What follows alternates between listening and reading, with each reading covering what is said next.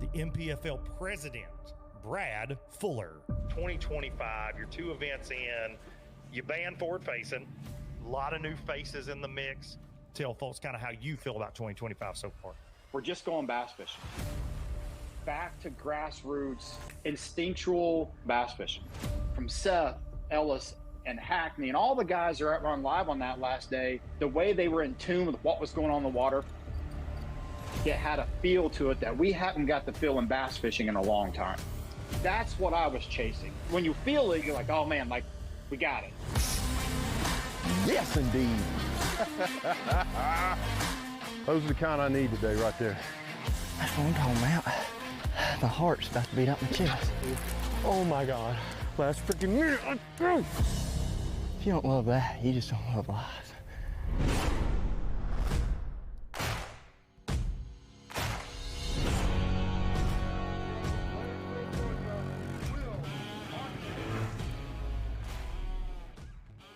Smoky Mountain Sunrise welcoming us to good old Rocky Top for stop number 3 here of the National Professional Fishing League's 2025 season.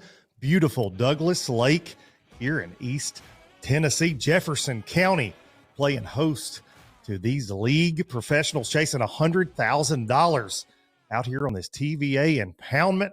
And we are looking at day 2, and we welcome you to the MPFL live studios. Myself, Luke Duncan, and Fat Cat Newton joining me today to bring you 5 hours of bass fishing insanity. They're fishing from the bank all the way out to the abyss today on this Tennessee River impoundment. Pigeon River, lots of things going on out there, Fat It Cat. looks like the Tennessee Caribbean. Like yesterday when you were running the roads around the lake, I mean, that water turned to a bluish green. The sheet was beautiful, but then you're on the banks. Whoa, you see that, them red clay banks is getting churned up. So you would see that cloudy orange on the banks and just blend out with that green blue ocean water. And even the white caps, we had 15, 25 mile an hour wind yesterday, which really started up for a lot of the anglers. But today, that wind's going to lay down. So I think we're going to see a little bit of flipping and flopping because that thing is stacked up on the catch track, son. No doubt about it. And this fishery, historically, water levels, they you know, it can be as low as 50 feet. Well, they drop it to 45 feet every winter, right? No doubt about it. And now we are just now kind of getting to full pool. So lots of things at play here this week for stop number 3. And of course, it's the halfway point of our MPFL season as well. And something for the fans. I get this a lot on social media, as I'm sure you do, is how can I support the MPFL? Shut up. I do get that a lot too. I get shut up a lot. But NPFL, how do I support it? Can I buy merch? Well, you can. We have a 20% off sale going on for this Memorial Day weekend right now. TNPFL.com. You can get to looking as good as Fat Cat over here. He's looking like $1 million this morning, but 20% off right there on the entire store, all kinds of stuff. But I do get that a lot. Hey man, I like what you guys are doing. How do we support it? Well, that's how you can support it right there by buying. Get in there merch. and get it, Bobby. Right now. No doubt about it. Support the league. And we appreciate all of you that support it, that tune in. Let's take a look at the standings, these official standings from day 1. And Scott Canterbury crunching on them, the former Bassmaster Elite Series Angler of the Year. He's got big wins all over the place and kind of been quiet with us so far in the league in the first 2 events.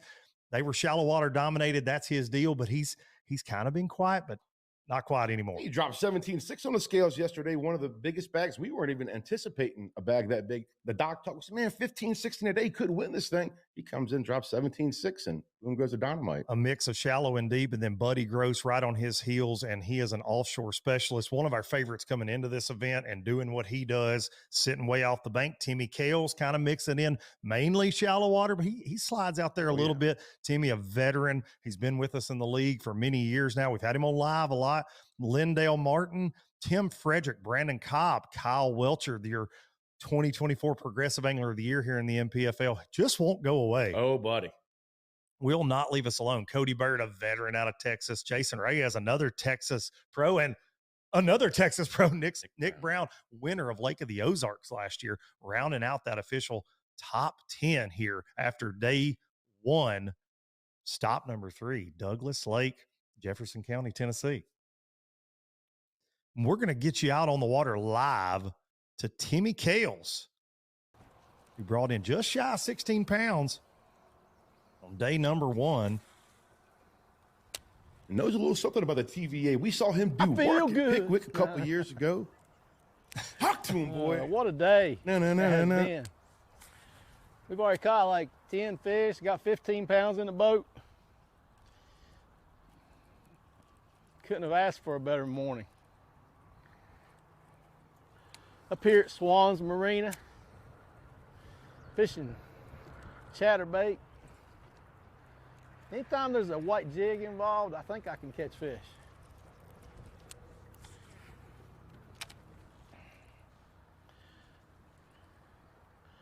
I'm going to keep doing this all day. I'm going to probably hit every marina on the lake eventually.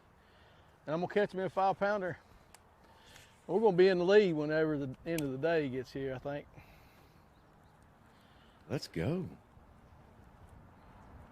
Tim had those valuable kicker fish yesterday. He had one over 5, another one over 4, but didn't really have a lot to go with it. He weighed in 2 in that 1.5-pound range. Sounds like he's already out to a 15-pound start this morning. Pre-tournament talk, 15 a day, going to win this thing. That's from right. A lot of our locals, like Elite Series Pro David Mullins kind of chiming in. We've talked to Mullins a little bit. He's like, 15 a day, be pretty strong. Timmy, 15 yesterday, says he's already got another 15 in the box. Dangerous. Don't work. Scary. Couldn't have drew it up any better. And we know he's not scared.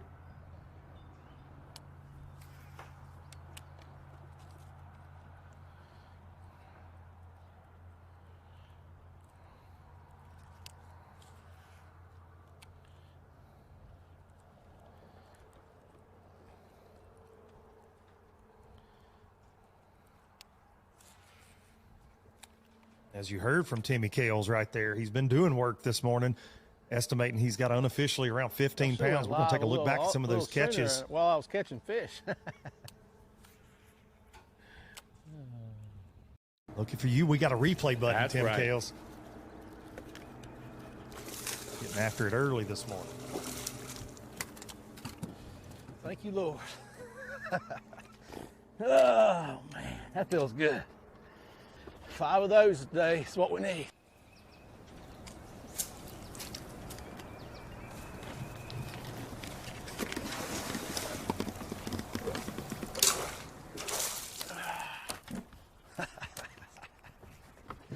Oh, man. I know, they're pretty, aren't they? Shad spawn. These shad spawn around the marina here. And we're just capitalizing. Hopefully, I got 3 out of here yesterday, including that big one and a 3-pounder. Had 5 bites and 2 of them didn't hook up.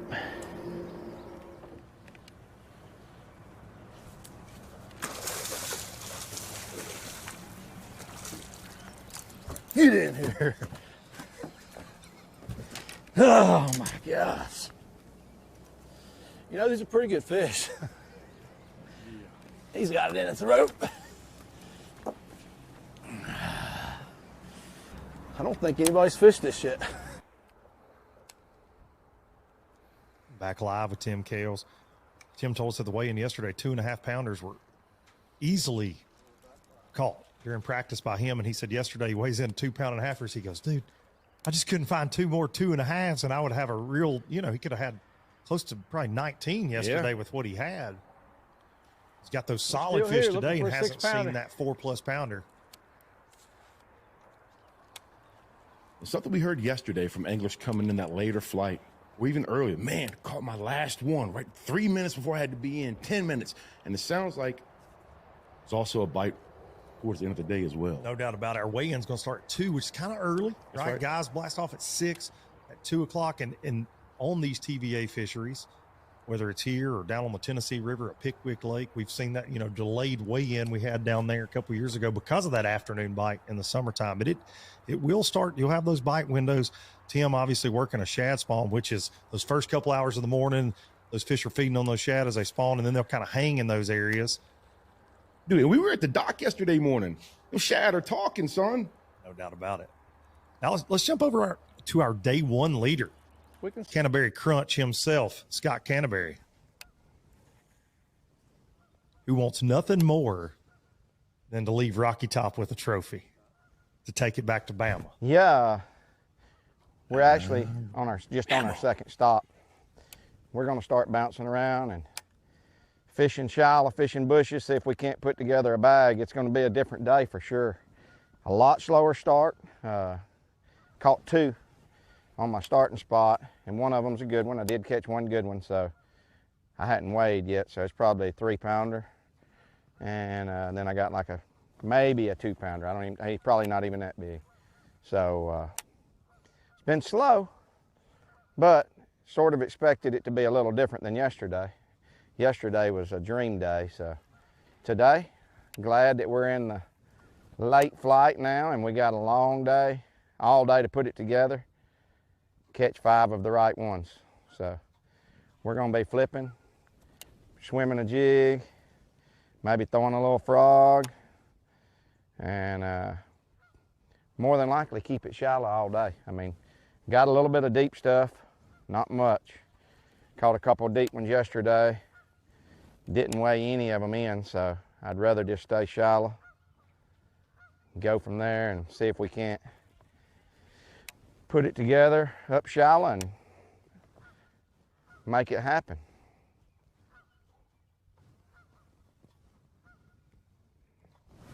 Canterbury, one of those guys you do not want to get locked in on a jig bite ever. Spinnerbait bite doesn't seem to be happening at all, and it's been pretty good. The whole practice, it's been good. And then today I haven't had a bite on it, so we're gonna have to, the 2 bites we got, we're pitching a Canterbury jig. I rigged up a flashy swimmer because in case they get off the spinnerbait, this thing's usually good sometimes, but I haven't caught any on it either, so we're just gonna mix it up and try to keep them honest.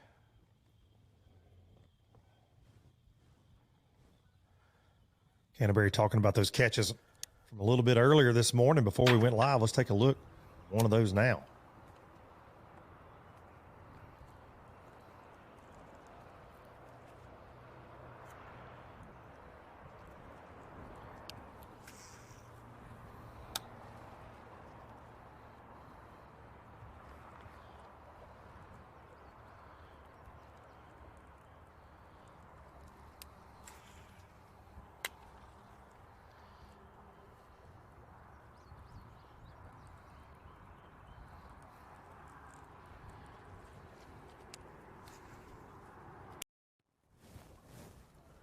There's no shad in here today, or yet. Carp right there. I mean, it was unbelievable in here Canterbury a little bit yesterday. earlier today. Your day 1 leader, 17-6. I said it was unbelievable in here yesterday. That's a good start right there. That's how we got to catch, the kind we need right there. That's a good fish. That's a really good fish. It's a good start. Back live with Scott Canterbury, and he said that's a really good fish. No, that's gold here in the Tennessee Hills, to say the very least. A lot of 10-pound bags. We had 113 limits weighed in out of 115 pros yesterday. Limits not a problem for the field, but you've got to get those 3+ pounders to separate yourself at all. There's a huge difference on this pond between 12 pounds and 10 pounds in terms of getting paid. Ooh, talk about it. Oh, no. Makes me want to cuss. Let her eat. You won't. Miss Dixie Canterbury at home watching this will get mad. Don't do it. Ouch!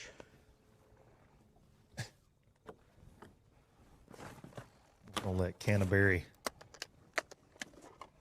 get re-rigged a little bit. Maybe let him cuss, scream out loud, and we're going to slide over to Timmy Frederick, the Florida pro.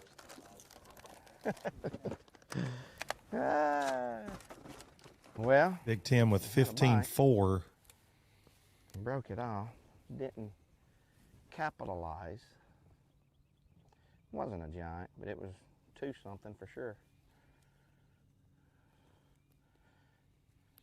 So, tie another one on. It's a Canterbury flipping jig, dirty jigs tackle, 1/2 ounce. That's all I'm doing. And it's white, but I'm actually changing the skirt because of this water being so clear. Just putting a more translucent skirt on there. Slow. I don't know what it was, if it's the cooler temperatures or what, but And the it's shad actually where I'm at didn't seem to be spawning. I gave 2 of Dirty my jigs best tackle spots as well. a fair try to 8 And this o'clock, purple and haze. It's a really went good out shad nothing, imitator. So I had to come junk fishing. Just caught a little one, so I won't zero. It ain't big, but it's a keeper. So we're gonna hammer away and try to get a limit, and then go back and try to catch a big one on a bigger bait.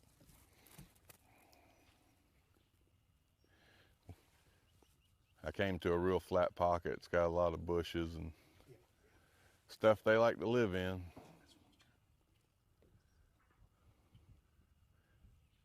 I just don't feel like I can catch more than 11 pounds doing this, but right now I'll take 11 pounds.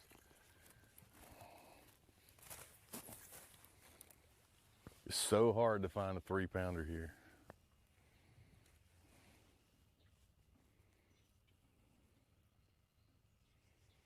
So I'll pick up this spinning rod until I get a limit, and then I'll go back to fishing for bigger ones.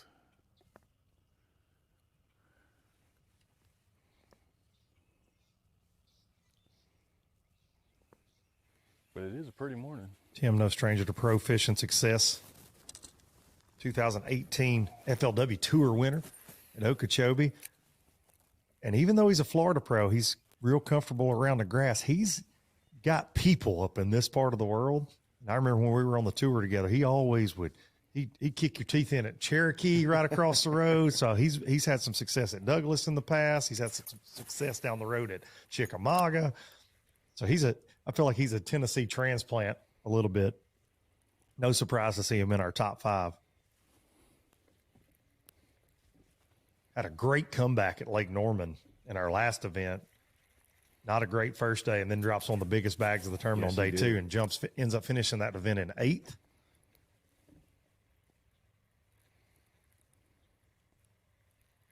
Big Tim can catch them.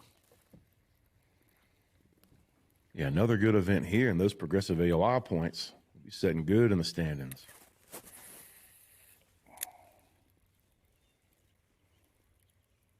Greg Hackney came into this event leading the progressive AOI, just 1 point ahead of Patrick Walters. Everything's real tight.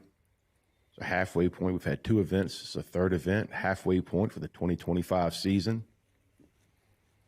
And, buddy, you talk about some bunched up weights and stacked weights. There's a 5-way tie right now for 28th. And then, I mean, you talk about some stacked weights, probably the most stacked they've ever been in PFL history, far as having as many ties within the standings on day 1. Jason Chrissy, James Watson, Hunter Ballman, Dan Blacker, Gerald Swindle all tied yesterday for 28th with 12 pounds, 1 ounce. Joey Bloom, Stephanie Hemphill Pellerin, they both tied with 11:15 for 33rd. I mean, and then right below that, 35th, they're tied. Caleb Cuphall and Hank Cherry, they're tied for 35th with 11 pounds, 14 ounces. A lot of that going on, man. It's almost like a northern fishery when those weights get tight. You know, here in a month or so, we're going to swing this thing to the St. Lawrence River, and you always see that just stacked weights, and we're definitely dealing with that in East Tennessee.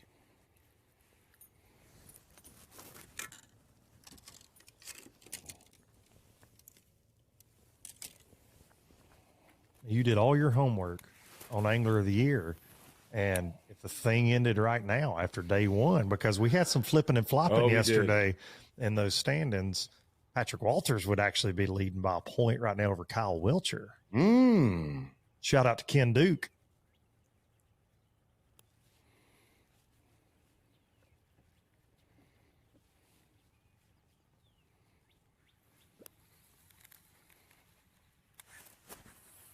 Tim Frederick had a 410 yesterday to anchor his bag.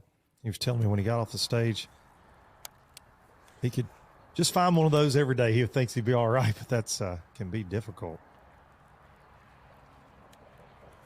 I got a swim jig on braided line. I probably ought to be using it. I never broke off. Doubling up with some I Scott ain't gonna say Canterbury and never. I Tim broke one Kales. off on braid at the Sabine. Tim Kales unofficially in first place.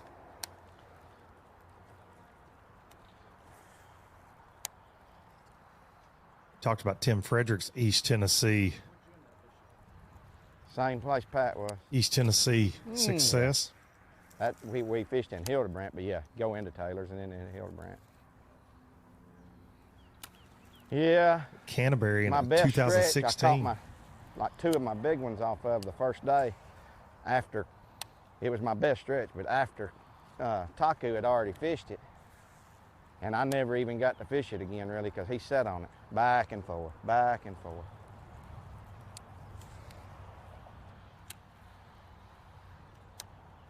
So I just had to make, well, I should have did better. I broke two off the last day.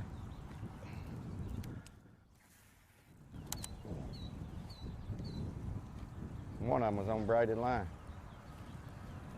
Never should happen.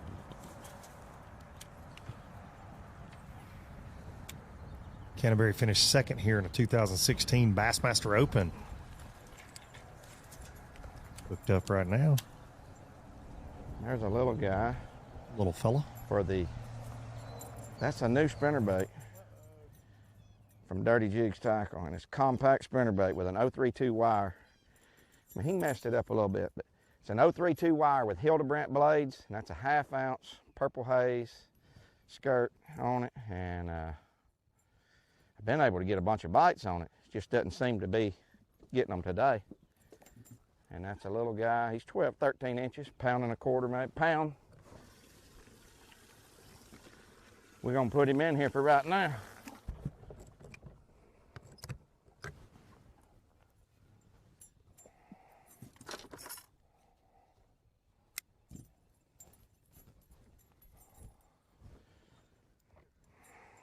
Bassmaster Open up here in 2016. He finished second to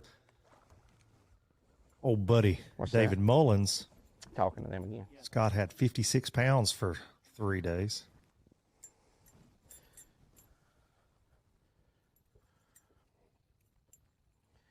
That event, Fat Cap, May 19th through the 21st.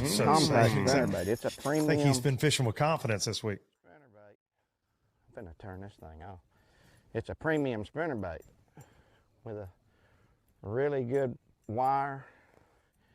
We did some with an 030 wire or something, real light wire. It just, they would mangle it. You get bites, but they'd mangle it. So we went a little bit heavier, so 032, which is still a light wire.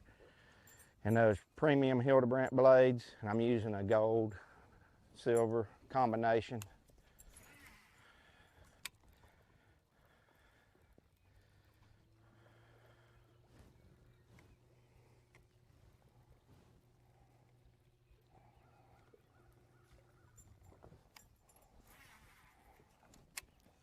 The man was looking for that spinnerbait by Dirty Jigs. He probably just get on tacklewarehouse.com.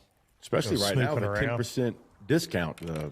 Memorial Day sales going on over there at Tackle Warehouse, so make sure you guys are taking advantage of that. So I'm hung up click on that a tree link. on the other side of this dock. Can I walk over and get that line or not? TNPFL.com.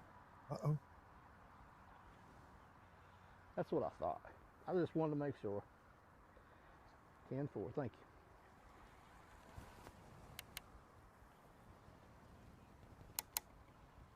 Tim Kales calling Sean Mulall, tournament director, getting some clarification. Today.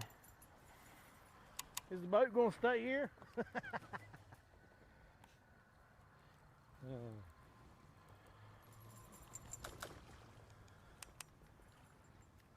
Asking if he can get out of the boat. This wants that bait back, that magic that. bait. You can't get out of the boat to land a fish, though. Cannot. I broke one off like that yesterday because I wasn't sure.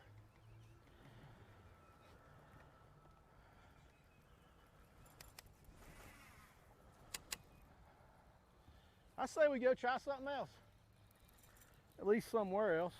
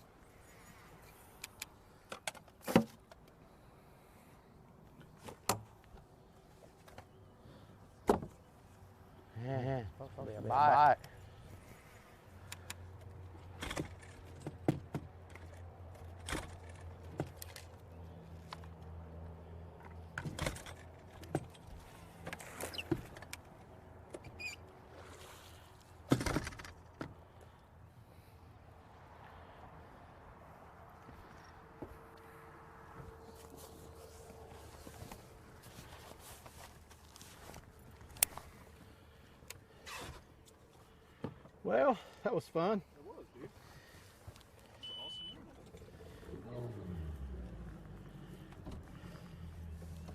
If I just knew how to go catch a big one, for sure. We're gonna find A little tougher Just gonna start. keep doing what I'm doing. You're bound to run into one doing that. Yeah. You know it? Yeah. 2 something. It wasn't big. I don't know. I just hadn't retied. It was my fault. I don't have anybody to blame but myself. Fishing around the marina and all that metal, and glad it wasn't a big one. Mornings like this make all the crappy mornings. And I probably ought to have been swimming it on braid. All the crappy mornings. Got one right there on For braid sure. that won't break. Yep.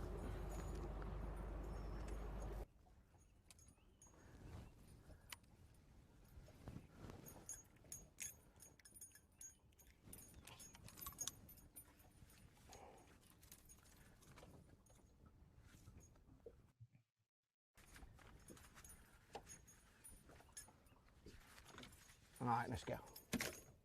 Yep. Canterbury's getting ready to make a move.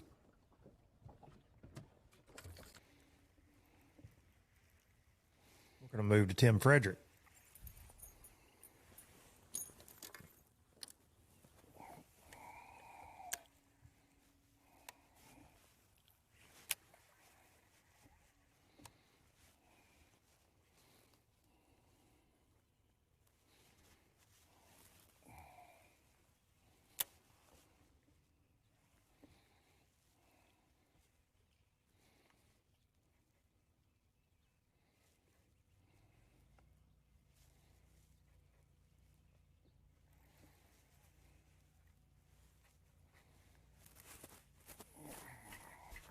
Golly.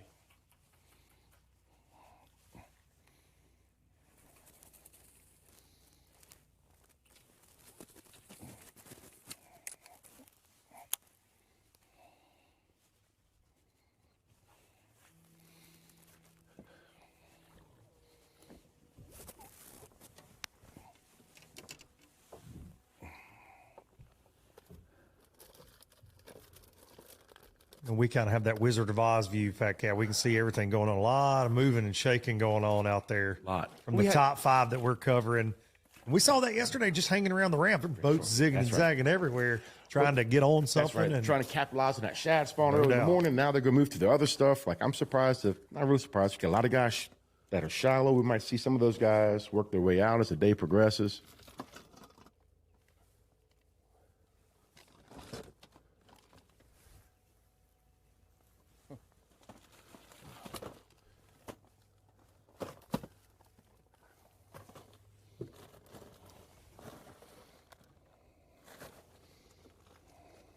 while Tim Frederick sorts it out, I think he's looking for snacks. Fat Cat. My man. It's time for you and I to go get some snacks. We're going to take a quick break. We appreciate everybody tuning in here early on day 2, stop number 3 of the National Professional Fishing League's 2025 season, Douglas Lake. Hey, my name is Rhett Bowling. I'm here at Smoky Mountain Lakeside Resort and Marina in Dandridge, Tennessee, right here in the heart of the Smoky Mountains on beautiful Douglas Lake. Tell you a little about the resort and the area. This property was originally opened in the mid-1950s as a restaurant back after the dam was opened in the 40s, and been through one family that had it for years and years. And we came across, my wife and I and our partners, Melinda and Jason, acquired the property in 2021. We took all the houses that the previous owners and their family members lived in, converted those to Airbnbs. There was a 6-unit hotel that was here for fishermen over the years. We took that and upgraded that into 6 units as well. We redid all the marina here on the lake from Wahoo Docks, and we opened up Cowboys Bar and Grill, which is a lakeside dining experience where we always are entertaining the kids. We have live music Thursday through Sunday. Friday and Saturday is our summer concert series where we have some of the best bands from 5 different states coming in. And this is the place that over time, since we've had it, the locals started calling it the happiest place on Douglas Lake, and we try to live up to that. When it comes to finding jigs, spinnerbaits, and buzzbaits, keep it in the USA. Go with Epic. Epic's tackle is designed by fishermen for fishermen, with hours and hours of thought behind it. That's why our tungsten weights keep your line from fraying, cast after cast. Whether it's saltwater or freshwater, Epic's lure designs will give you the edge on your next big catch. Epic, veteran owned. So check us out, America. EpicBaitsFishing.com.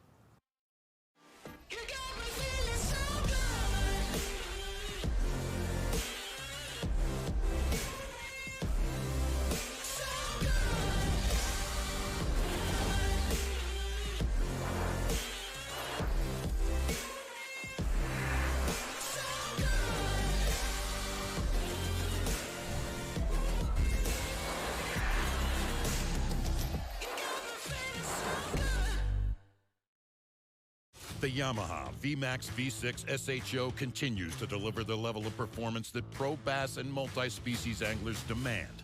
Underneath a bold and aggressive new look, an upgraded charging system with 40% more charging power meets the amped-up demand for today's advanced electronics. The VMAX SHO, raw power, reliability, and exhilarating performance for every angler who loves the sport enough to invest in the best. Yamaha, reliability starts here. The newest addition to the Basscat STS family is here. Introducing the Caracal STS, showcasing aggressive styling, paired with enhanced performance and a continued dedication to raising the bar. Measuring in at 20 feet 2 inches with an ultra-wide 96-inch beam and rated for a 250 to 300 horsepower engine, the Caracal STS boasts agility and speed and is finished with premium features to satisfy any angler. Basscat Boats. Feel the rush. Epic only gives you one shot, so come armed with the Quest series, Minn Kota's toughest motors yet. Go where the fish are worth the fight, where chaos is the cost of entry, where the highlight reels happen. Motors that never let up, so you're never let down. The bigger the question marks, the better the quest.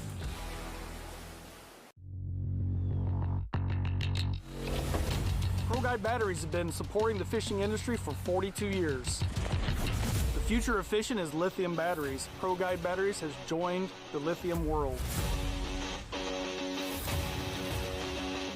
Get all-day reliability with lithium ProGuide batteries.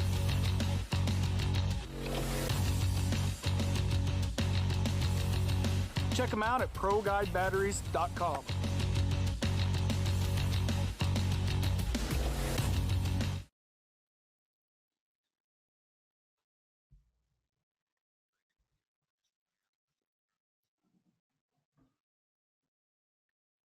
Welcome back to beautiful Douglas Lake, hidden in these Smoky Mountains over here in East Tennessee. There's a look at our unofficial leaderboard, powered by Fishing Chaos. All of our anglers strongly encouraged to give it their best shot. Guess what you got in the box? And Tim Kales, if you're just joining us, off to a racehorse start here on day number 2 with another 15 pounds. He had 15-15 on day 1, unofficially 30-11 to take the lead. Brad Staley, the North Carolina pro, who we actually got to see fish a little close to the ramp yesterday. We could actually see him right there at takeoff for a little while doing work, and he was running around all over the place. Had a great day 1. Adding to that on day 2, Brandon Cobb, just outside of our top 5, missed getting a camera this morning in 6th place, has slid up to 3rd place unofficially. Scott Canterbury, Hunter Bogman joining the party. Kyle Glasgow, David Williams, Timmy Reams, Sean Alvarez, and Shane Lineberger, the North Carolina pro, rounding out unofficial top 10 early here on day number 2. Stop number 3. We're going to get you back out on the water to Tim Frederick.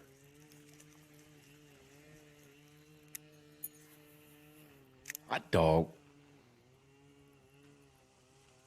And daggone cicadas are bad this year.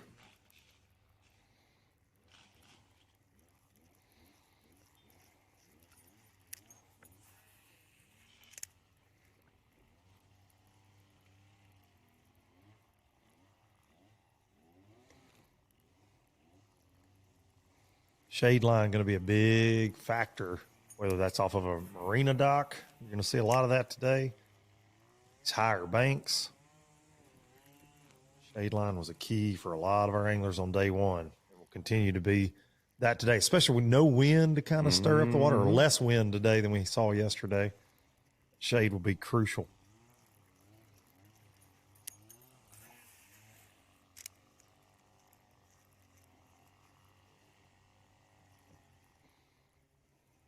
If you're watching at home, following along, that unofficial leaderboard we took a look at, powered by Fishing Chaos, the Fishing Chaos catch track, you can check that out all day long on our website, kind of see where your favorite angler, what they're lying about, basically. That's right. Fat Cat.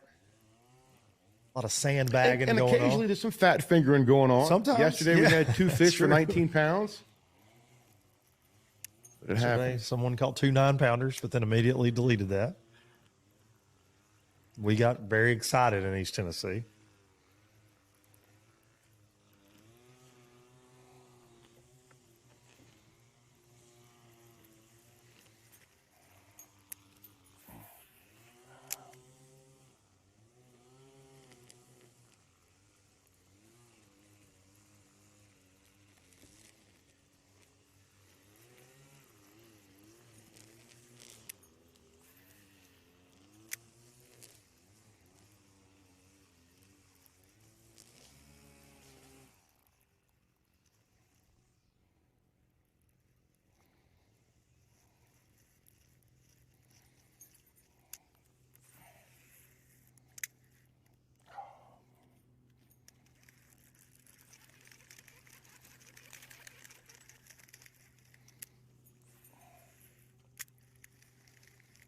Well, there must be one in there. I can't get in there.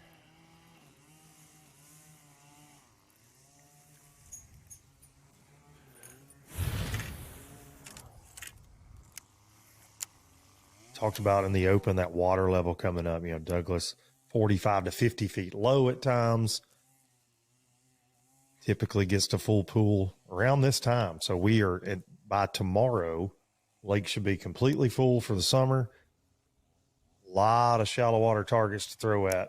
Well, and it's interesting riding around the lake, even from your car, the roadside, just looking over it, and you'll see, I don't know how it works. I guess when the water goes down, you have bushes and trees that are 100 yards offshore that are just lush and green and beautiful, just out in the middle of nowhere.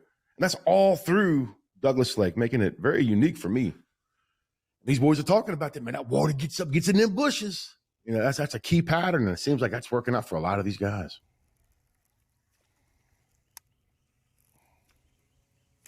No shortage of shallow water cover to. It's about bushes, man. They're getting in bushes, boy. That water comes up, they're getting in bushes.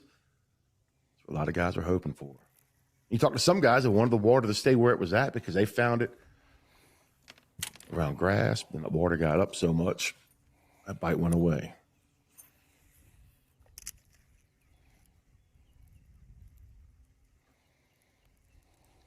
We were at that drive-through weigh-in yesterday, you and I, and we saw a lot of piled up Strike King rage bugs and bows. A lot of flipping baits. There were a lot of fish that got caught yesterday shallow on Douglas. Guess that live well's good and full now. Let's go check in with the Texas veteran. Oldest angler in our top 5 today at 71 years young, and a veteran of this bass fishing game, Lindell Martin Jr.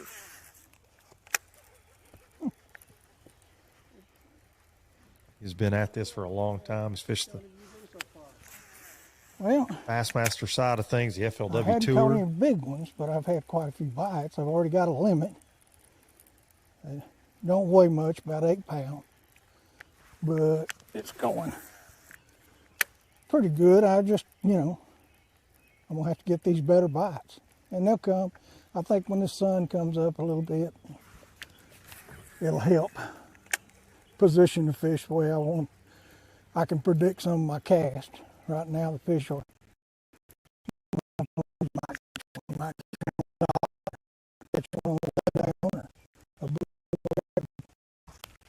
when that sun comes out, it'll position them a little better. I've been catching most of them flipping, so the better ones especially. So it'll give me a little bit better shot at knowing where one of them might be. Whereas right now, they can just, this watercolor like it is, they could just be laying anywhere. So But I've got a long day. I don't weigh until 4 o'clock, so I pretty much feel good about what's going to happen. Sure, I can catch a couple of 3-pounders before then. And the guy's got to catch some 3 and 4 pounders. That's what you got to catch. Look at that little spike buck up there. I think I was home. That looked like back at my house. That's a man right there knows a thing or two about a whitetail buck deer. I was going to say. Munching on clover. Where's that red-tailed hawk? Fat. That chubby old groundhog. He ain't scared of us, is he? Meh. But it's a beautiful day. Good Lord bless me. Just being out here and enjoying it. Could be doing something I don't want to be doing.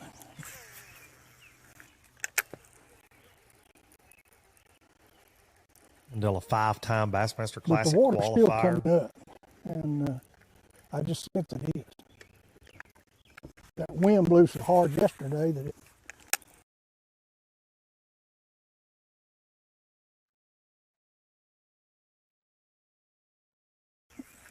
sort of positioned everything that you're fishing, so we just have to see what happens. There's a lot of fishing, Doug. I've seen a few of them. Everybody trying to tune into NPFL Live this morning. I watched a lot of the.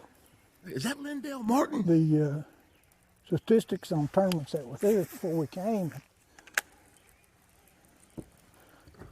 You catch 10 or 11 pounds and you've had a pretty good day. How was practice? Practice was pretty good. I had a lot of bites. I shook a lot of fish off. And just right in here where we were at, I caught about a 3.5 pounder. And a lot of this water I hadn't fished. And really a lot of the water I didn't fish. I just went practicing yesterday some more. And I caught 2 or 3. There he goes up the hill. He didn't like what I had to say. He's trying to smell us. Knows you like backstrap. Mm-hmm. But, and, you know, there's a lot of places you might not get a bite, but you might go in another creek and get 3 or 4. So. But most of the lake actually has fish. I mean, you can catch them just about in any part of it. But I feel like that there's some places that are, you know, are probably a little bit better on catching a bigger fish than others. And that's what I'm going to try to focus on. I'm catching a lot of them on that fluke. Just floated up in these pockets. And as the day goes on, I'm going to focus on that. I think I can catch a couple of big ones doing that.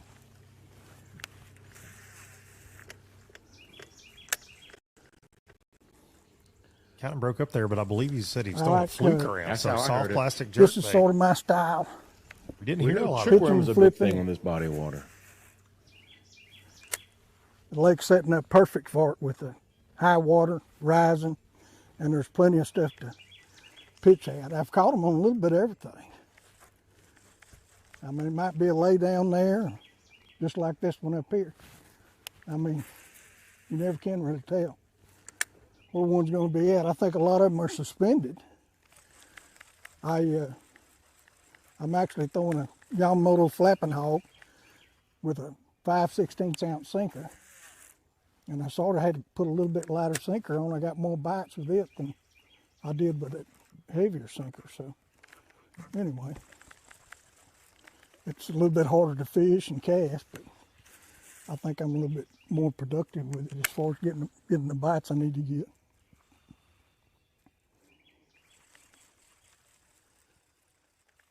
But we'll see.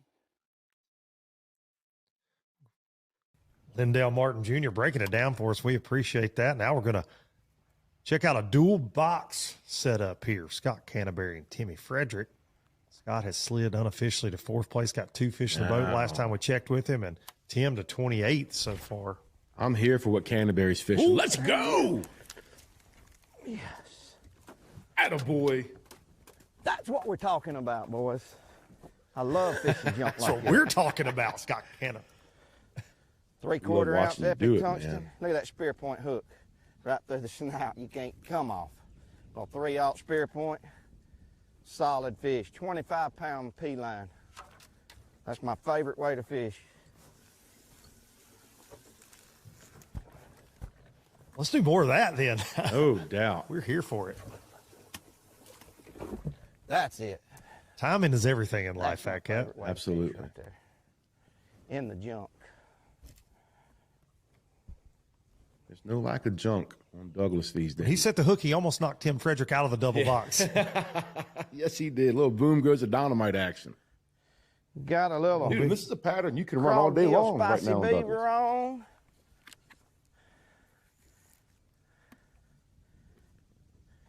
It don't get much better.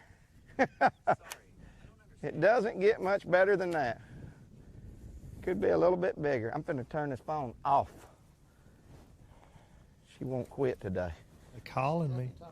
I don't understand that. Never happens. I guess I'm a little louder today.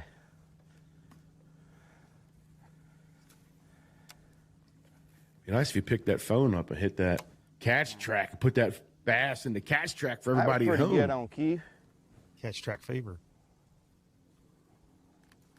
Yep.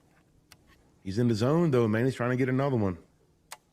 That's one thing we heard yesterday, man. Everybody's catching 2, 2.5, but them 3.5 and 4 pounders are very hard to find, but that's what sets you apart, especially in this event, similar to what we saw at Norman.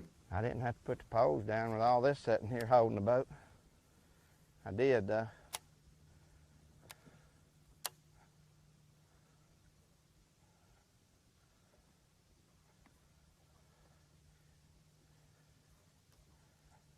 Man, I love that.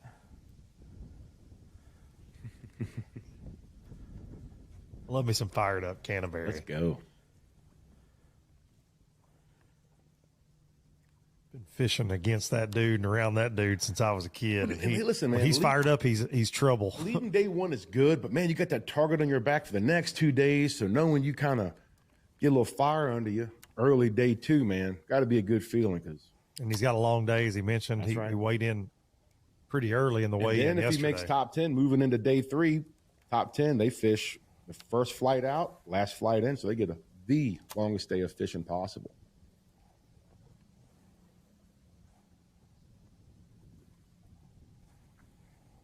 And it doesn't seem like the forecast has any aces up its sleeve, nothing crazy coming for us. So the weather conditions should be stable, nowhere near as windy as what it had been the past 2 days. Tell them guys don't clean it all up A little yet. bit cooler. A little bit Wait cooler. till That'd be next one week. thing. You're right. It will be cooler.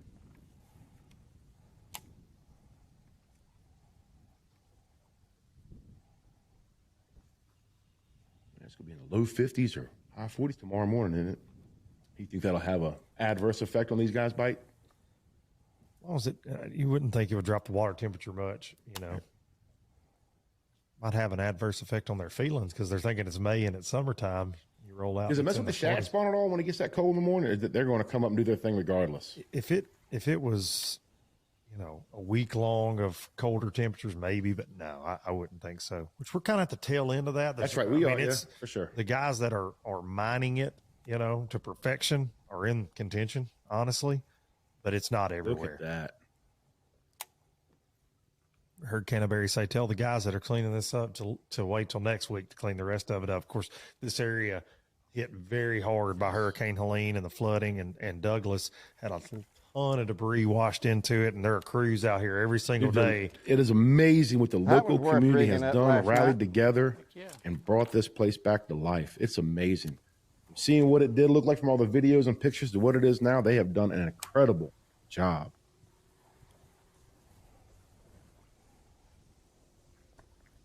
Such a beautiful place. Have mercy.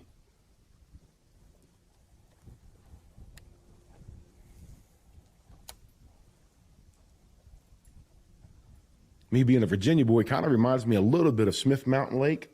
Get a little taste of that? Definitely has that look to Man, it. hard to approach that You tree. get some of those big ones from Smith Mountain down here. Look at that. That's what I'm talking about.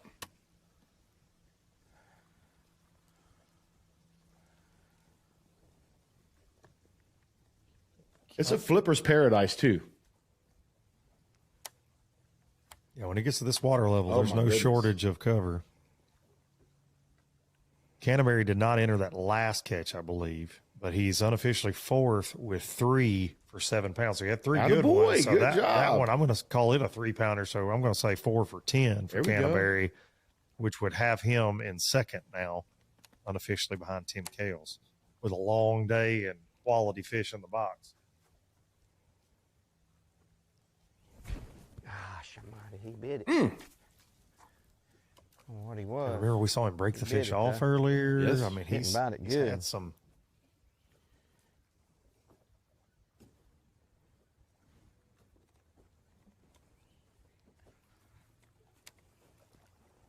Them big ones will bite it on the way down most of the time. The bigger ones do.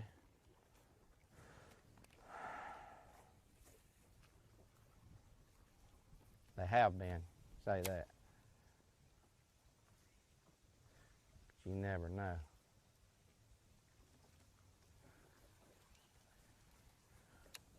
You know, it's interesting looking at the weights from that 2016 Bassmaster Open here that David Mullins won. Canterbury finished in second.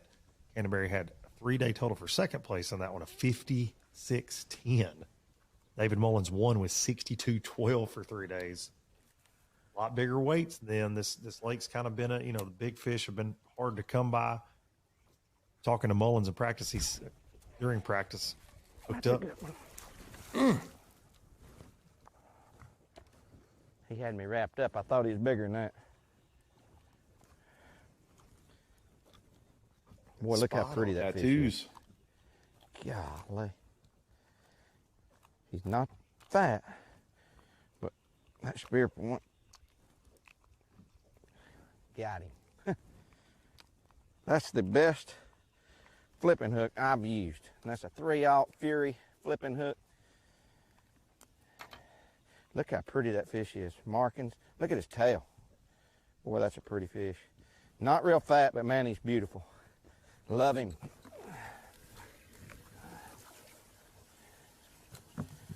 Definitely get rid of that one. So is that 5?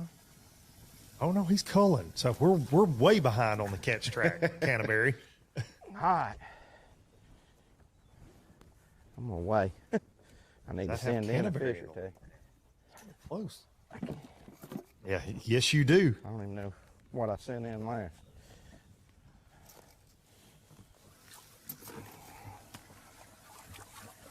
Back to that conversation I had with David Mullins. It's been 2020. June of 2020 since they've seen a 20-pound stringer weighed in. Have mercy. To his knowledge on Douglas Lake. But that being said, this fishery is on its way back, man. It is stacked full of bass. It definitely is. A lot of 2- and 3-pounders, and it is going to get back to its glory days. Because man, when I was growing up, Douglas was where it was at over here in East Tennessee. A lot of 20-pound stringers. Skylar Hamilton guiding on here No says the doubt. same thing. He's like, buddy, they're here. Yeah, she's on her way back. Absolutely. If you're looking for a cool place to bring the family and come bass fishing and tons of stuff in the area around it, Jefferson County, Tennessee is where it's at. Dandridge, city of Dandridge.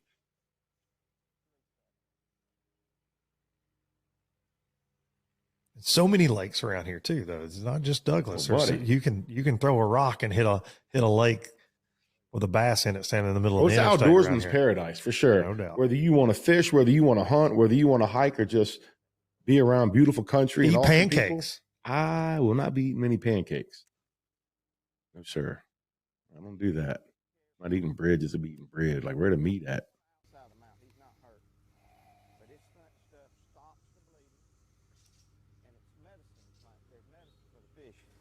That is the best product ever used to keep a fish alive. I didn't want to face a penalty yesterday, and I was really worried, but it was a 3-pounder. And, man, that fish lived. At the end of the day, you couldn't even tell which one it was. So this is the other one I just caught.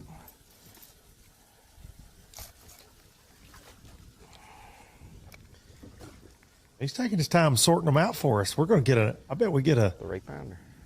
Get a good weight after this. 3, 4. In the old catch track. Yeah. One more to go. We appreciate Canterbury taking the time to do this. That's right. Red. Well, I just caught.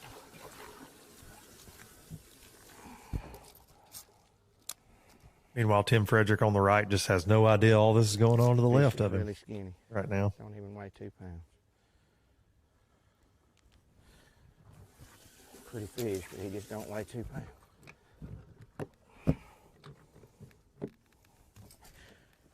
Setting at 12 Check and a half. back in with Lindell Martin. 12 and a half pounds for Canterbury. I hadn't actually fished any of this. Back to Lindell.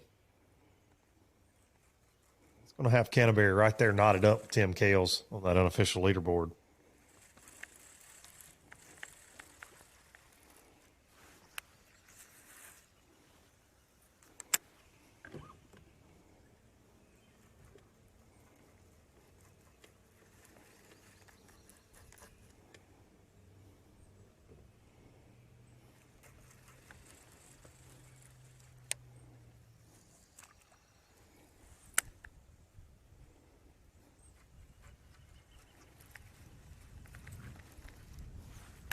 If you're tuning in looking for Buddy Gross, we are too. We think he broke his camera.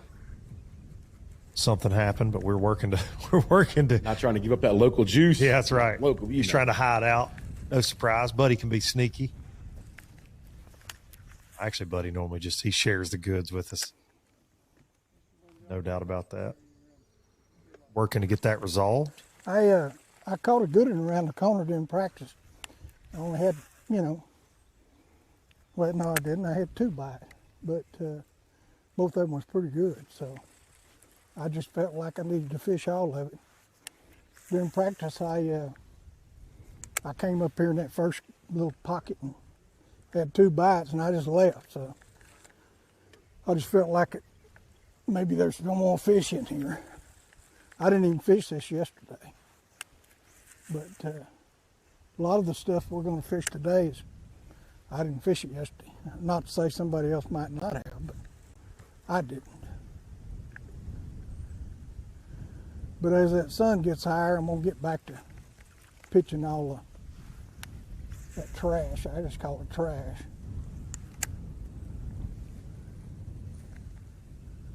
I already got a limit I think I need to stay with. Maybe trying to do a lot of that.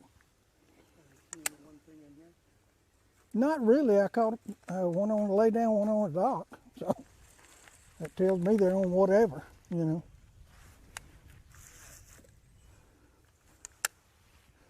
that's about what it's been. You just got to fish and fish what's in front of you.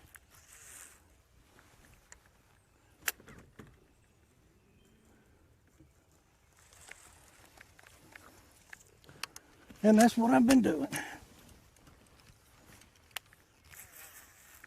Yesterday, I don't know, I caught 4 or 5 on this chatterbait. But then, I think everything I weighed in came on that flapping hog. So I really do need to be probably throwing Fish biting a lot of different things here as the day comes on. Lots of techniques in play here at Douglas and lots of fish getting caught. Let's take a look back at some of the morning's highlights here of day 2, stop number 3. That Lake don't Douglas. mean to say it.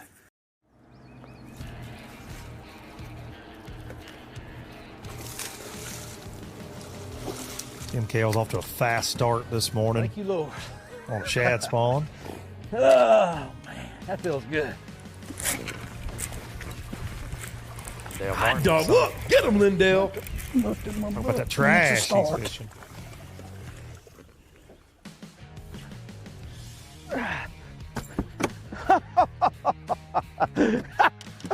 I watched him come eat it. Canterbury chasing one I don't down. think he's as big as the one I They're harder to broke catch off, the but second that's one. time. That cat. A lot of action out there on Douglas, and we're going to take a quick break, and we'll be back in just a few moments.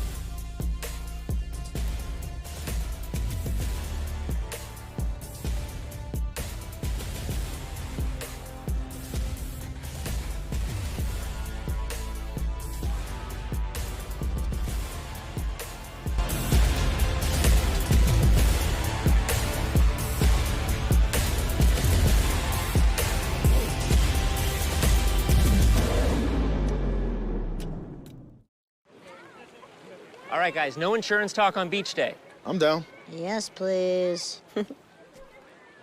Don't get me wrong, I love my RV, but insuring it is such a hassle. Same with my boat. The insurance bills are through the roof. Be cool. I wish I could group my insurance stuff. Like the house, the car, the RV. Like a cluster, an insurance cluster. Yeah, I doubt that exists. The bundle! It's a bundle and it saves you money! Hi, I'm Will from Progressive and I couldn't help it over here. Super fun beach day, everybody. The Yamaha VMAX V6 SHO continues to deliver the level of performance that pro bass and multi-species anglers demand. Underneath a bold and aggressive new look, an upgraded charging system with 40% more charging power meets the amped-up demand for today's advanced electronics. The VMAX SHO, raw power, reliability, and exhilarating performance for every angler who loves the sport enough to invest in the best. Yamaha, reliability starts here. We're off the clock to clock more fish, to fill our live wells and empty our coolers, because there's more to explore. The latest Humminbird fish finders work fast, see clearly, and know all the best spots. They fish even smarter paired with the Minn Kota and break down the water like never before. If you like your plans loose and lines tight, then it's time to explore. Only with Humminbird. Before there were hashtags, there were handshakes and shared stories. They gave us confidence to make our first cast and chase our dreams. They taught us to fish, and in the process, taught us about life.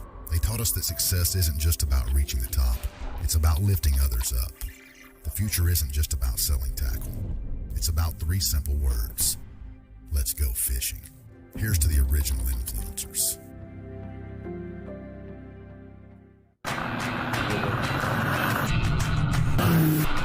Since 1971, Basscat Boats has innovated, persistently thinking outside the box, never abandoning their roots or the commitment to quality through their process. Clearly visible in the new Puma STS, their design and development continues to evolve, improving performance, enhancing the angler's experience, and broadening the appeal of the sport they have dedicated their lives to. Basscat Boats. Feel the rush. What's going on, guys? Knox Hitt here, sales manager of Bass Mooch and Level Rods. We just released the new rake series from Level. This price point is under $100. $99.99 is the retail. 8 casting models, 3 spinning models, built on a 30-40 ton Japanese Toray carbon blank, keeping it very lightweight, very sensitive. We got that paired up with some stainless steel tangle-free guides with titanium oxide inserts. We have a multi-contact reel seat where no matter where your hand is at all times, you have direct contact with the blank, making this a very sensitive rod. We have 8 casting models, 3 spinning models. Get yours today at levelrods.com or bassmooch.com.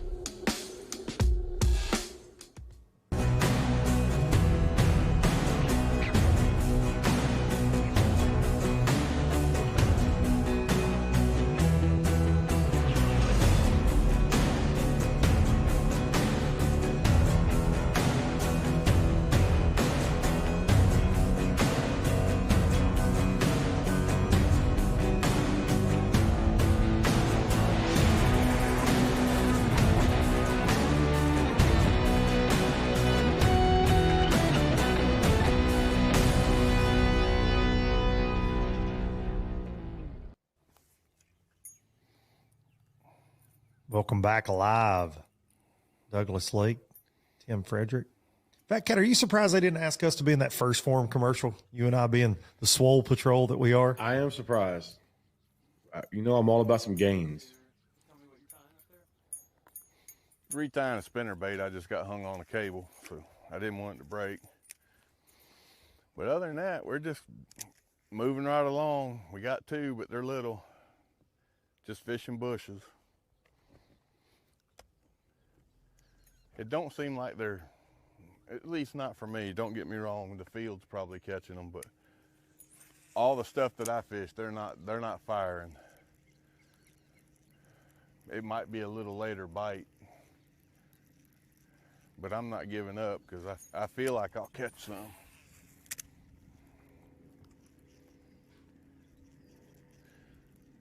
I've heard a few boats running around, which tells me they're not really doing much.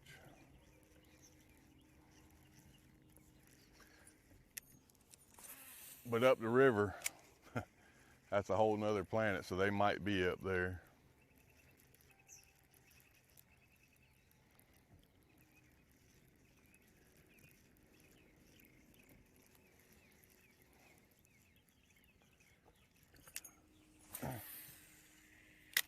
You gotta realize too, in practice, all these bushes got hit pretty hard.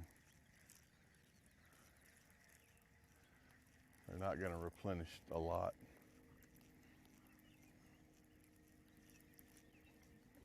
I'd love to catch a 5-pounder for you.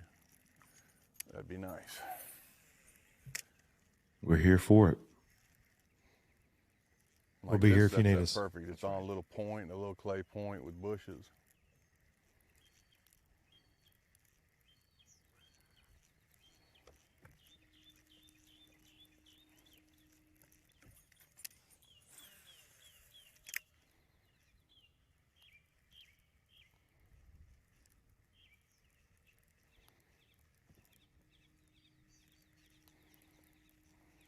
Tim calls the Harris chain in Florida home, a home pond. He represents that area well, all over the country. It's his first year with us here in the league, but Tim has been around this old bassing game for a minute.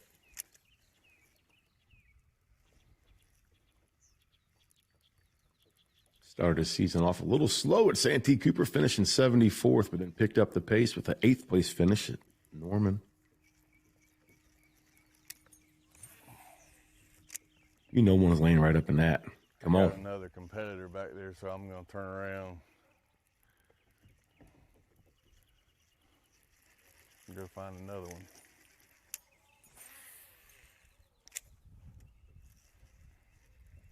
See, I think that's what's wrong with bass fishing. He should go back there. We should arm wrestle for it. Tim's a hoss. He'll have to rip somebody's arm off. We're going to get out of here and go to another section of the creek.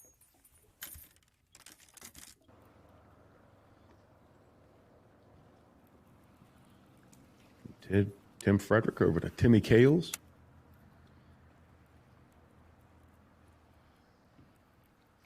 Saw Timmy lighting him up this morning on the docks. Marina slips. So we're up here in this dirty water, throwing spinnerbait around, shad flickering around, fry. Just making sure we're not missing something. Had a good practice up here, but yesterday the wind blew on this bank pretty bad. Today it's not as bad. Still pretty dirty. We're gonna work our way back down from here. Probably hit every marina on the lake. Just had to run up here and check things out.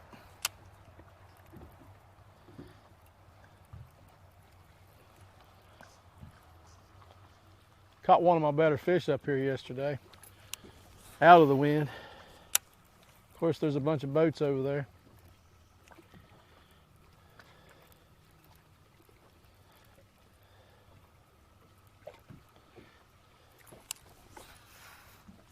Great look at some of that flooded cover. That's what I'm after. And the color, just one big right? fish. Get rid of a 212 with a 6-pounder. We'll be looking real good.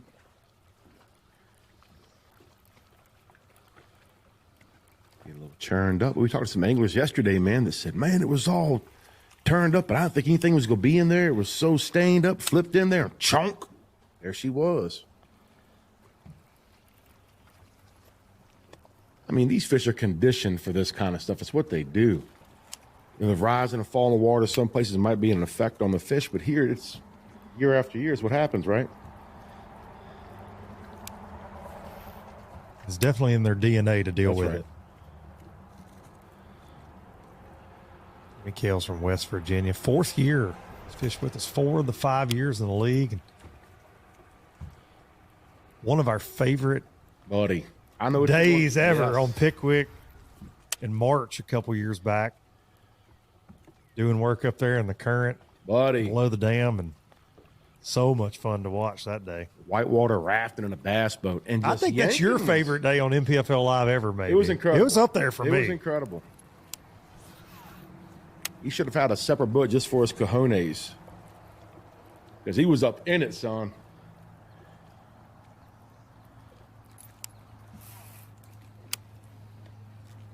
What do they call that when you have a separate boat on your yacht? A dinghy? There you go. The dinghy for his cojones.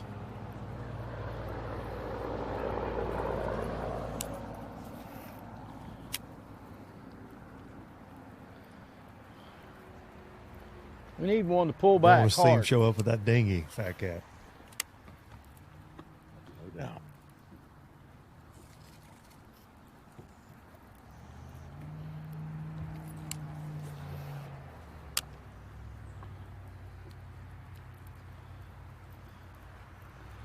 Just one big bite. Look at all them carp.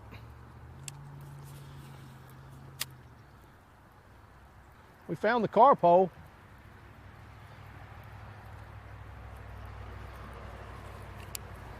It's better than a gar hole.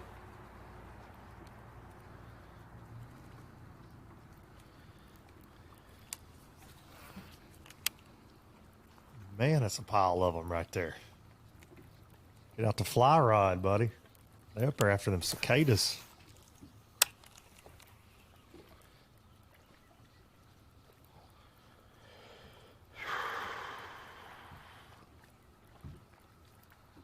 I'm not really feeling it.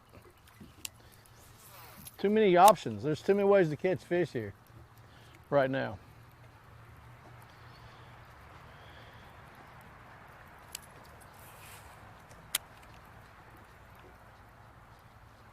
From Tim Kales to Scott Canterbury, your day one leader.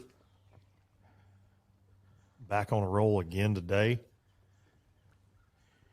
Good foundation for him laid already, unofficially 12 and a half pounds or so. That's right. To add to that 17.6 he brought to that drive-through weigh-in yesterday afternoon. Yeah, yeah. You ready? Yeah, you know, that wind was out of the west and it was really warm. Shad were spawning in the mornings pretty good. Early in the week it was even better, but we're on the back side of the moon, the dark side of the moon. It's going away.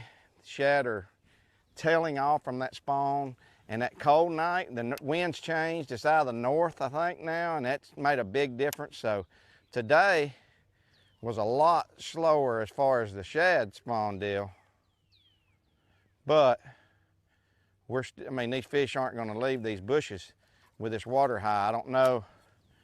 You know, we are on a TVA. I mean, it's supposed to be one offshore. And I just love fishing shallow. I couldn't get the deep bite going.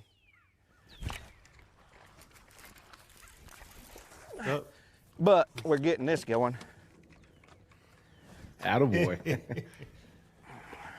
Spear Point Fury hook. A lot of right confidence through the snout right now. And that's the lighter weight.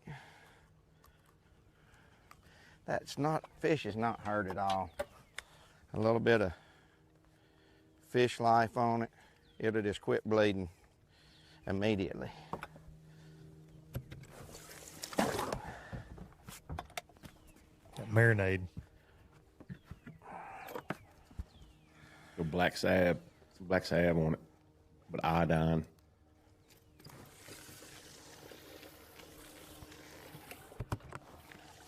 Golly.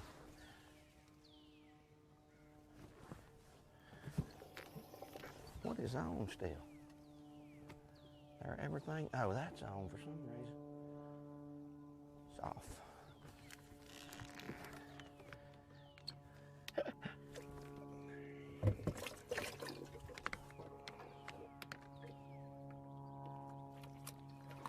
All right.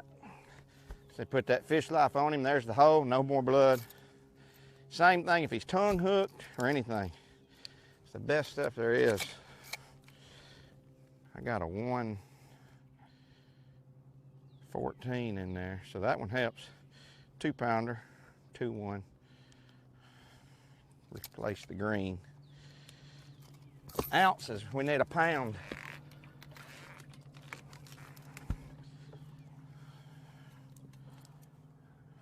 Pretty fish there.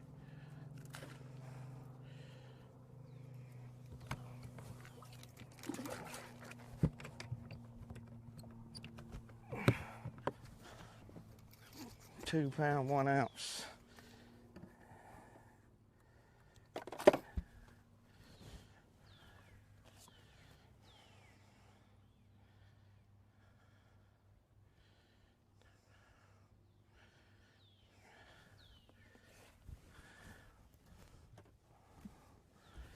And I'm flipping even when I'm pitching, I mean, these are those chaotic rods, but I'm pitching a Cast King. This is a Speed Demon, 10-to-1 gear ratio, especially out there in that deep water where I could catch up with those fish. But same thing on these trees, you'll hit one and he just takes off super fast, so that reel really helps you keep up, and it's easy to take up the slack.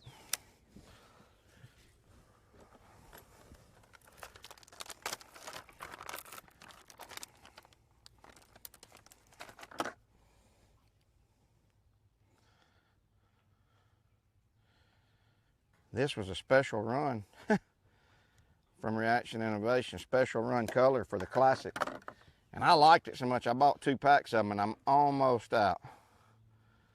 So, Big Dave, if you hear me, I need some more. Send me some too, Big Dave. Yeah, while we're at it. I probably don't have them anymore. Get some extra packages headed out on that special color. Fish seem to like it.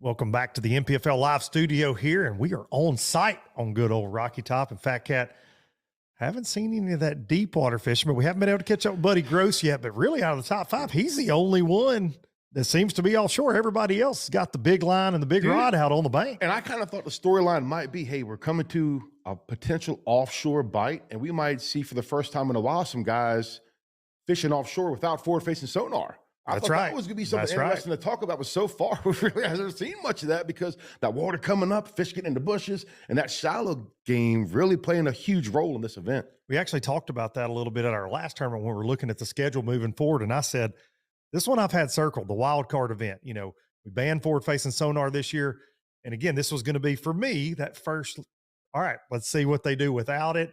They have to go back to more, you know, that Humminbird side scan, that Humminbird 360 for this event, but so far, they're just going to 20 and 25-pound line and getting up in the junk and a lot of guys catching them in the dirt. Humminbird Explorer this event too, just because of what it shows, and it's incredible to see what these guys are doing, that shallow stuff this week. No doubt about it. Let's talk a little bit about, we've got a couple hats here on the desk, and this area hit with tragedy last fall with Hurricane Helene, and a lot of this debris you see floating in the lake as it has come up is definitely remnants. We've had divers out on the water getting things out this week. We've got cleanup crews, all these bodies of water, but not too far from where we at. This area has really been impacted, and a local charity putting these hats together. These are 423 and 865 are kind of your area codes that represent the entire, you know, eastern part of Tennessee here. That's been hit so hard and still impacted, right? Still no doubt about it. Still got people living in tents. Where we were told yesterday, a lot of folks without power.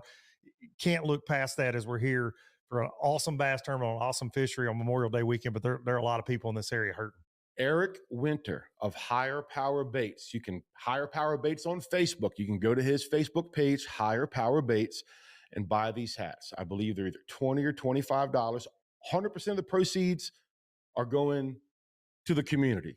Eric Winter, top-notch guy. I know a lot of you guys watching this know about Eric Winter, phenomenal guy, Higher Power Baits. Truly a special thing that he's doing, and we're glad to be a part of it. No doubt about it. And I'm not just saying that because they're the right colors. You know, a little bit of orange and white over here. Go Big Orange. Gotta represent. Let's take a look at the unofficial leaderboard here. These things are clicking by on day 2. And a look at those Smoky Mountains, and a look at Tim Kales sitting on top of Scott Canterbury, right there nipping at his heels. Once he updated that catch track. He yes, sir. made things interesting. But Brad Staley, the North Carolina pro, mixing up. He had a 13-pound, 12-ounce day one, and he's stacking them up again on day number 2. Brandon Cobb doing the same. Skeeter Crosby. Hit pause. Skeeter Wayne Crosby yesterday, he had to be off by 11 because he had to go to a graduation. He had to leave the tournament, so he handed his fish off at 11 o'clock to Mitchell Webb, got on an airplane, went to graduation. I believe watched his daughter graduate, got back on the plane, got back here this morning, and here he is. He weighed in 13 pounds yesterday by 11. And here he is. So just wanted to add that because I think lots of that going on stuff. right now. We've got MPFL crew. That's right. Coming in he had to miss yesterday because of heavy hitters. He made the final round, did good in that. Now he's fishing day 2. Same thing he did at where was he at? Santee Cooper. Yeah. Showed up and got a check. Taking a look at the rest of the top 20 right now. Todd Alton, DW, David Williams, Timmy Ream, Sean Alvarez, Harmon Davis, Jason Meninger, Scotty Hamrick, Shane Lineberger, Lance Crawford, and Hank Cherry rounding out that unofficial top 20. And we're going to jump back out on the water to the Texas veteran, Lindell Martin Jr.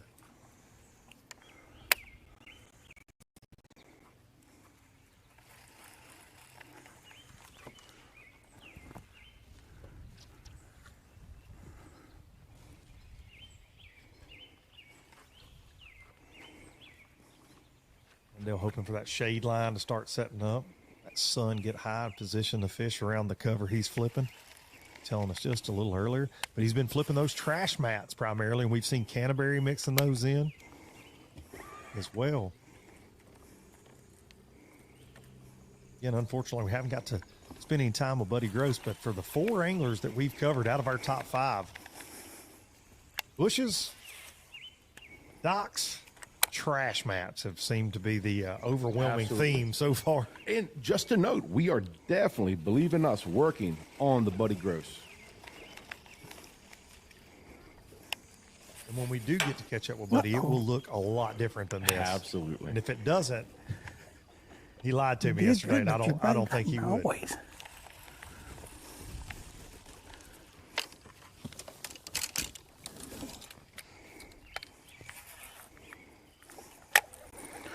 I told you that's the reason I flip so much, because I can't catch.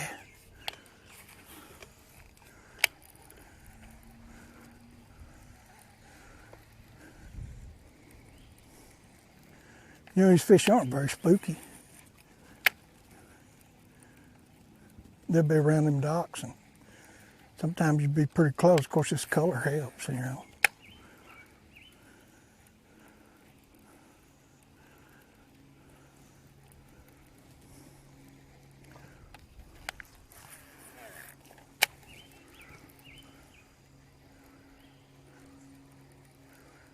Dale's been at this a long time.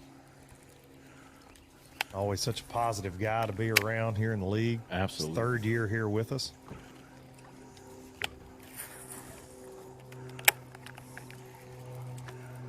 Back at, as you say, while we were away bebopping and flip-flopping, Lindell was doing work. We're going to take a look at that right now from earlier today. Lindell Martin. Ought to be a big old water moccasin laying up in there. If we was back at home, it would be.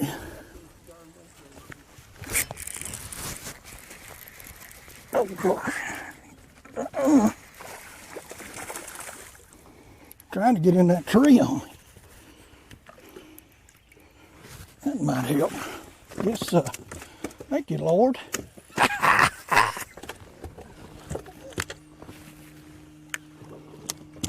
Them's what you need right there, my friend. Thank you, sweet Jesus. Get rid of one of them little turds.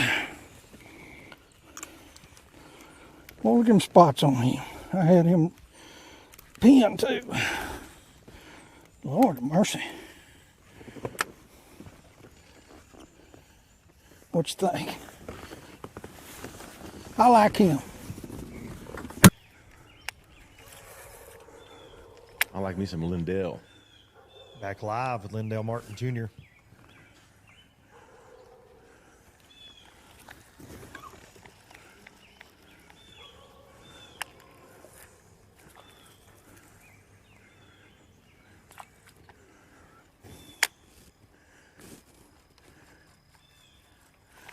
Well, we've just about come to the end in here.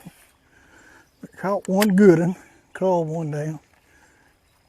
This last one, that's the kind you got to catch. You got to catch a 3-pounder.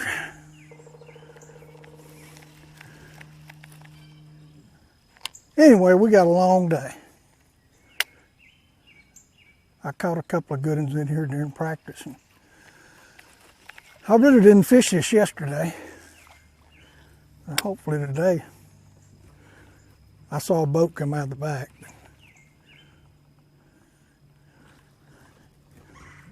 Hopefully we can catch another one before we get out.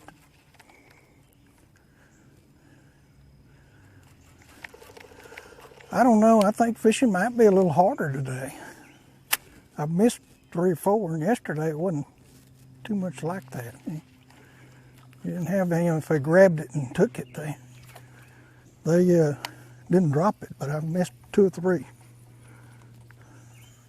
Well, things like that ain't supposed to happen, but it does.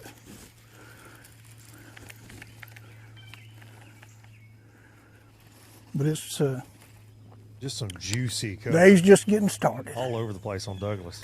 And it's a pretty day. I need Lindell to just ride in the truck with me all the time. Dual box action.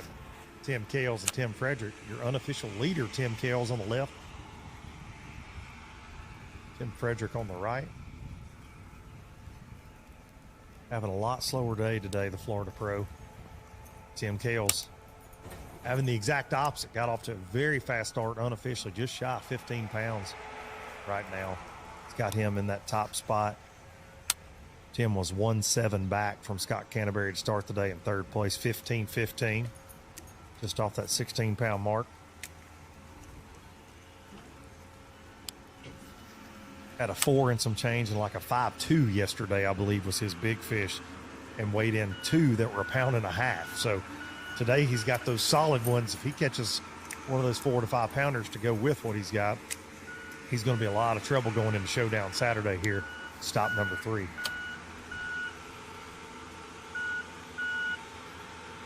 Tim Frederick, a little over 2 pounds out of the lead with 15.4. In fact, Kat, you said that earlier today. Tight weights, to say the least, throughout the field. But you just got to have those 3-pound plus bites to separate yourself, because we saw so many limits yesterday. 115 pros left Dandridge yesterday morning, and 113 of those brought back limits. So fish are biting. Lots of fish in this lake, very healthy. Summer pool, I think it's day 1 average bag. Above summer pool right now. 11.4. 46 anglers between 10 and 12 pounds. And there's a huge difference between 12 and 10. A huge difference. You catch 12 a day in this thing. By the time it all shakes out, of course, all of our anglers fish all 3 days. There are no cuts.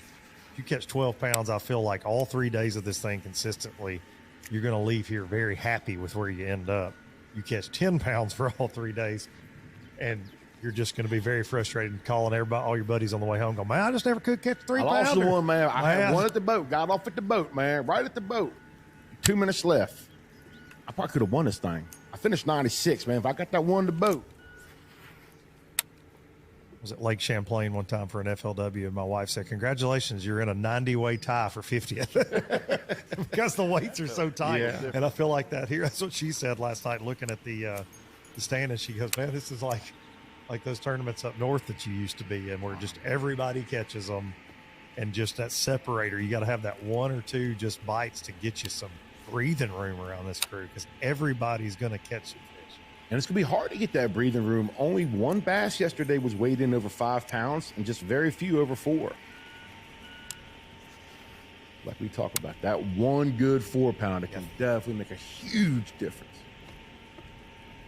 3 pounds and above are gold. And those guys that are just eyeballing those fish and not calling about the calling beam or using their scales, just eyeballing, they could really be hurting themselves too, because this event, like Norman, as we've seen,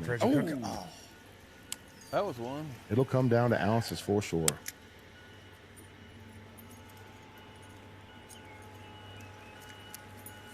He was right where he was supposed to be, too.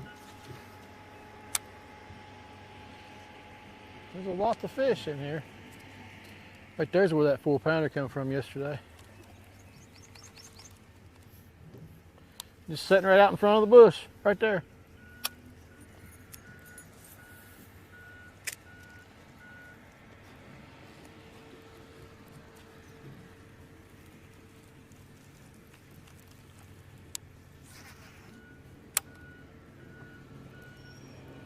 If you're just tuning in, no, we're not in Oklahoma. We're not Sam Rayburn. This is East Tennessee, baby. Douglas Lake. She's at full pool or just about there, and there are plenty of targets in the water. If you like to shallow water fish, it gets in that cover on this lake. You've got plenty to choose from. Appreciate everybody tuning in. We're going to take a quick break. Check in with the folks that make everything possible here in the league. We'll be back on the other side for more live action. Stop number 3. When it comes to finding jigs, spinnerbaits, and buzzbaits, keep it in the USA. Go with Epic. Epic's tackle is designed by fishermen for fishermen, with hours and hours of thought behind it. That's why our tungsten weights keep your line from fraying, cast after cast. Whether it's saltwater or freshwater, Epic's lure designs will give you the edge on your next big catch. Epic, veteran owned. So check us out, America. EpicBaitsFishing.com.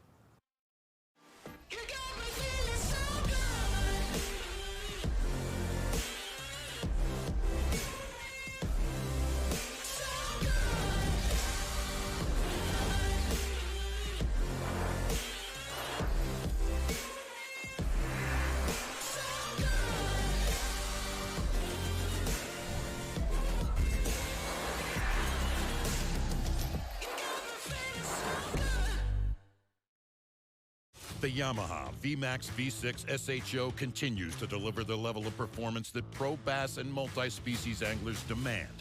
Underneath a bold and aggressive new look, an upgraded charging system with 40% more charging power meets the amped-up demand for today's advanced electronics. The VMAX SHO, raw power, reliability, and exhilarating performance for every angler who loves the sport enough to invest in the best. Yamaha, reliability starts here. The newest addition to the Basscat STS family is here. Introducing the Caracal STS, showcasing aggressive styling, paired with enhanced performance and a continued dedication to raising the bar. Measuring in at 20 feet 2 inches with an ultra-wide 96-inch beam and rated for a 250 to 300 horsepower engine, the Caracal STS boasts agility and speed and is finished with premium features to satisfy any angler. Basscat boats. Feel the rush. Epic only gives you one shot. So come armed with the Quest series.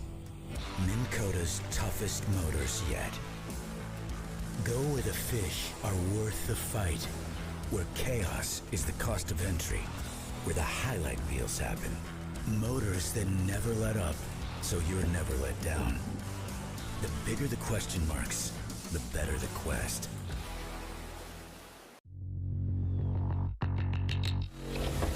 Pro Guide batteries have been supporting the fishing industry for 42 years. The future of fishing is lithium batteries. Pro Guide batteries has joined the lithium world. Get all-day reliability with lithium Pro Guide batteries.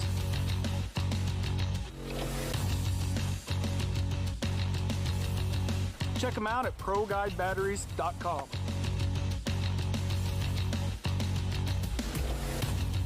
Hey guys, Patrick Walters here. We're here at stop number 3. The reason I run Yamaha, I've been running Yamaha now for over 15 years. Every time I turn the key, 100% reliability, and also, you get paid to run them. Thankfully, finished 4th place at Lake Norman, stop number 2, and was able to win the Power Pay bonus of the week. So when you have confidence in your product and you get paid to run it, why not run a Yamaha?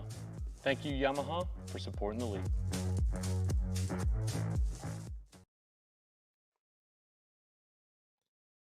Show enough pays to run a Yamaha right there for Patrick Walters. That Yamaha incentive, $1,000 to the highest finisher if a Yamaha angler doesn't win. And in the case of that, the MPFL is going to pay out $5,000. Cha-ching. Jason Christie picked that up after winning with that Yamaha on the back of his boat at Santee Cooper. But Patrick Walters there, as he said, finished 4th place. Lots of contingency bonuses put in place by the sponsors of the league this year. Yamaha being one of those. We appreciate the folks from Yamaha. Absolutely. Joining them. Got a Yamaha service crew on, boots on the ground. Yes, Not sir. that it's, you know, it's like the Maytag repairman. They stay pretty bored. Well, no wonder Patrick's thanking them. They helped him out last at Norman. He had issues at Norman, had to pull up a Yamaha right on it, man. They take great care of our guys, and we truly do appreciate Yamaha and all the other companies that follow us around and help doubt our about anglers stay on the water. Truly appreciate it.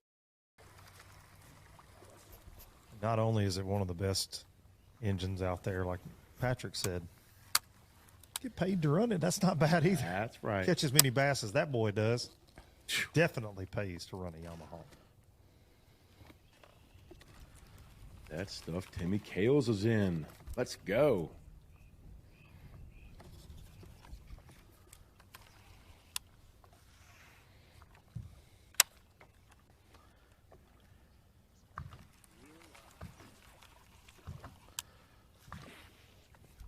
So we're flipping a white If you're jig sitting on at bushes home right now. Asking yourself, Just trying to catch a 5-pounder.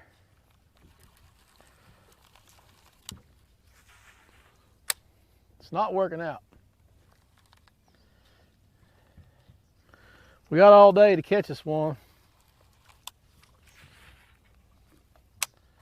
And that's all we need is one.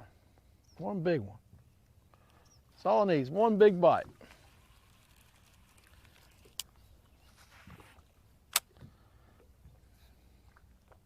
They live Chili here and cheese on it. in the jungle.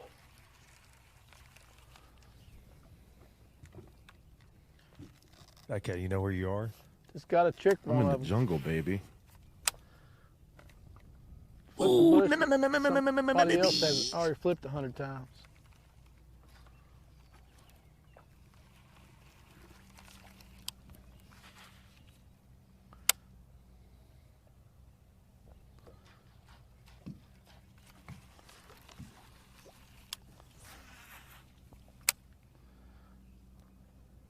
I heard Lindell mention that earlier.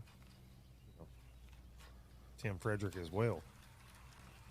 All these shallow water targets, and no two anglers approach them the same way.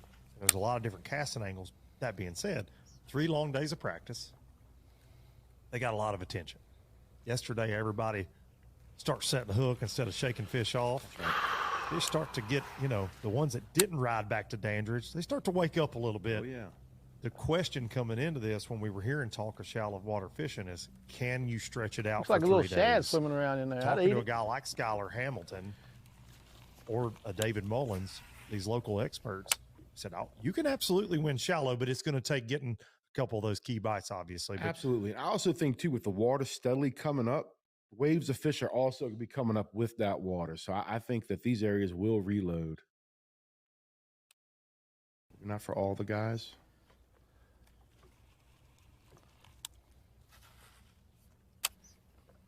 you're right. Potentially new fish could move up. Absolutely.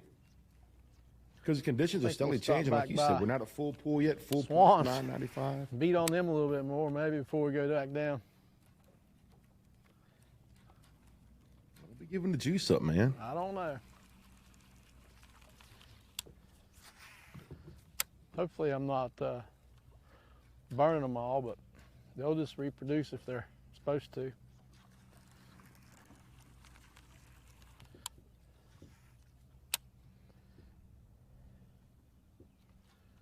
The mastermind known as Ken Duke, he takes a look at a lot of different analytics and the catch rate, talking about, you know, all the anglers in the field, how many they're bringing in. The average angler weighed in 4.97 bass yesterday. So we almost had a like perfect this has been record beat to yesterday, and the death up previous best day was 4.91. Lake Hartwell back in 2022, which is another fishery loaded with bass. We'll be heading there for a championship later this year, October. No shortage of hook sets is what we're getting at.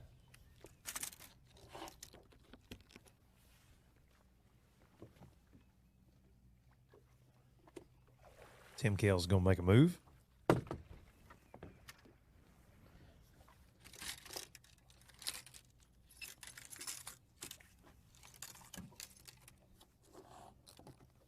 We're going to jump over to Scott Canterbury, your day one leader. Putting that Canterbury crunch on him. You know he has a jig color with the folks at Dirty Jigs that he's had for a long time. It's a good color that is called Canterbury Crunch. Canterbury Crunch. So I'm always giving him a hard time. He's crunching on them. He's been crunching them for a while now. He has for a very long time. And when it comes to flipping, pitching, swimming a jig, that boy, I mean, I think he was born with a flipping and stick in his hand. He's a shallow water soldier. Yeah, he can catch him out there offshore too. Don't let it fool you. But his but that's his but that's his well-rounded as he is and as accomplished as he is, he can catch him anywhere. But his forte, no doubt, yeah. I think if he had to pick, like he said earlier, flipping those trash mats, that's what he would pick.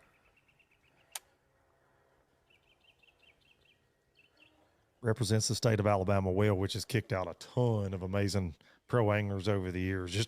I mean, it's ridiculous. Fishing, for tournament fishing in general, like that area is just incredible what it's done. Scott has definitely been on the map for a long time.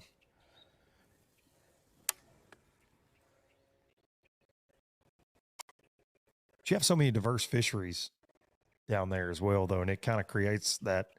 You know, he's a Coosa River guy at heart. Coosa River water in his veins for sure. But then you got the Tennessee River not far away.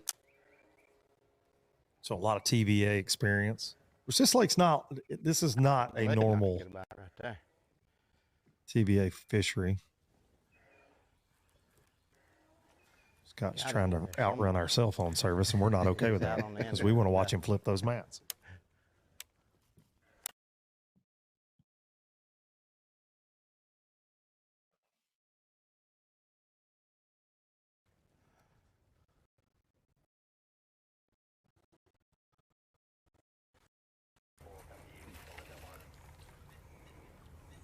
Over to Lindell Martin.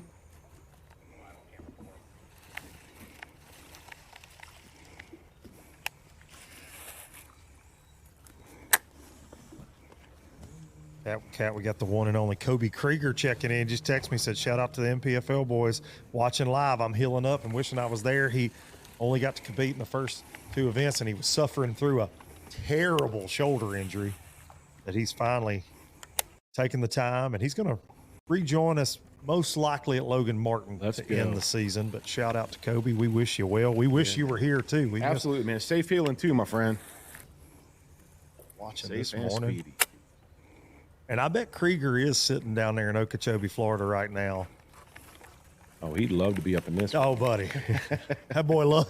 Foaming at the mouth. Yeah. Like to be slinging that big papa around them bushes. Come on. Kriegs has got some time in East Tennessee in his life too, so we hate he's not here.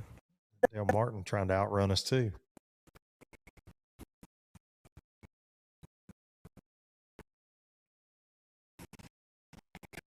Thank you.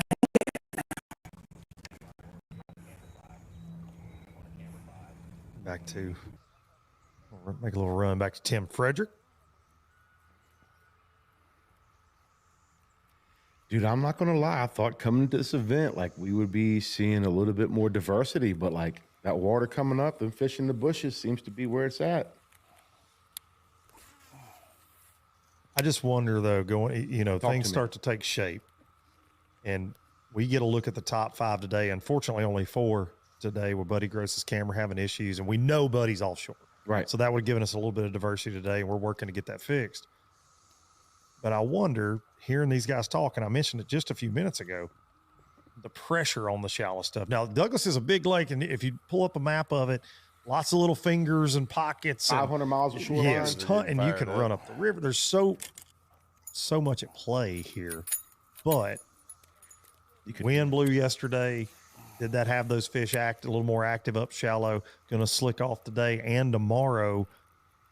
We know there are some big schools off the bank that guys are fishing. Will that tomorrow's 5 cameras look different than what we've got today after that shallow water stuff gets beat on? I feel like we'll have more people fishing offshore tomorrow. I think you're onto something because the conditions are definitely going to be different. Tuesday night. We had those tornadoes, the bad storms come through, and then that wind stayed Wednesday, and then into the first day on Thursday. So, yeah, conditions would definitely be much different. And depending on which Showdown stretch Saturday. you were on yesterday trying to offshore fish, which part of the lake you were on, it was not easy. I mean, that wind, especially once you got up around 10 o'clock and on, that wind was ripping yesterday. We were at the weigh-in, man. We were looking at the pines up on the hill, and it looked like they could give at any minute. Even driving across a couple of the bridges, you can see a white capping out there. She was talking. Douglas not necessarily known for getting that rough with the wind, but man, it can just hinder your ability to make the precise cast you need to those offshore schools. And talking with Buddy Gross yesterday at the weigh-in, he really got his damage done, the bulk of it, before the wind got bad. So I stopped. I gave it a shot. You and I have been doing this this is our 5th season. Shallow water dominated tournaments for the most part with everybody in the field fishing all 3 days. You do see some change. Missed a little keeper. And jump back over to Lindell Martin. Big.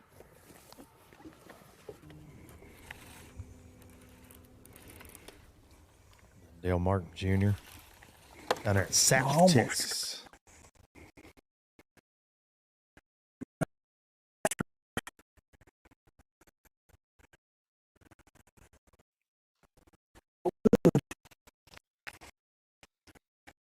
He's up in the bushes. Yeah, he's up there in that cut. Got the trees overhanging. He's in that dense area to where it's a little bit harder to get reception. Stupid technology. Thanks a lot, Elon. Yeah. It's your deal, bro.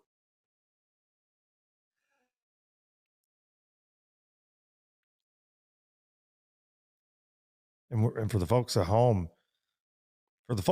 we apologize. You know, we're kind of up in the dirt, running around, and in fact, we'll pull the curtain back a little bit. You know, we got a little cell phone signal action, and then we pair it up with some Elon Musk tech. But sometimes when if there's a big canopy, you know, it's supposed to be bulletproof, but we've seen it this year. I mean, you get around a canopy of trees, you get way up a river, and it can definitely cut that signal out. That's for sure. I'm going to put you on the spot. Here we go. Here we go. You know it's coming. I love these. We heard 15 a day, 15 a day, 15 a day. Right now with Canterbury and Tim Kales unofficially, and it's early. We're what? Just about 10 o'clock on day number 2. Weigh-in's going to start at 2 p.m. Eastern time. Are we on pace for that? Or are we going to go over that, under that? What are you calling for your 3-day winning weight? I don't know. He loves when I do this. I hate it. I literally, I don't know. Especially when the camera's pointing right at him. Yeah, dude, it's just, I have no, and I think the folks at home that have been watching this long enough that have heard me talk, I have no idea, dude. I don't know. What are you talking about? You don't have to take I the blame. want to see everybody bring in 25 pounds today. I do think before the event's over, we will see big fish being broke for the event. Okay. I do think that'll happen because I think the flipping bite's getting stronger. As this tournament progresses, I think more and more fish are going to move up to those bushes because it's new. It's just happening this week. So I do think we're going to see a little bit better quality as the tournament progresses. I think we're going to see somebody bring in a bigger bag than 17.6. So that's what you think. You heard it right here. Right. Well, David Mullins did say, and I keep leaning on him. He's our East Tennessee expert. He's got so many wins on this pond over the years, Bassmaster Elite Series veteran. He said that to us, that, you know, you'll see that 18, 19. He said, I don't think you'll cross that 20-pound threshold, but I think 18 to 19 is definitely possible. And he actually said on day 1, he expected to see it on day 1 would be when you would see it, though.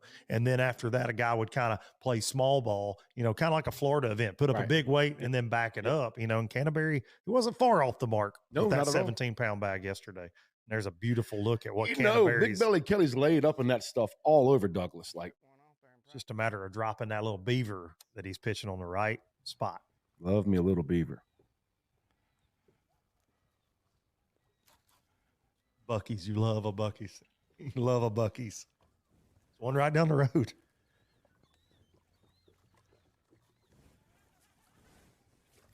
Not today, he said.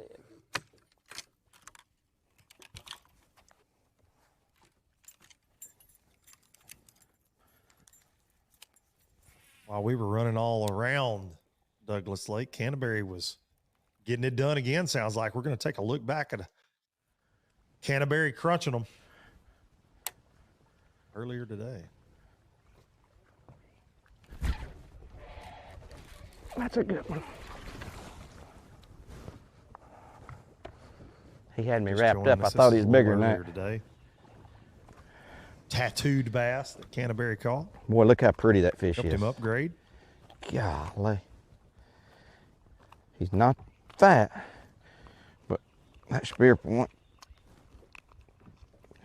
got him. That's the best flipping hook I've used. And that's a 3/0 Fury flipping hook. Look how pretty that fish is. Markings. Look at his tail. Boy, that's a pretty fish. Not real fat, but man, he's beautiful. Love him. That one gave Scott a good cull, and unofficially right now he's entered his weight on that Fishing Chaos catch track at 12.7 to go with that 17.6 from yesterday. So he's just looking for some of those better than average bites now to get to where he wants to be.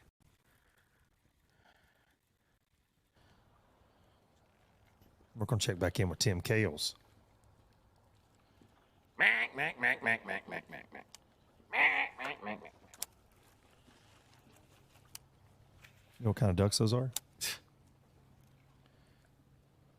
Have no idea, dude. Those are bread ducks, dude. Oh, is that what They're they looking are? for a loaf of bread. Really? Oh, gotcha. Go buy them at Tractor Supply, those kind. Makes it hard to navigate.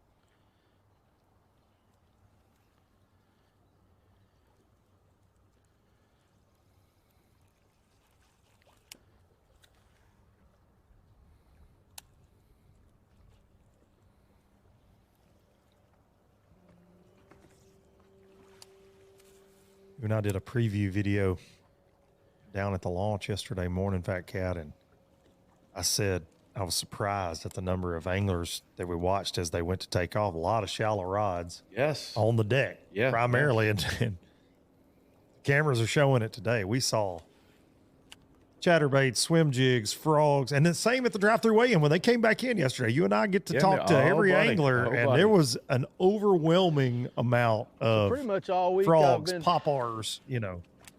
targeting docks and bushes, marinas, with a chatterbait or a swim jig.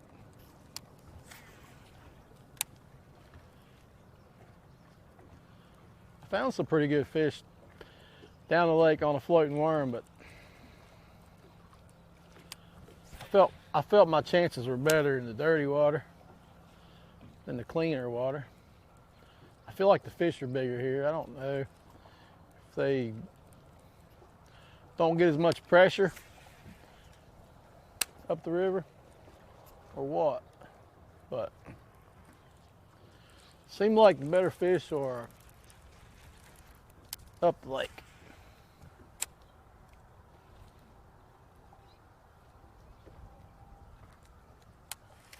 Found us a log.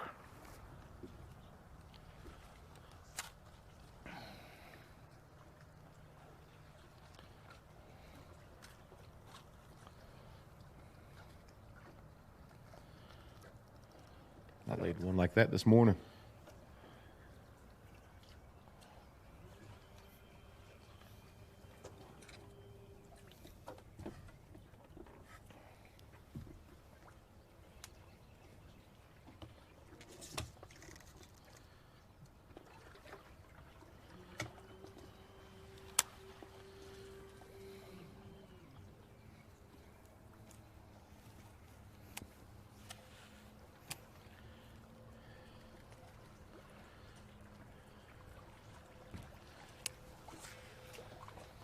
Flooded bushes and docks.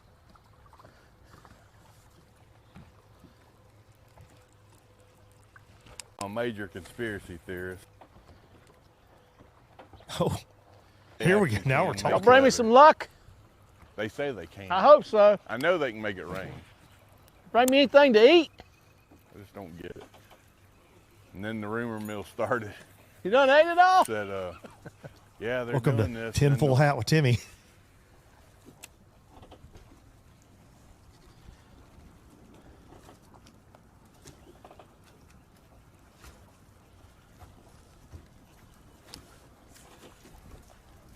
I get big 6-pound Debbie off one of these docks, we're gonna go get us a pizza.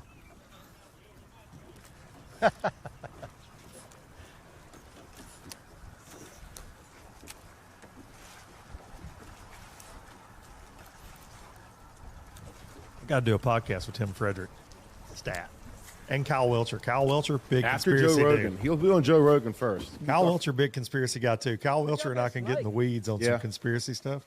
We did on LBL earlier this year. Shameless plug.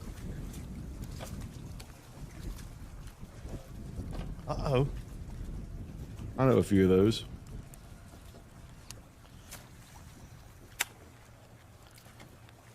That looks like the wrong kind. I'm not going to lie.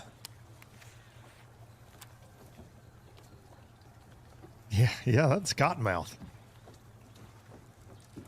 For sure.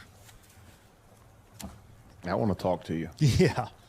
Can't believe it. Let them get that close without letting them getting hot. Let them hear about it. No Yeah. doubt. Here we go. I got tricked by a cable, I think. We're locked, cocked, Camera and guys ready to back rock there there. in the snake pit. Jerking on right everything. now. Don't bump that dock. Tell him, Timmy. Lock, cock, ready to rock, jerking on everything. I'm talking about.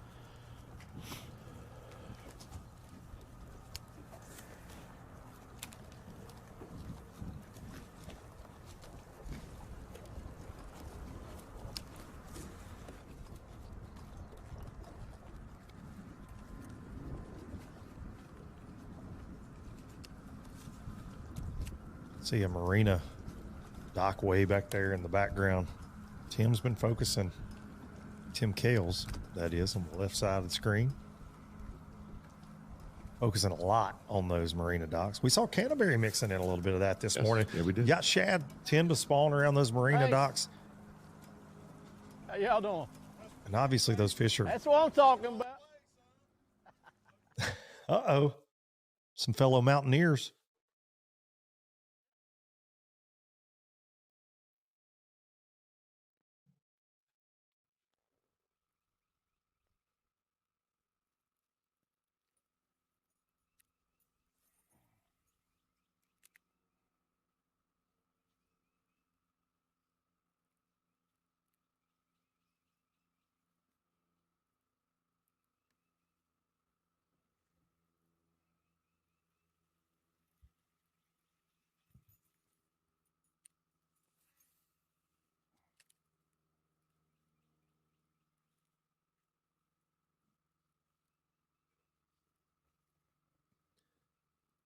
Tim Kills and Tim Frederick, both long-time tournament pros out here mixing it up. Both fish the FLW Tour. Interesting fun fact, Tim Frederick on the right won in 2018 on the FLW Tour on the pro side at Lake Okeechobee, and Tim Kales won in 2016 as a co-angler on the FLW Tour at Lake Okeechobee. Interesting facts. Fun facts. Fun facts.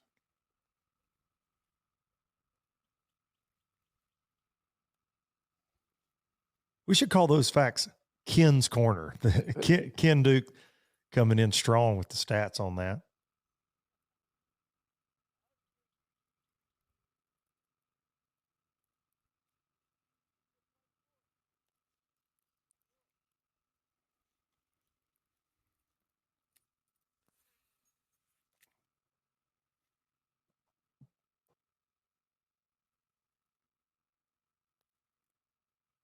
Always makes me nervous fishing a man's dock right in front of him. Oh, yeah. Gotta watch those casts, Tim Kales. Lots of fish getting caught by these MPFL pros here in East Tennessee. We're going to take a look back. Some of the day two action we've had here on MPFL Live. It's been all about the bank so far, or docks, bushes, trash mats. Thank you, Tim Lord. Kales on a shad spawn deal this morning. Oh, man, that feels good. Helped him get off to a fast and furious start. Get him, Lindell. Like looked at my butt. And it's a start. Lindell Martin Jr. So started the day in 4th place. And your day 1 leader right there, I Scott watched Canterbury, him come eat it. having to chase him around. I don't think he's as big as the We'll one I be broke back off, in just but a that's few one. moments for more live action. Douglas We're Lake. off the clock to clock more fish, to fill our live wells and empty our coolers, because there's more to explore. The latest Humminbird fish finders work fast, see clearly, and know all the best spots. They fish even smarter paired with the Minn Kota and break down the water like never before. If you like your plans loose and lines tight, then it's time to explore. Only with Humminbird.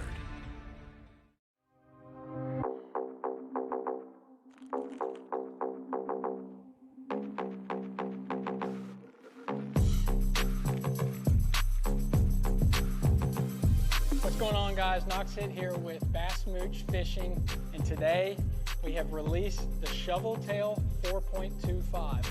This is our new bladed jig trailer that has flat sides, shovel tail, and what those flat sides do is it allows your bladed jig to track and hunt.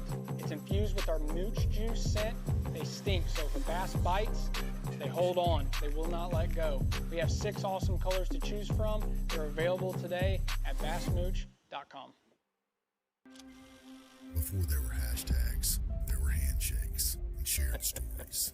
They gave us confidence to make our first cast and chase our dreams. They taught us to fish, and in the process, taught us about life. They taught us that success isn't just about reaching the top. It's about lifting others up. The future isn't just about selling tackle. It's about 3 simple words. Let's go fishing. Here's to the original influencers. All right, guys, no insurance talk on beach day. I'm down. Yes, please. Don't get me wrong, I love my RV, but insuring it is such a hassle. Same with my boat. The insurance bills are through the roof. Be cool. I wish I could group my insurance stuff. Like the house, the car, the RV. Like a cluster, an insurance cluster. Yeah, I doubt that exists. The bundle! It's a bundle and it saves you money! Hi, I'm Will from Progressive and I couldn't help it over here. Super fun beach day, everybody. The Yamaha VMAX V6 SHO continues to deliver the level of performance that pro bass and multi-species anglers demand. Underneath a bold and aggressive new look, an upgraded charging system with 40% more charging power meets the amped-up demand for today's advanced electronics. The VMAX SHO, raw power, reliability, and exhilarating performance for every angler who loves the sport enough to invest in the best. Yamaha, reliability starts here. Since 1971, Basscat Boats has innovated, persistently thinking outside the box, never abandoning their roots or the commitment to quality through their process. Clearly visible in the new Puma STS, their design and development continues to evolve, improving performance, enhancing the angler's experience, and broadening the appeal of the sport they have dedicated their lives to. Basscat Boats. Feel the rush.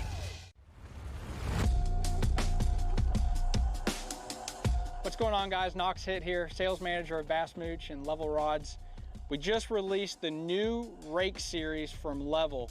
This price point is under $100. $99.99 is the retail.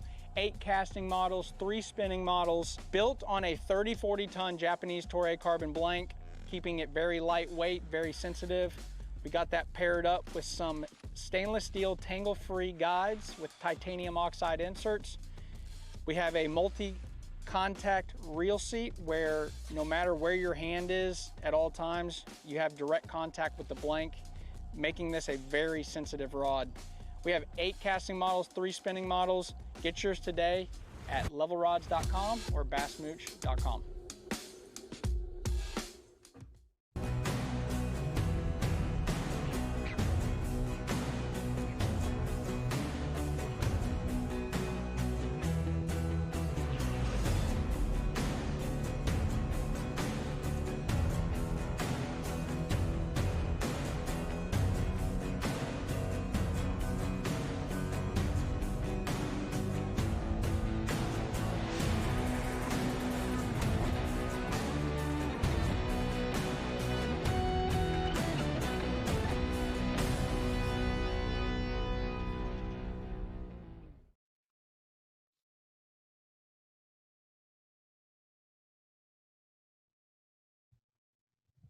It's a great look there at Lake Douglas, Jefferson County, Tennessee.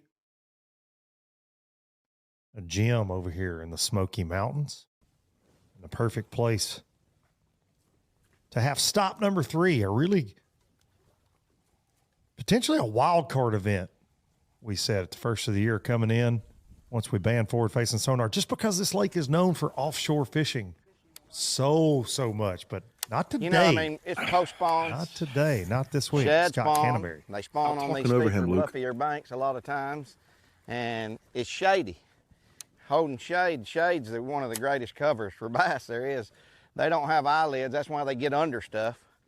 But they'll just hang out on a shady bank like this really good, and I like how it's got deep water. I like it. Not catching anything, but I do like it. I've been fishing a 5/8 Matt Herron flipping jig from Dirty Jigs Tackle on this type of stuff. And I just don't have one rigged up because I changed everything over to fish mats. So, we're pitching a 1/2 ounce spicy beaver right now. I would think he would bite it. We're gonna fish right here for a minute and then we're gone.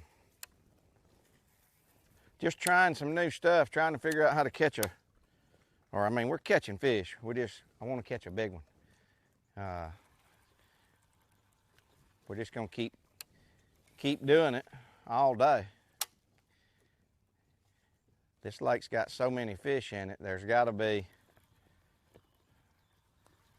a big one to be caught. About anywhere you go, you could catch one. I mean, I've caught them up the river, down the lake, caught fish everywhere. It's unbelievable how many fish are in here. And yeah, I was leading yesterday, but I was leading with just quality. I didn't have a big one. There was guys catching that caught a 5-pounder and several 4-pounders weighed in. I didn't even have one of those. So we're trying. We're gonna keep it wet all day. Yeah, Scott did not have that kicker yesterday at all. They were all just quality in that 3-pound range. Man, something that stays in the shade. And you wonder some of those bags that were in that top 10, if a guy had him a be one anywhere 4+ pounder, it certainly goes a long ways. A lot of those guys come to the weigh-in line yesterday. That's what they were saying. Man, I got a bunch of cookie cutters. I just needed that one 4-pounder, that one 3.5 or 5. Like we said earlier, man, there was only one yesterday weighed in right around 5, and just a few others over 4.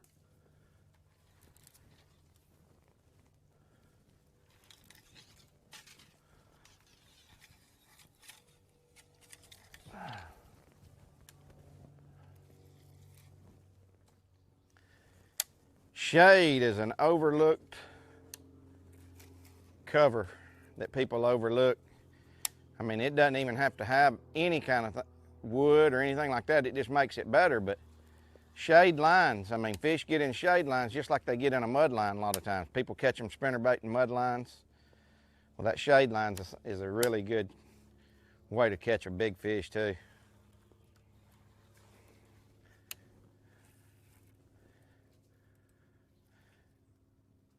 It's not super hot, so I'm not saying they're actually got to be there. The hotter it gets, the shallow fish definitely want shade.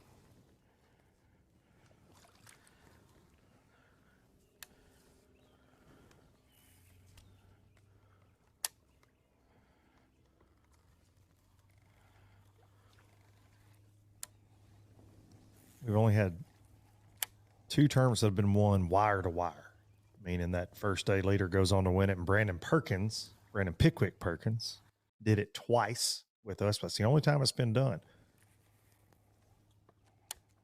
Excuse me, he would be the 8th to do that. I've got my Ken Duke facts mixed up. Brandon Perkins has done that twice, but we have 8 anglers in the 5-year history have done that. Canterbury would be number 8, I believe. We've had 7 do that. I went to county school. Okay.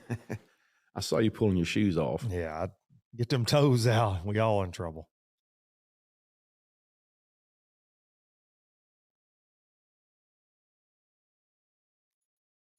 We got all the Tims you could want. Timmy squared. Timmy squared. Tim Kales and Tim Frederick. Tim, talk to me about this area. You're up in here. This is the back of Flat Creek. It's the supposedly the shallowest, but now that the water's up, it's not. But a lot of largemouth live back here. It is kind of highly pressured, but supposedly the biggest fish on the lake live back here. So, you know, I'm not looking for a limit. I'm looking for 1 or 2 from each spot, but that hasn't happened yet. And I noticed that from practice till now, the water's gotten a good bit dirtier. So I don't know if that's got them, you know, turned off or. But it's just so, when it's shallow, it's just like a little channel that comes through here. Snakes and winds. It goes back there probably another half mile. But if I don't catch any fish right here, we're getting out of here. I mean, you can see these willows are plenty of water. I mean, it's 9 foot deep here where it's normally 2 foot, if that, on a tree.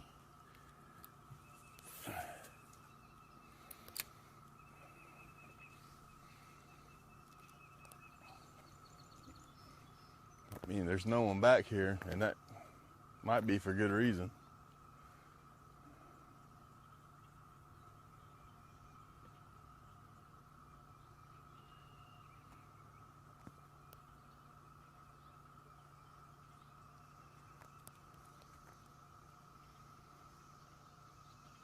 The average size is a little better back here than out on the lake.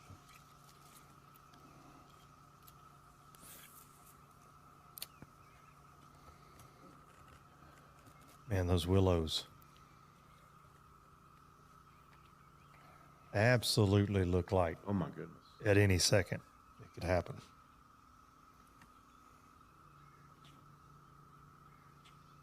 We've talked a lot about Douglas being known as this offshore fishery, and it is. There's so much offshore cover. The points on Douglas get a lot of talk, like old road beds and different things, but willow trees.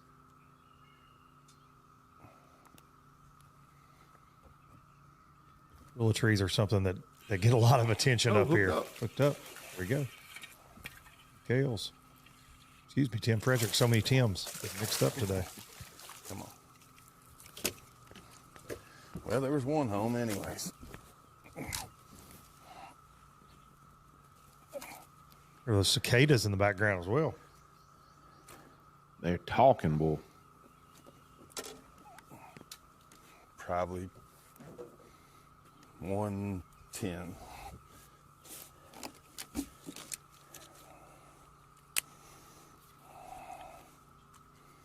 We've not seen Tim catch a lot of bass so far this morning. A little slow for him this morning. Stop. Had a 410 yesterday. That helped him. And the Timmy Kales had one 5'3", a little over 5. 196, so almost 2 pounds. I was looking down through the Way Live tracker. I see Kyle Glasgow is one of the only ones that has a fish over 4 pounds. Number 3 for Tim Frederick. I think it's purple.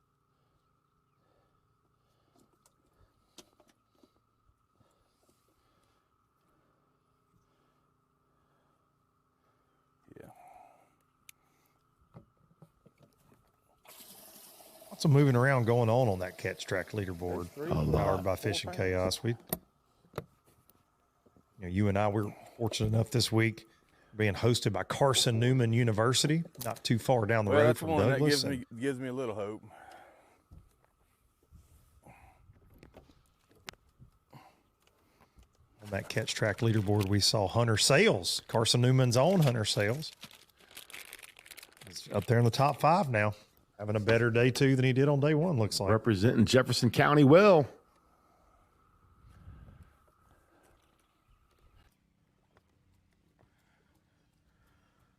Back over to Canterbury. That dang frogging.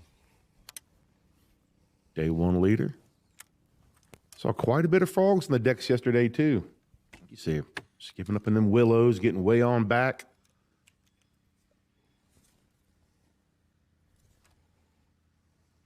And shad spawn going on. A lot of, like you were saying earlier, chatterbait swims. A lot of white. Saw a lot of white on the deck yesterday. A lot of spinnerbaits, a lot of chatterbaits. A lot of bling. That's right.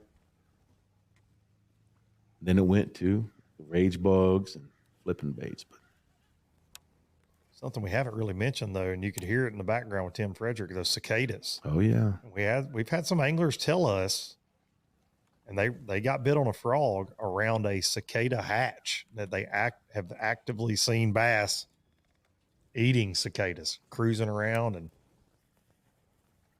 so that's in play a little bit this week too. It's not necessarily a dominant pattern, but I think it's playing into some of these bass being shallow more than maybe even some of our anglers realize.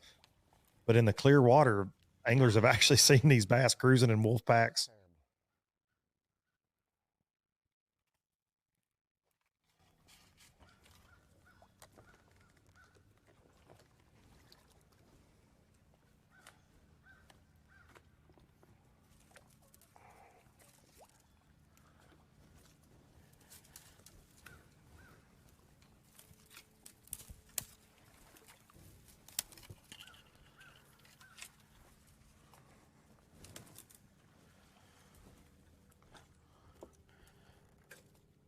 Got a few Tennessee anglers in the field here in the MPFL, but the only one that was inside that top 18 yesterday was Buddy Gross. But Buddy had never been to Douglas. Oh gosh, I'm fishing right behind for an event before this week. you might be okay. Who is it? That's not good. It's Fat Cat, you're good. It's Jason Christie, you're not good. Or Hackney. Absolutely. Yeah. Yeah, I'm not going to fish right behind him. I didn't see him.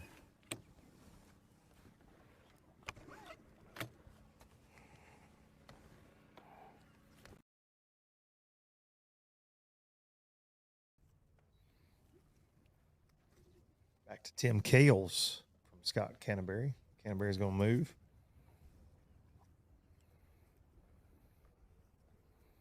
Are you allowed to pick out knots while I fish?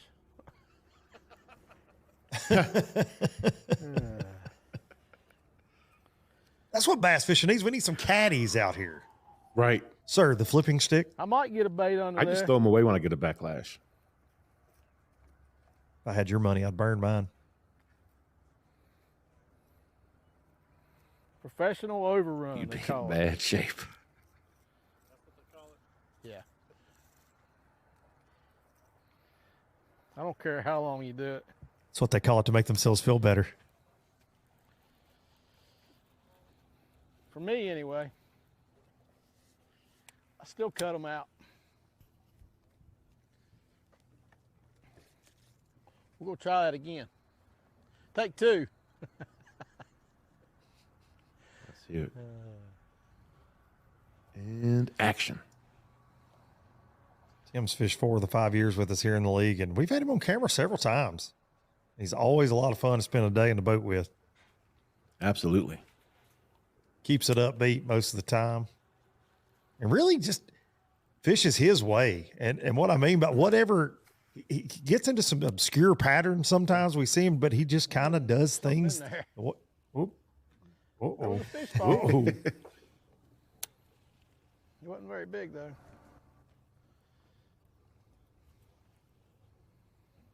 I don't know.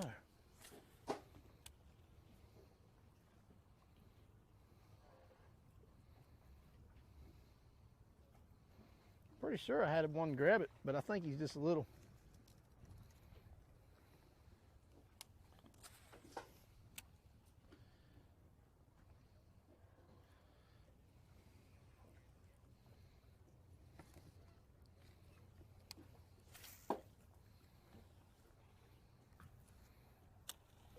Here on MPFL Live, we cover our top 5 anglers on days 2 and 3 based on the tournament standings. We do not do coverage on day 1, so these are the guys that figured it out the best on day 1 here at stop number 3. And unfortunately, the only one we're missing is Buddy Gross, the second place pro. Had a fantastic day, 16 pounds, but we have had camera issues with Buddy. And I've not seen Buddy on that Fishing Chaos catch track either. And yesterday, he was putting those weights in early. And I'm not seeing that today from Buddy. And hopefully we can get an update with Buddy before we're off live. And I know his lovely bride, Leanne, would like to see that. Squirrel hunting now. Spend some time talking with her and Buddy at the weigh-in yesterday. One of these bass fishing wives out here on the trail. And I don't want to answer to her. Oh, no. If we don't get to see Buddy today. I'm going to let you talk to her. I'm busy. Hey.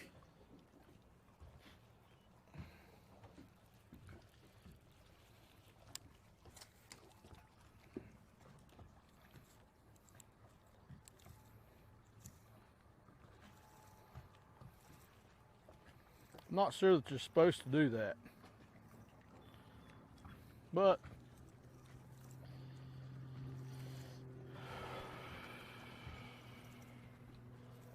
it's okay, Tim. Nobody's watching.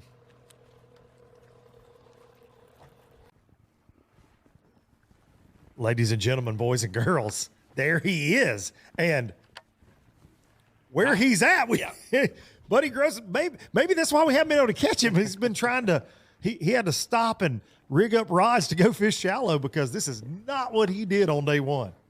Catch his weight. Now, he did tell you yesterday he's not the deep scared to go do it. And they're there. They just ain't biting.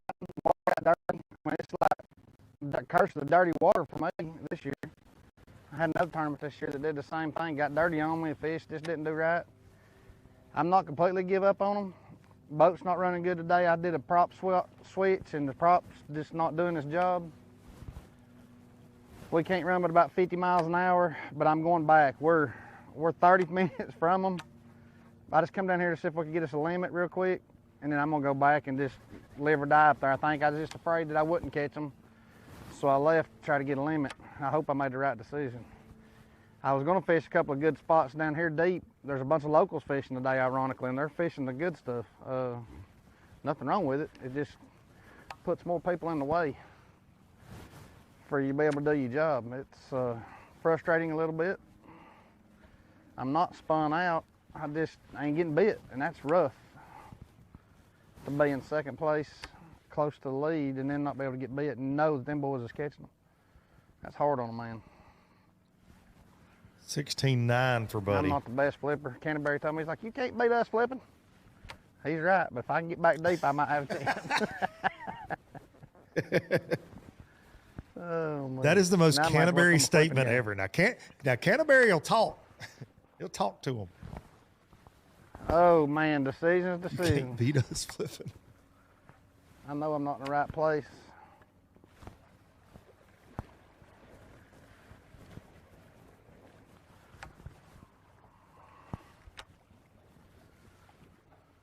Now here we spent all morning setting up the Buddy Gross is I've got offshore. 3 We were fish. I having put 2 camera of them in a while issues. ago, We'll get a 10 and camera half, on and him. I'm probably a little bit light, but not much. I might have, I think I got less than 4 pounds with 3 fish right now. I know the guys in the studio are probably saying, ain't no way, but I'm telling you, they're poor. I did have a 5th fish. I didn't like the way I hooked, or a 4th fish a while ago. I didn't like the way I hooked it. It got a little bit deep, and it was just another one about that same size. And I know in order to win this thing, I can't have that thing in my bag, so I thought it had a better chance to live, so we turned it loose. It might have been wrong to do, but we did it. Chess, I might not regret it, checkers. But right now, we still got time. I mean, it's 10:30. We don't check in till 4:15. I'd like to have a limit by 12, and I would take back off up the river, but I'm probably not going back till I get a limit. We got 3.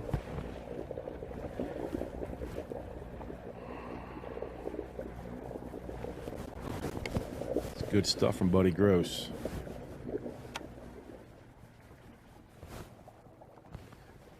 Only a couple fish for Buddy so far, and that we were wondering, because he's always very diligent about that catch track. Or if it's the cooler weather, but there's a lot of stripe up there too, so there's a lot of white bass running around. The white bass is all there. They're all at the party, but they're not even biting today. Yesterday I probably caught 30 white bass, but the white bass don't want to even cooperate, and I don't know if that's the dirty water or if it's just a timing deal for me today. When I found that school of fish, it was after 4 o'clock, so I do know that they'll bite good in the afternoon. So I'm crossing my fingers and I can go up there and fire them back up this afternoon, and it don't take long on a deep school. the size of that one and the quality of that one, I can make about 10 casts and have everything we need to stay in contention. So I'm not completely, so I'm more spun out about not being able to get up there in a hurry than I am catching them. I think I put a bad prop on there this morning. I had one I'd hit. I think I got the one I'd hit. That's a mental error that you can't afford to have.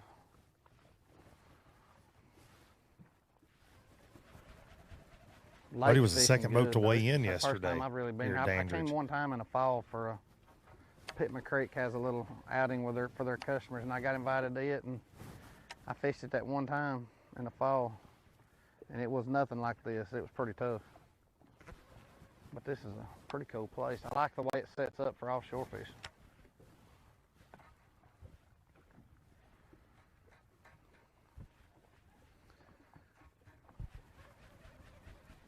I like the fact that they bite.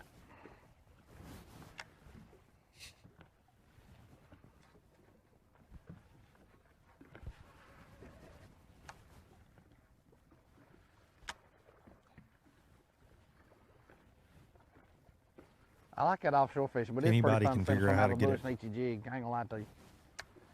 I just seen that one swim out and make a big bull. I just set the hook. I didn't even feel it. Oh, that's awesome.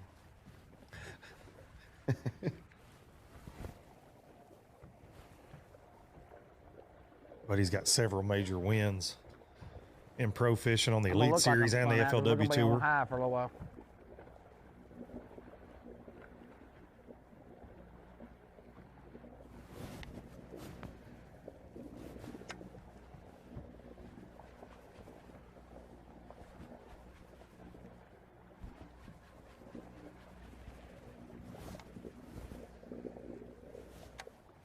Best fisherman on the lake right this there. Morning to get to catch back up with Buddy. We call that Fred bird. When he flies off, usually there's a fish around. He has to catch them to eat. Of course, I ain't much different. But you can tell by my size, I eat better than that son of a gun.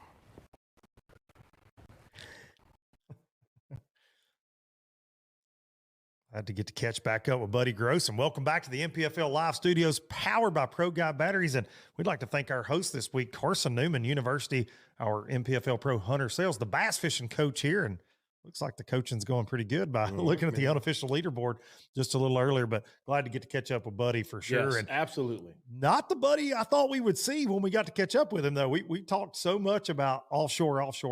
And if anybody can figure out how to make that school fire, it's Buddy. And it's a heck of a school from what he said yesterday. You know, over 100 fish he's seeing on his electronics out there, side imaging and down imaging out there. All right, man, give us some insight. You're local to the TVA. Is he going to be able to get back out there?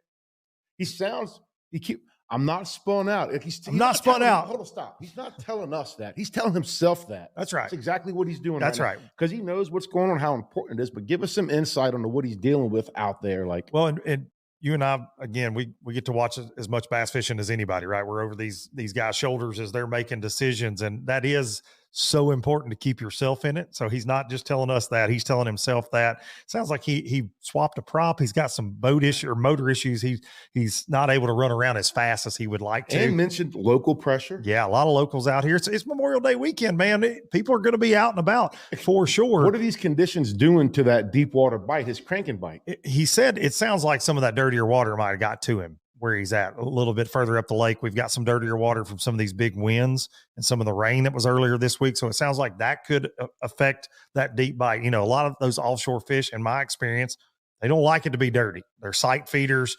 They need to be able to find your bait out there in that deep water. I'm a little dumb to this. So is this water actually coming from top to bottom? Is that a situation? Yes. Washing from the banks? I think you got a little combination of both with some of the weather we've had this weekend, those big winds. You ride around this lake, some of these clay banks, it really can get blown out. We saw that a lot yesterday. So it sounds like the school is there, but even the white bass, you know, when they don't bite, you got issues sometimes. But I think, Buddy, a long day today. He'll get it figured out. Let's take a look at the Progressive Angler of the Year standings coming in to this event. Greg Hackney on top of things right over Patrick Walters, who is always in the mix, whether I don't care what tournament. If he was in your bass club, he would be in the Angler of the Year running. Patrick has never had a finish, I believe, over like 15th in the Angler of the Year standings on the Elite Series since he came onto the scene. No different with us here in the league. And he's right in the mix, trying to chase down Hackney by 1 point. And yesterday, Hackney started this event. We not really talked about him today. 14th place. So Greg's lurking around for sure. Patrick Walters right there in second. Kyle Welcher, one of the hottest hands in bass fishing, won our Progressive Angler of the Year title last year. He started the event in 7th place yesterday. So Welcher right in the mix. Caleb Coupal, a little bit tougher day yesterday. He's tied for 35th with Hank Cherry, who's also in that Angler of the Year race right now. Drew Cook keeps his limit streak going with the MPFL. He has broken that record. He's keeping it going, but kind of a tough day for Cook. 84th place yesterday, Fat Cat. Yeah, that's not like Cook at all. I mean, at all. But you can see down there, looking down into the standings, you got the G-Man, Gerald Swindler, J. Todd Tucker, KJ Queen, Ricky Robinson, Brandon Cobb. This field is stacked up this year. The points are tight. And again, this is just after 2 events. So this is our midway point. Things will really start to take shape after We're Douglas, off the for clock sure. to clock more.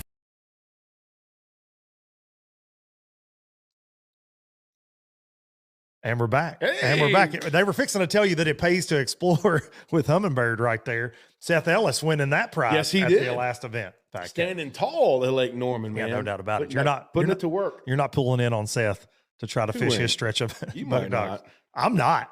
I'll assure you, I'm not. Seth wants to do some pull-ups. He can hang off of that right there. All right. I'm just kidding. He's about 7 foot tall and wall-to-wall tree. Used to play college football. Yeah, we're not did. tangling with Seth at all. Any surprises for you? We're kind of seeing things start to take shape on day 2. Any surprises as far as techniques? What we're seeing out there? Of course, dude. Like we've talked about, I'm surprised to see everybody so shallow in those bushes, but I'm here for it. I love it. I love seeing like Canterbury earlier in that trash and then seeing Lindell Martin in that trash. That's what I love to see. I don't want to see anybody offshore, to be honest with you. I hope Buddy just starts whacking them shallow. We see everybody just cold straight, jamming cold steel and ripping lips. See, I'm the exact opposite. Now, I love the bushes, but I want to see Buddy get on one of those like 10 fish and 10 cast TVA runs here in a little bit. I'll be here for it. No doubt about it. That's what I want. We'll be back in just a few moments for more MPFL Live action from Lake Douglas. Stop number 3 this 2025 season. We appreciate you tuning in, and we'll see you on the other side. When it comes to finding jigs, spinnerbaits, and buzzbaits, keep it in the USA. Go with Epic. Epic's tackle is designed by fishermen for fishermen, with hours and hours of thought behind it. That's why our Touch the Lakes keep your line from fraying, cast after cast. Whether it's saltwater or freshwater, Epic's lure designs will give you the edge on your next big catch. Epic, veteran owned. So check us out, America. EpicBaitsFishing.com.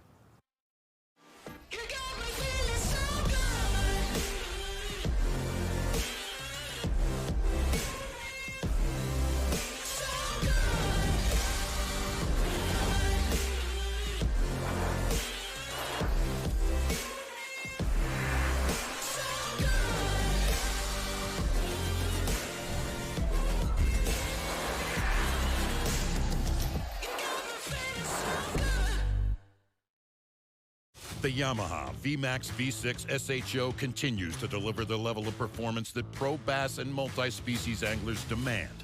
Underneath a bold and aggressive new look, an upgraded charging system with 40% more charging power meets the amped-up demand for today's advanced electronics.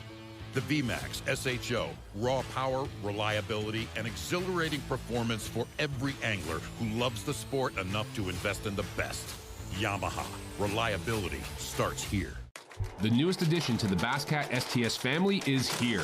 Introducing the Caracal STS, showcasing aggressive styling, paired with enhanced performance and a continued dedication to raising the bar. Measuring in at 20 feet 2 inches with an ultra-wide 96-inch beam and rated for a 250 to 300 horsepower engine, the Caracal STS boasts agility and speed and is finished with premium features to satisfy any angler. Basscat boats. Feel the rush.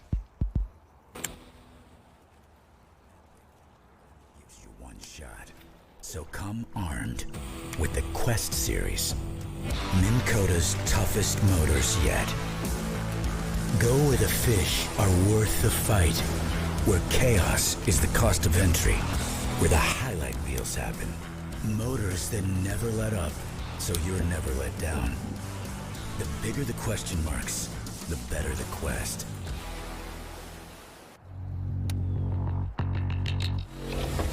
Pro Guide Batteries have been supporting the fishing industry for 42 years. The future of fishing is lithium batteries. Pro Guide Batteries has joined the lithium world. Get all-day reliability with lithium Pro Guide batteries.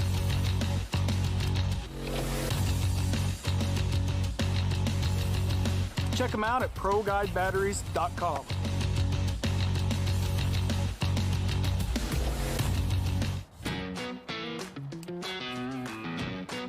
Hey everyone, my name's Skylar Hamilton. We're here on beautiful Douglas Lake in Jefferson County, Tennessee. One of the best bass fisheries in Tennessee, and I have a guide service here, Skylar Hamilton Guide Service. Fish for bass mainly, do a little bit of crappie fishing, do some cat fishing. Have a 21-foot Carolina skiff, plenty of room, 4, 5, 6 people. I can do anything you want to do. We can go artificial fishing, but I would highly recommend the live bait. A lot of fun, especially in the summer if you're on vacation in Gatlinburg or in this area. Come up here to Douglas Lake in Jefferson County, Tennessee, and you're gonna have a great time fishing with me.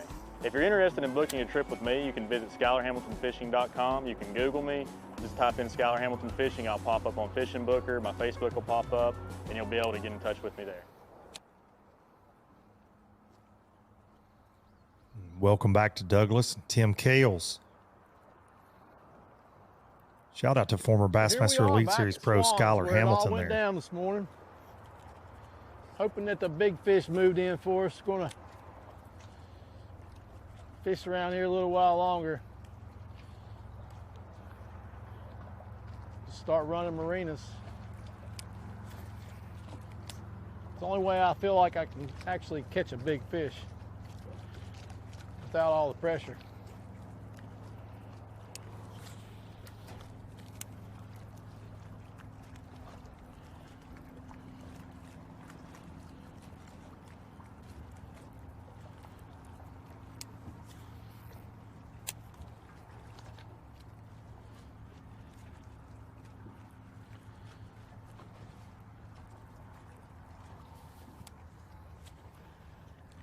Throw a white jig in a shady spot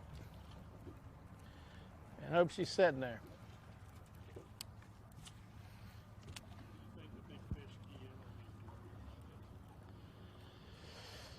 Oh, just shade. I think this time of day anyway, it's just about the shade.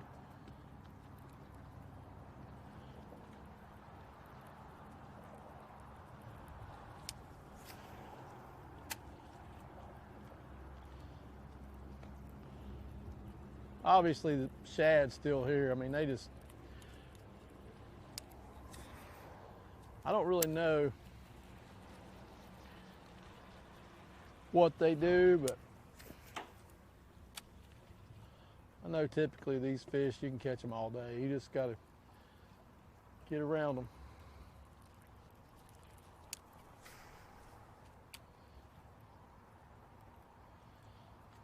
Of course, it's hard to tell how many people have hit this place today since I've been here.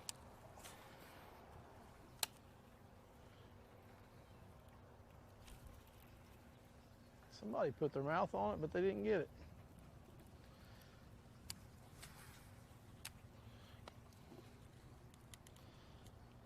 They tricked me. Dirty sucker.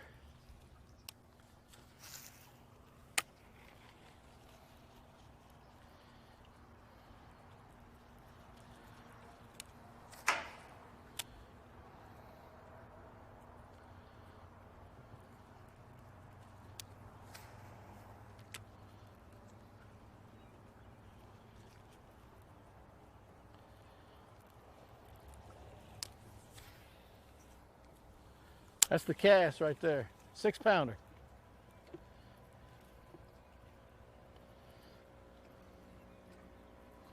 Trying to manifest some meat in that boat.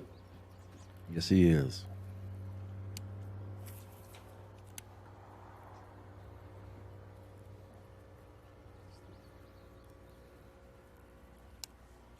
They like the shade.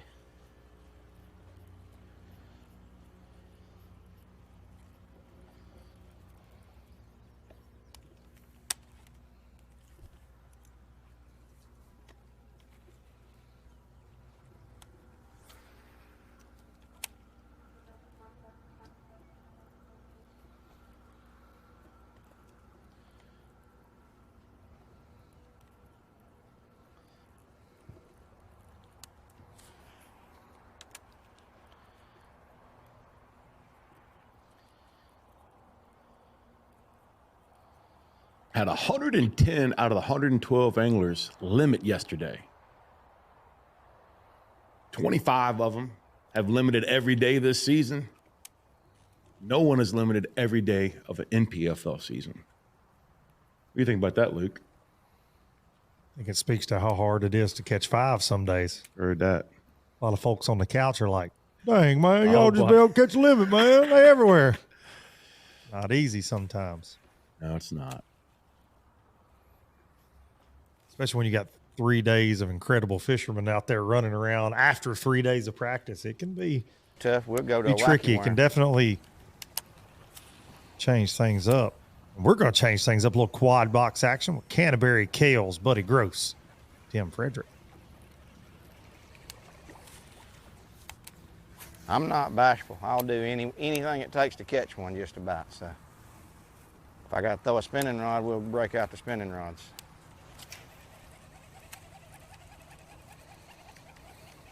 This is first place, second place, third place, and fifth place after day 1.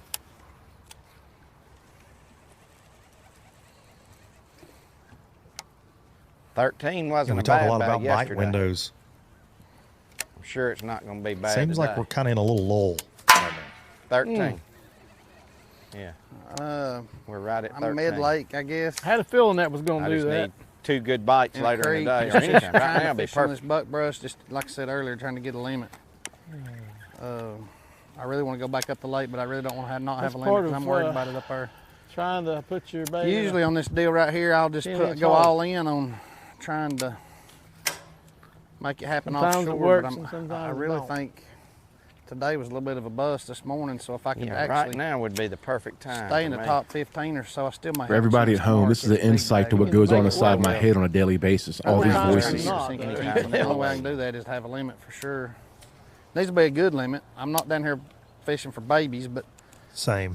I caught a lot of here in practice. I do a lot of, not lately, but in the past couple years. I'm not blind several fishing. years. What I'm trying to say. I know I've they done a fish in bunch this of work area. I with don't know high how bad it schools got beat up yesterday. Is the only thing we don't those know. kids, when it gets I did tough, not seem to really lose. think I'd do this today. Their but focus. It's okay. And I'm I've good with it. always I think we're going to go on just like down catch emphasized two that more the next last week. hour of the day has to be as Go good back as the to what I first really hour. wanna do. You're casting, you're pitching, Water's everything come you up do a lot that last since hour is just as important as the first hour. So that's what we got to do today, is stay focused all day.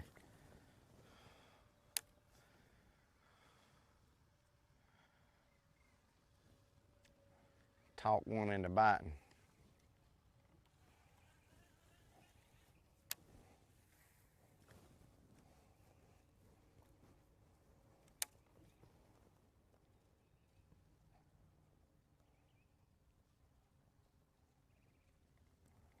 With all that talking, they should have been biting. No, I don't For think. sure. Not good.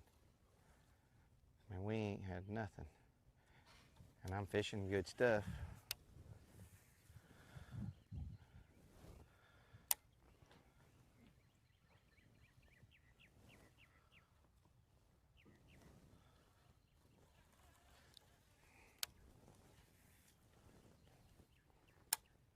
These veteran anglers, you do hear them say things like that a lot. Well, they seem to not be biting, or they feel that. It is a gut thing. Now, sometimes you get that gut feeling, and you're just hoping to ride with it while everybody else is catching them too. I just have to always say, "Well, they're just not biting right now." I just don't think they're biting.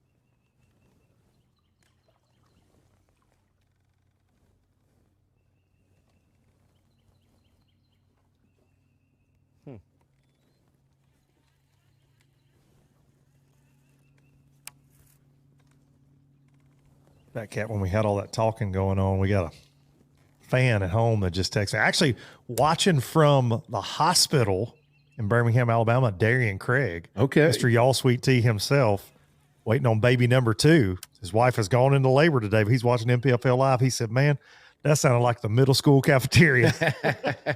So shout out to D Money checking us out. We wish the Craig family the best of luck today on baby number 2.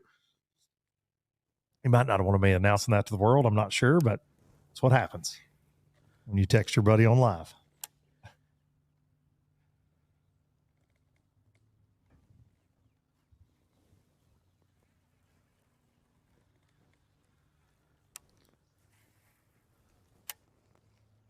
I shouldn't have said Darian Craig. That's Cannon's dad. There you go. His firstborn, Cannon. He quit being Darian and started being Cannon's dad. You'll have that in life. And his wife Hannah. He texted me earlier and said, "Rolling to Birmingham. It's happening." Another mouth to feed. Better sell some of that tea boy. Let's check in with Buddy Gross. Started the day in second place, had 16.9, just a little less than a pound off the lead. Spent all day offshore yesterday. Now, he did have a couple shallow rods rigged up yesterday afternoon because we were shooting a video with him, and I jokingly said, I guess you're going to be flipping bushes tomorrow at some point. And he goes, well, I'm not scared to go do it, but I hope I don't have to. We had some camera issues with Buddy earlier today when we finally get on him. No offshore Buddy Gross, which he is every major win he's ever had has been off the bank. Every one of them. Whether that's in Florida, on the Tennessee River. He's got, several wins between the FLW Tour, Bassmaster Elite Series, and they have all been offshore. Now, it might have been offshore grass, but he's an offshore specialist. Yeah, one side of that deck yesterday was all those big plugs, big crankbaits that Douglas is so well known for. Like he'd been digging ditches with the bills on some of those plugs.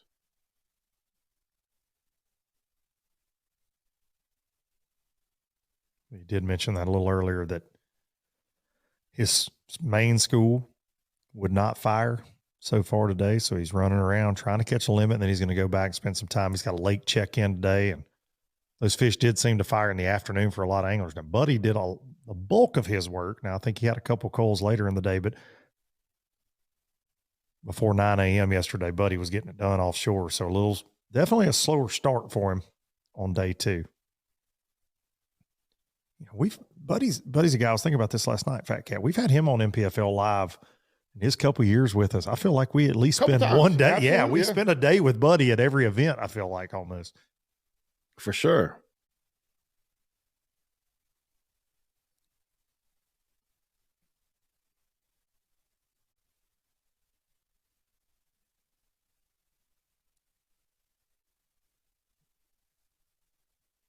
Stat that I'm fired up about, Fat Cat, Tennessee residents have won 6 MPFL events more than any other state. Come on, go Big Orange. Go Vols. South Carolina's in second, but go Vols. Go Vols. When you're on Rocky Top, you get to say go Vols a Go lot. Vols, I even heard you say it. I don't even know what it means. You don't even care. You're not in. You don't have a dog in the race. Unfortunately, I grew up hunting and fishing and didn't get into sports much, so I don't keep up with. You think all of us SEC folks are just crazy? Some of y'all lost y'all's minds because you care more about college football than you do your own families. Like some of y'all, I've learned y'all ate up. Like, but I get a dang divorce over college football. I ain't gonna lie. Ain't no doubt. Luckily, the triple threat, Marissa D loves the Vols. Tar Heels, Roll Tide. Like, there's certain groups of y'all that are just, I try to stay away from you. Y'all are wild. You're going to have a hard time getting away from them up here, buddy.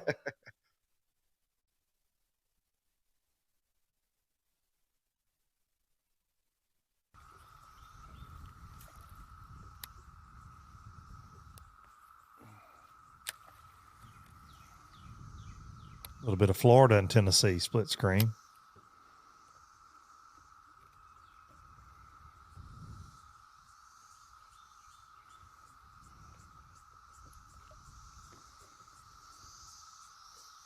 Cicada song again with Tim Frederick.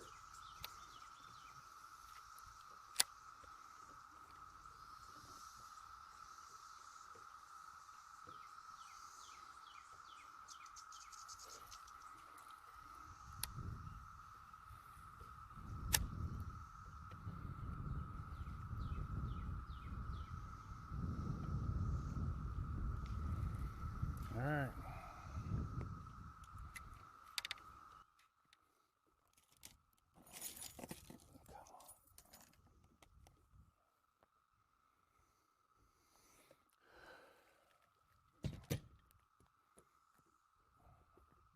Tim said the heck with us. He's going to get out of here. I will say this, wherever he's at, he's not moving far this morning because every time we go to him, we hear them cicadas. And it's just goes to show it's only certain areas. Yeah, at the ramp yesterday, you really didn't hear them at all. At the weigh-in, though, there was some action going on. Swallows were chasing them, it looked like, back off in the cut. That bird bite. Yep.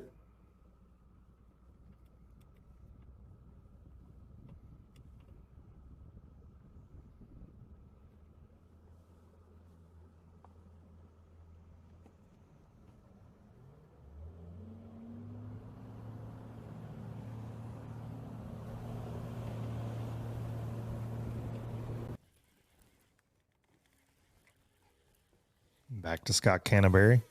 Your day one leader. I can't make the cast I want to make. Wind's getting me or something. That's going to get hung in that tree. It looks like I see some wood in front of him. I can't tell, is he on a flat or is he actually out there dragging offshore now? Don't get me lying.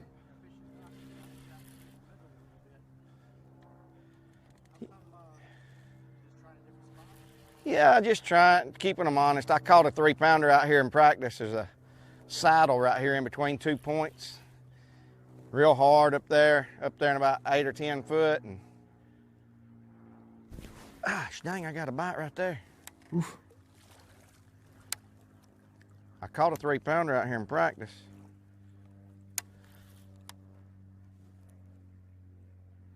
That's 100% a bite.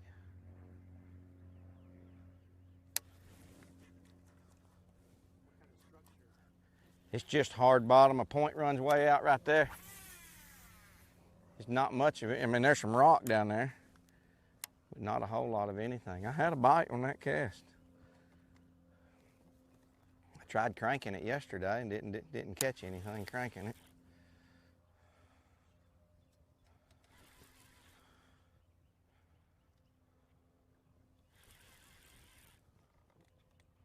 Tell if we got a hair jig or a spoon. He's kind of fishing that like you would fish a hair jig, but I didn't see it when he zipped that sucker back out there so quick. That's one thing I thought we would see more of too, but not a lot of talk of that. I don't care how yesterday at the weigh-in was the spoon. As long as we catch them. Usually one doesn't hit that without getting it, and he hit it hard, didn't get it a while ago.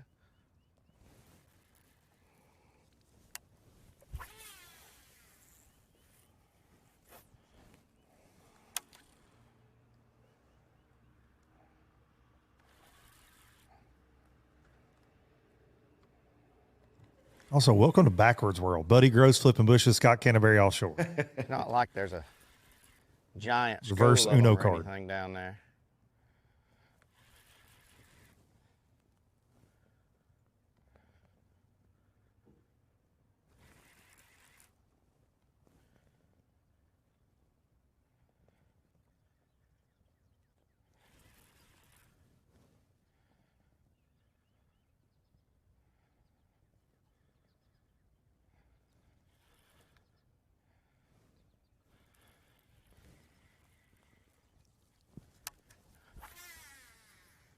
One more cast. I'm going to try a crankbait. Back at the hotline.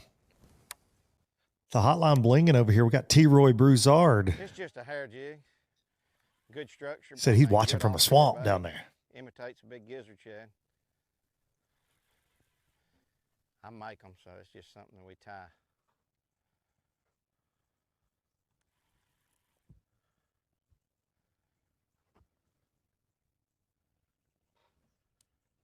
We need to get T-Roy out here in the MPFL mixing it up. He's a old bass catcher.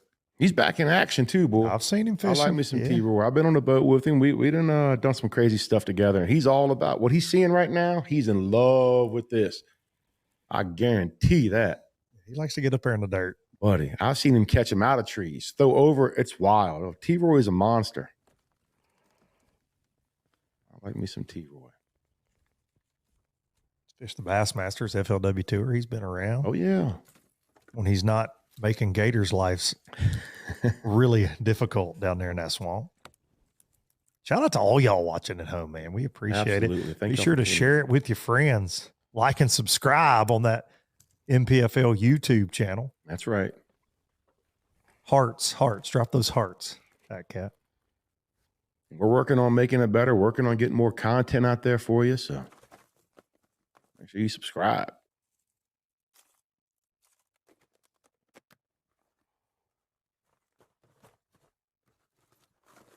I haven't caught any deep cranking.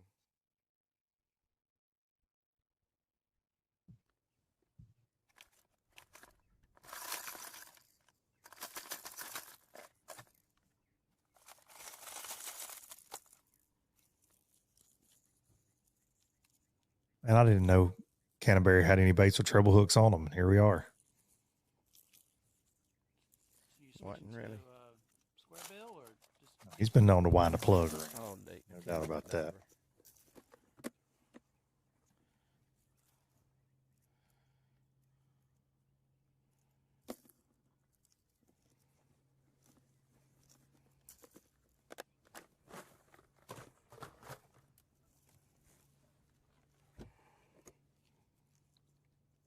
Something we really hadn't talked about. A pretty good contingency of our anglers that are fishing multiple trails this year, fishing the Bassmaster Elite Series like Canterbury.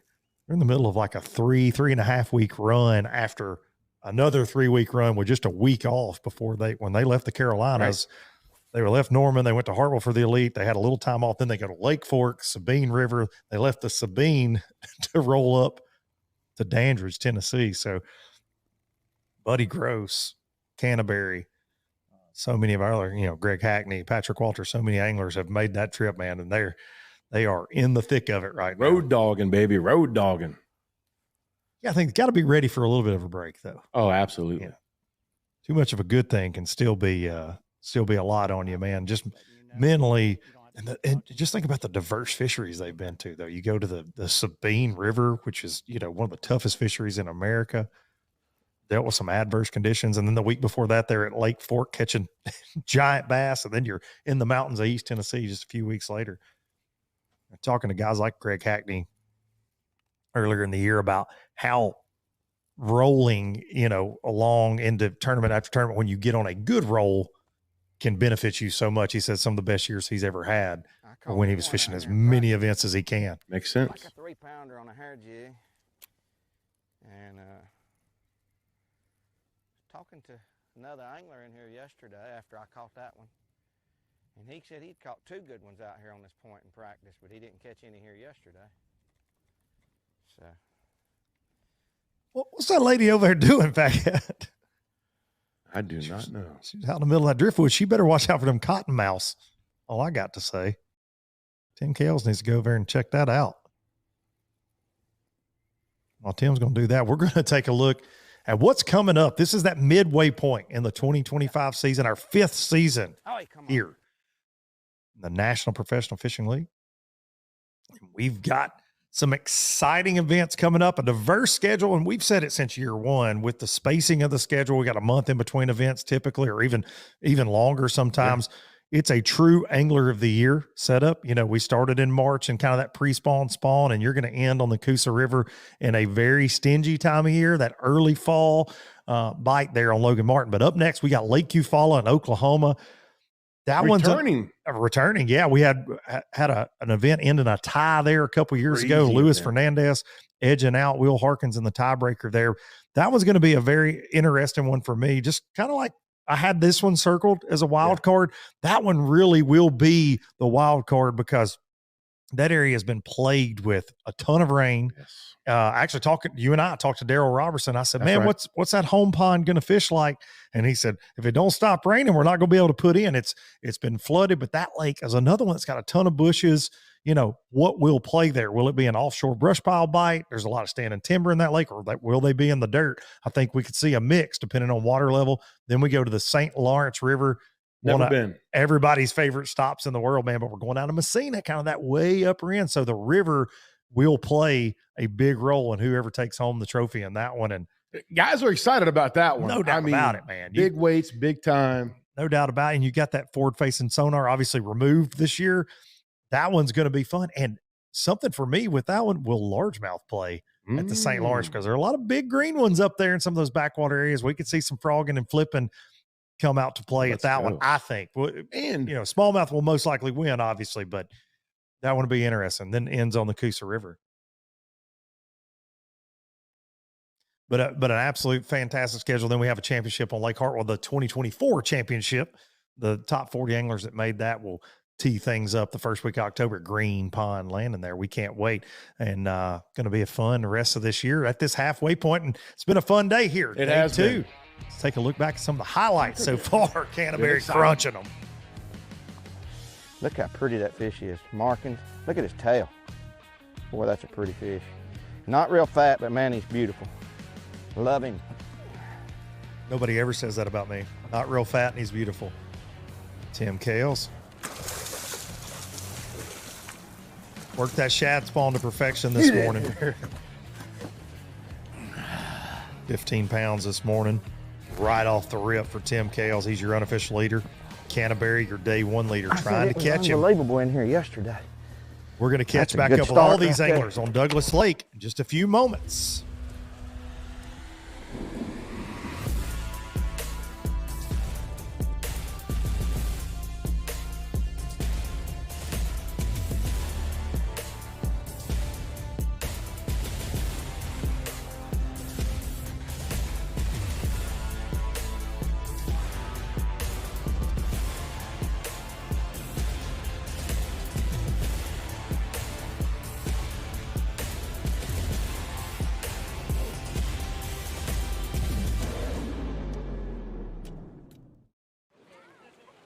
All right, guys, no insurance talk on beach day. I'm down. Yes, please. Don't get me wrong, I love my RV, but insuring it is such a hassle. Same with my boat. The insurance bills are through the roof. Be cool. I wish I could group my insurance stuff. Like the house, the car, the RV. Like a cluster, an insurance cluster. Yeah, I doubt that exists. The bundle! It's a bundle and it saves you money! Hi, I'm Will from Progressive and I couldn't help it over here. Super fun beach day, everybody. The Yamaha VMAX V6 SHO continues to deliver the level of performance that pro bass and multi-species anglers demand. Underneath a bold and aggressive new look, an upgraded charging system with 40% more charging power meets the amped-up demand for today's advanced electronics. The VMAX SHO, raw power, reliability, and exhilarating performance for every angler who loves the sport enough to invest in the best. Yamaha, reliability starts here. We're off the clock to clock more fish, to fill our live wells and empty our coolers, because there's more to explore. The latest Humminbird fish finders work fast, see clearly, and know all the best spots. They fish even smarter paired with the Minn Kota and break down the water like never before. If you like your plans loose and lines tight, then it's time to explore. Only with Humminbird. Before there were hashtags, there were handshakes and shared stories. They gave us confidence to make our first cast and chase our dreams. They taught us to fish, and in the process, taught us about life. They taught us that success isn't just about reaching the top. It's about lifting others up. The future isn't just about selling tackle. It's about 3 simple words. Let's go fishing. Here's to the original influencers.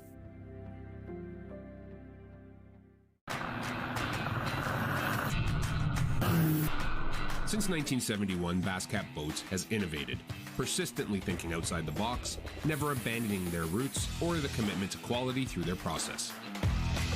Clearly visible in the new Puma STS, their design and development continues to evolve, improving performance, enhancing the angler's experience, and broadening the appeal of the sport they have dedicated their lives to. Basscat Boats. Feel the rush. What's going on, guys? Knox Hitt here, sales manager of Bass Mooch and Level Rods. We just released the new rake series from Level. This price point is under $100. $99.99 is the retail, 8 casting models, 3 spinning models, built on a 30-40 ton Japanese Toray carbon blank, keeping it very lightweight, very sensitive. We got that paired up with some stainless steel tangle-free guides with titanium oxide inserts. We have a multi-contact reel seat where no matter where your hand is at all times, you have direct contact with the blank, making this a very sensitive rod. We have 8 casting models, 3 spinning models. Get yours today at levelrods.com or bassmooch.com.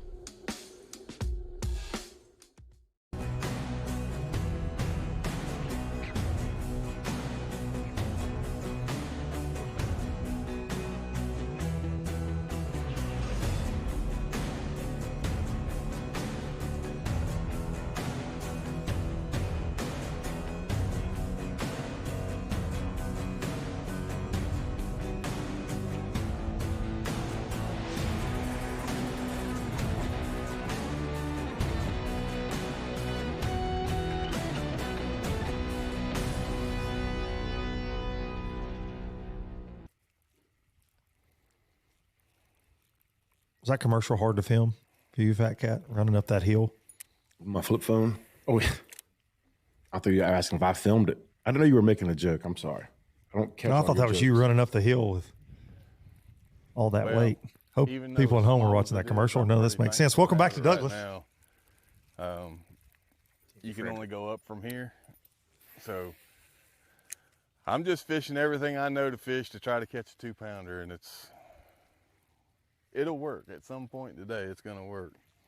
But it's a load off getting my limit. Right. Got a long way to go. But mentally, I think it's huge. I've been fishing pretty good lately, and it's heartbreaking that I only got 6.5 pounds or whatever it is I got. I just know what it could be. Or how about this? I know what it's gonna be.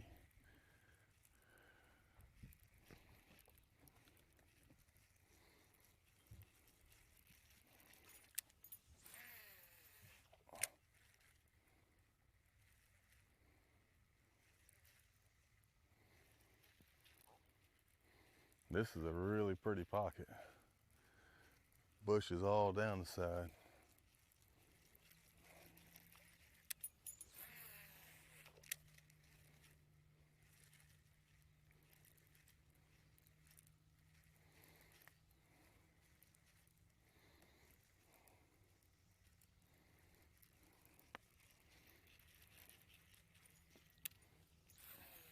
Really pretty is how you can describe Douglas, I feel like, between the scenery, cover you can throw at, this area in general, just amazing. Impounded in 1943. They want to be on the bushes. Are they at the bottom or on the surface?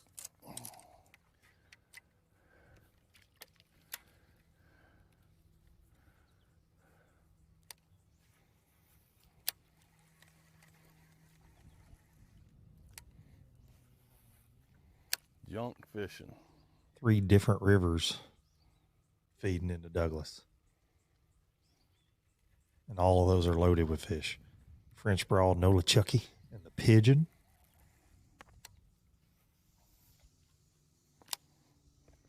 Not the Tennessee River. It's TVA, Tennessee Valley Authority Lake, but not the Tennessee River.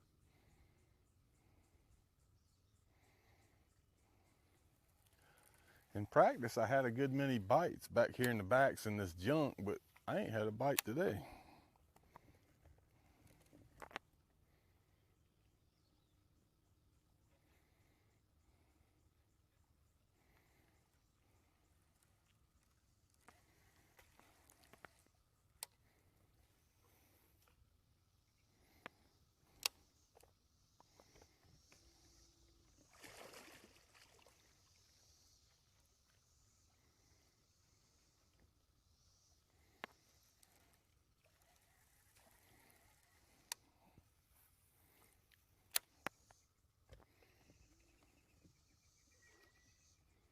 And at some point, I'm going to have to tie a new leader on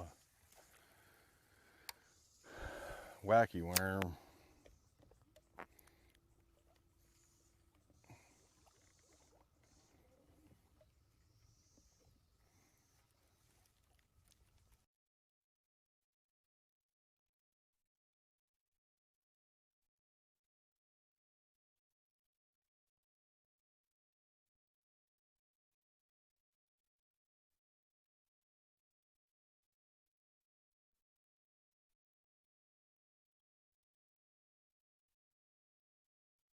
From Tim Frederick to a dual box, Timmy Kales and Buddy Gross.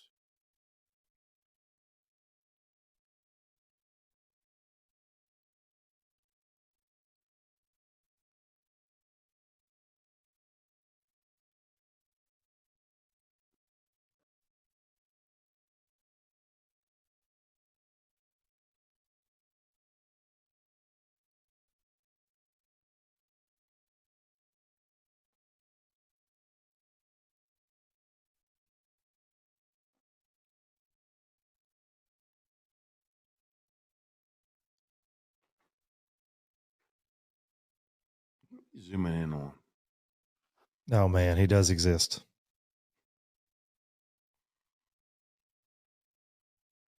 Listen, if there's a place he could live, no it's doubt. up in these old Smokies.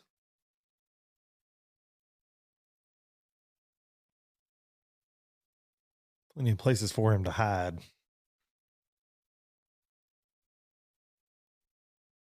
And he can come down off that mountain and get him some pancakes, ride a go-kart too, fat cat. Lots to do in East Tennessee.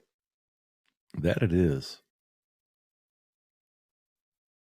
You know, so this is our first time visiting Douglas Lake. It's really the first time a major event's been here in quite some time. You had some, you know, in the early, that kind of mid 2000s, 2012, Jeremy Starks. This was a offshore crankbait fest, took over 20 pounds a day. I think Long it was like lining. Yeah, no doubt about it. Kind of changed the sport as we man. know it in a sense, but 81 pounds for 4 days in that one. So used to kick out a lot of 20-pound stringers.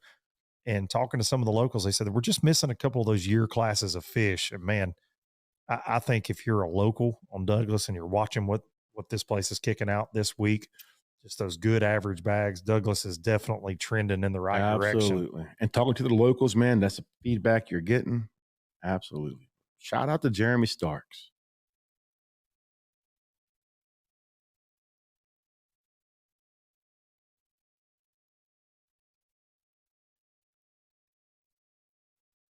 So if the event were to have ended after day one, the Angler of the Year race would have been Patrick Walters winning. Second place, Kyle Welcher. Third, Greg Hackney. Fourth, Caleb Koopfall. Fifth, Hank Cherry. Sixth, Brandon Cobb. Seventh, Gerald Swindle. Eighth, Bill Lowen. Ninth, KJ Queen. 10th, Scott Canterbury. But that won't be the case. We're going to have a full event, and we're definitely going to see some shifting in that progressive AOY standings come showdown Saturday. A name that kind of fell out of that top 10, Drew Cook, 84th after day one. I feel like when you leave here, uncharacteristic. Yeah, when you leave here, Cook, he'll be in the top 10. I feel like he'll get it turned around.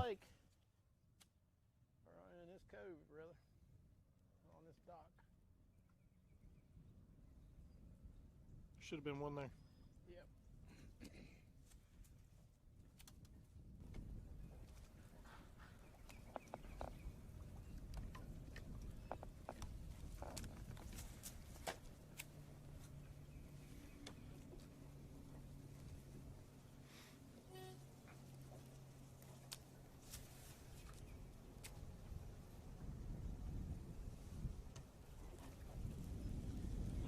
Tim Kales and Buddy Gross, two veteran anglers in the bass fishing game. This place.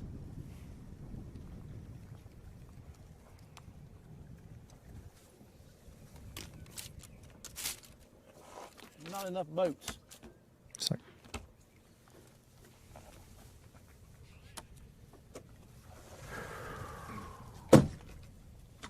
Two's gonna make a move.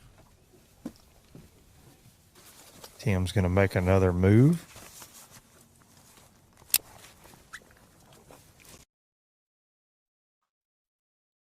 We're going to move back to your day one leader, Scott Canterbury.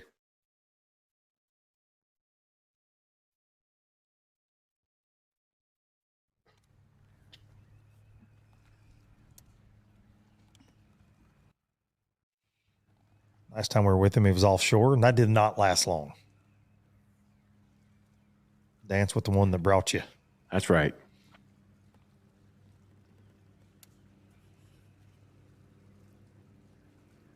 It will be interesting to see, not to wish our lives away here, Fat Cat, but to see what the top 5 cameras look like tomorrow. Obviously, I think Canterbury is going to be on one. Tim Kales is going to be on one tomorrow. But we'll see. Will we have some offshore fishing in the mix, tomorrow? I just got to think somebody's going to get in there fishing offshore to make her. I know somebody that was fishing offshore yesterday that's doing well today. The local, one of the guys we've been talking about, Mr. Carson Newman himself, Hunter Sales. And he's sitting pretty right now on that catch track powered by Fishing Chaos on TNPFL.com.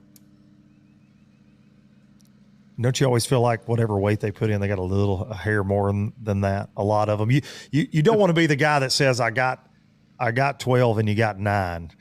So I feel like everybody errs on the side of caution for the most part. We see it go the other way. People get excited. Even Buddy Gross yesterday when he pulled in, he said, "Man, I didn't weigh these. I hope I didn't Big Al them." He was nervous when it came time to bring them to Big Al McCullough, the drive-through weigh-in. Yeah, Hunter Sales looks to be having a heck of a day. Someone that was not having a heck of a day yesterday, haven't seen him on the catch track today, Todd Goad. Yeah, 11 pounds yesterday. Said really didn't lose anything. He said the same thing almost every other angler said. I caught good, just couldn't catch that 1 4-pounder or 5-pounder. And he's a Douglas local.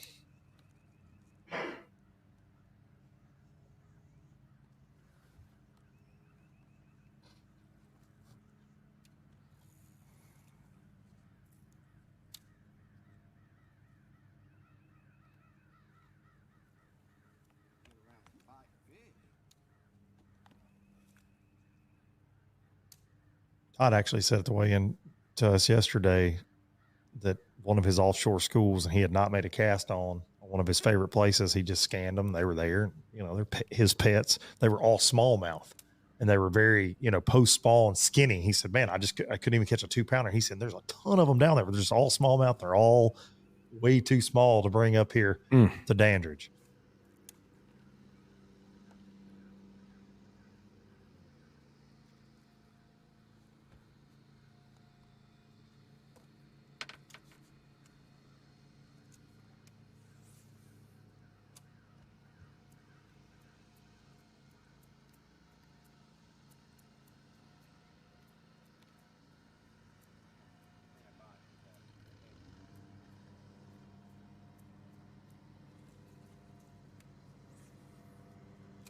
Canterbury mixing in a frog a little bit. He told us he was going to do that. He doesn't stick with it long, though. Tends to pick the flipping stick back up pretty quick. Like we said earlier, a lot of guys had a frog on the deck of the boat, but not very many of them said that they had a lot of action with it. Yeah, it didn't seem to be a dominant deal on day one, but almost everybody that was shallow had one on. Oh, yeah.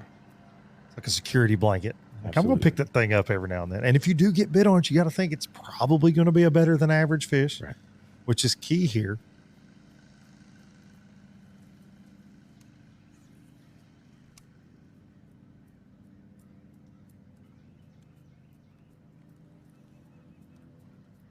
Typically don't catch a lot of rats on a frog.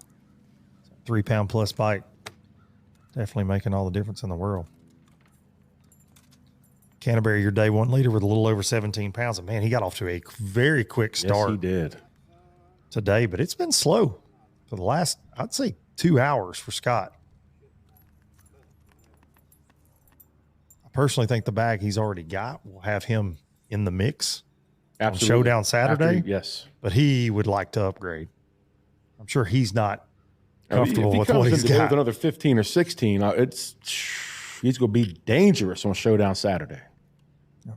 I think he's got in that 12 to 13 range absolutely. right now, Yes. which is going to have him knotted up with that 15-a-day average that everybody said coming into this pre-tournament talk that it would take to take on the $100,000 in that MPFL Shield And with Showdown Saturday. No wild cards in the forecast. The only thing would be a little bit cooler tonight, but shouldn't had too much of impact, you wouldn't think, but who knows? Out of all of our anglers that we've covered today, though, Canterbury did mention that he thinks the cooler night did hurt the shad spawn. And that was something you asked me earlier. Yeah. He said maybe that little bit of north wind did hurt that bite a little bit.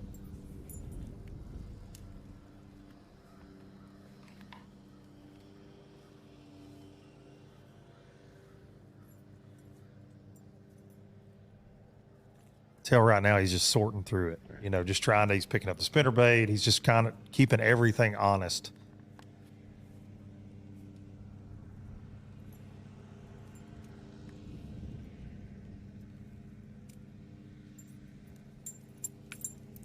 You got to think with a later check-in today, he's going to swing a few more times before it's all said and done.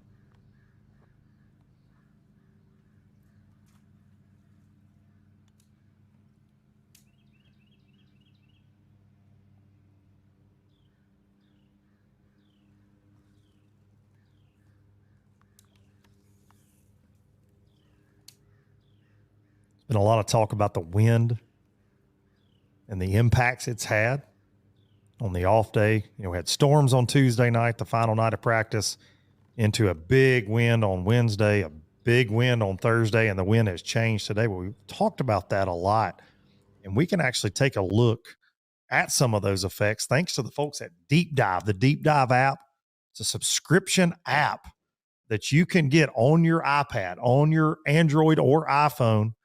The Deep Dive app, it's a monthly subscription deal and an incredible tool, man. We've been fortunate to work with this all year, and you can see this is the wind effects page that I've got pulled up currently. Not a lot of wind to deal with, northwest at 4 right now, but you can see with the arrows, it's showing you the direction it's coming out of. So if you're planning a fishing trip or you're in the middle of a tournament, looking at this can really help, and you can see where those wind effects are going to be the worst. You can also scroll a timeline of even going back to yesterday. You can look at tomorrow, and we'll slide that thing a little forward into Saturday, and you can see calm. Tomorrow, not going to have a lot. But if we scroll back to yesterday, look, obviously red is no bueno. You don't want red, and that'll show you it was blowing right up the gut yesterday for the most part here on Douglas Lake. And with this app, so many different features. The wind is one I'm going to use a ton, but you have inflow from, we're talking about these tributaries. You can actually pull up the amount of cubic feet per second that are hitting these lakes. So if you've got a body of water that is impacted by a tributary, after big rains, you can see how much inflow you're going to have. But one of the neatest features that you can see is the water clarity overlay, and you've actually got, it'll show you this green color is actually kind of a stained to a clear, and as that gets, zoom around here, you can see the stretch of the upper part of this lake right now a little dirtier, and that's where Buddy Gross was talking about that dirty water got to him. But with the Deep Dive app, you can actually see, you can go backwards here, and you can see where just 1 week ago, that area up that river, zoom in here so you can see that, was pretty clear. And right now today, very stained. So super helpful tool. Thanks to the folks at Deep Dive. You can get that app available for every device you got. I believe it's deepdiveapp.com. You can check that thing out. But we appreciate the folks at Deep Dive for providing these awesome tools for us here at MPFL. It's definitely a cool thing, man. It's very fun to look at. Absolutely. You can have fun with that. Fat Cat catches me over here scrolling a lot Oh, on the yeah. Deep Dive app, to say the least. Let's take a look. Those unofficial standings, and they're very unofficial because Daryl Robertson says he's got a 19-pounder in the box. So we know that's not the case. He's got 3 for 22 pounds with a 19-pounder. So Timmy Kales still going to be your leader unofficially, with Scott Canterbury trying to run him down. Brad Staley, Hunter Sales, that Carson Newman University bass fishing coach, he is representing Jefferson County well here. And he is in 5th place unofficially. Kyle Welcher will not go away. James Worldwide Watson joining the party in the top 10. Brandon Cobb, Skeeter Crosby, who flew home for a graduation. Fat Cat, you broke that news to us earlier. sir. Amazing. We got a lot of that going on this week in the MPFL family. Nick Brown rounding out that unofficial top 10. Nick, your winner, Lake of the Ozarks last fall. Tavin Napier, Baron Adams, Hunter Bogman, Kyle Glasgow, Buddy Gross, Jason Reyes, Caleb Coupal, Jason Christie, DW, David Williams, and Derek Leoden rounding out the unofficial top 20.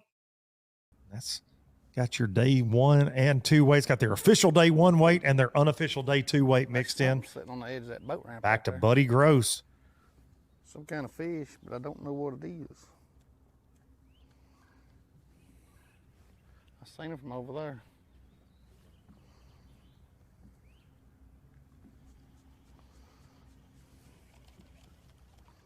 Whatever it is scared of my worm.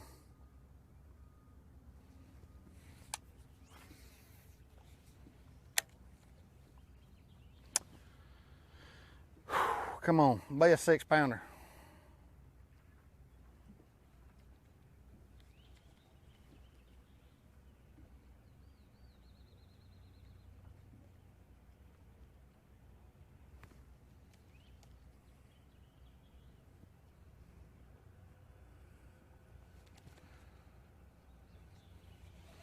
Whatever it is, don't like my worm.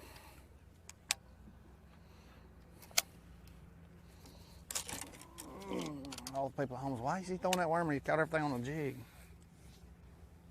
Good point, guys. Buddy walking us through it. I concur.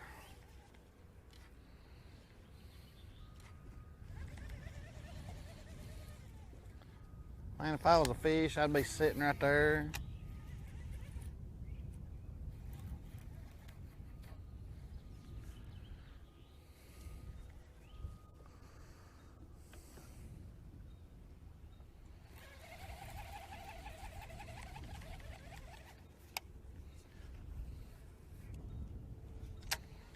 But he does have a small limit now. A lot tougher day so far. Couldn't get his offshore fish to fire, so now he's fishing the banks. He's told us he was trying to get a limit. Now he does have that, so it'll be interesting. Maybe I ain't got too close yet. Interesting to see when he goes back to his offshore schools. God, that's a big old pretty one too, just all underwater.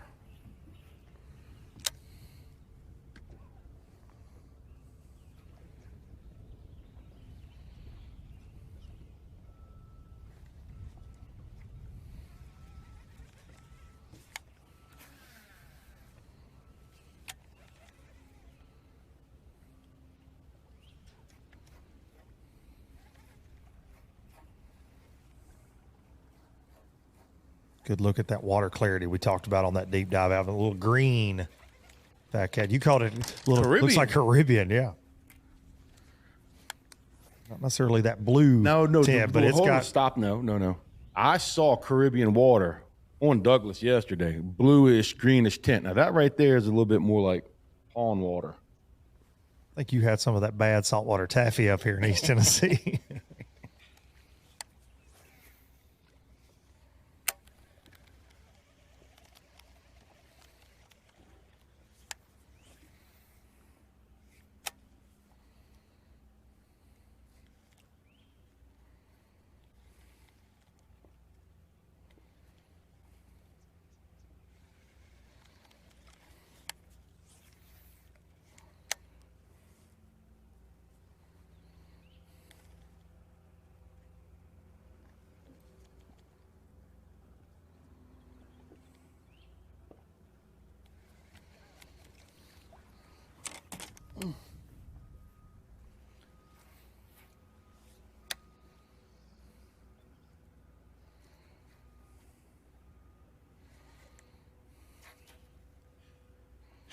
pull back the curtain.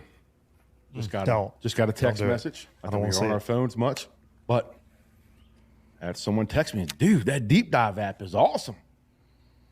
Tournament angler. But it truly is, man. It has so many things that you can utilize as a tournament angler or just someone fun fishing in general. But and it's so easy to get, like you said earlier, man. Just go to the day wherever you get your, whether you're Android, iPhone, wherever you get your apps, go there and download it. Thank us later.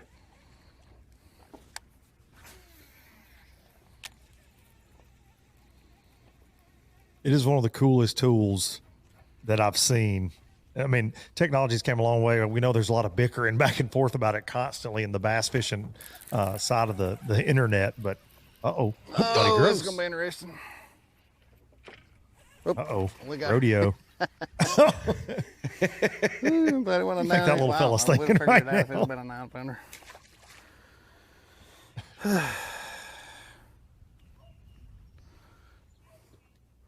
Shout out to Mellow Yellow Move, but I gotta fix this jig out there on Mellow Yellow Wilcox for that text message.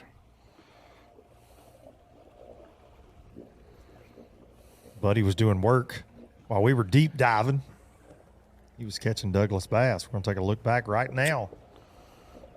Earlier Man, today. I can run you back up the second place pro. Go.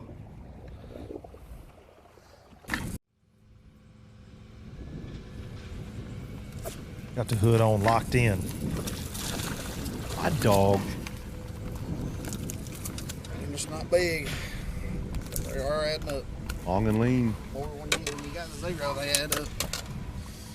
These things are just little. I mean, they're poor. They're just poor. I'm a zoom guy, but all my chunks are in that box. But I've got me a super chunk that I put on. I'm threading it on to make it a little more compact. The legs kick really good, so I don't have to do a lot of swimming, and it still has action, but it's not so much action that it spooks them away. So I'm threading it in. And this particular jig right here does not have a bait keeper right now. This is an older version.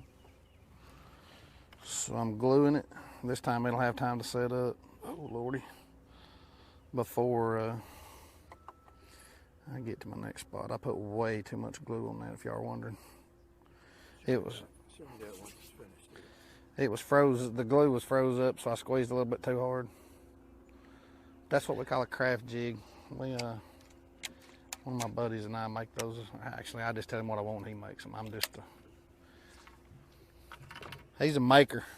I'm a designer. And he's good at it. And a end user right there on the jig. Good stuff from Buddy Gross. We appreciate him showing us the goods there. And we're going to take a quick commercial break, and we'll be back for more Stop 3 action, Jefferson County, Tennessee, here at Douglas Lake. When it comes to finding jigs, spinnerbaits, and buzzbaits, keep it in the USA. Go with Epic. Epic's tackle The is USA, designed by Luke. fishermen for fishermen, with hours and hours of thought behind it. That's why our touch the lakes keep your line from fraying, cast after cast. Whether it's saltwater or freshwater, Epic's lure designs will give you the edge on your next big catch. Epic, veteran owned. So check us out, America. EpicBaitsFishing.com.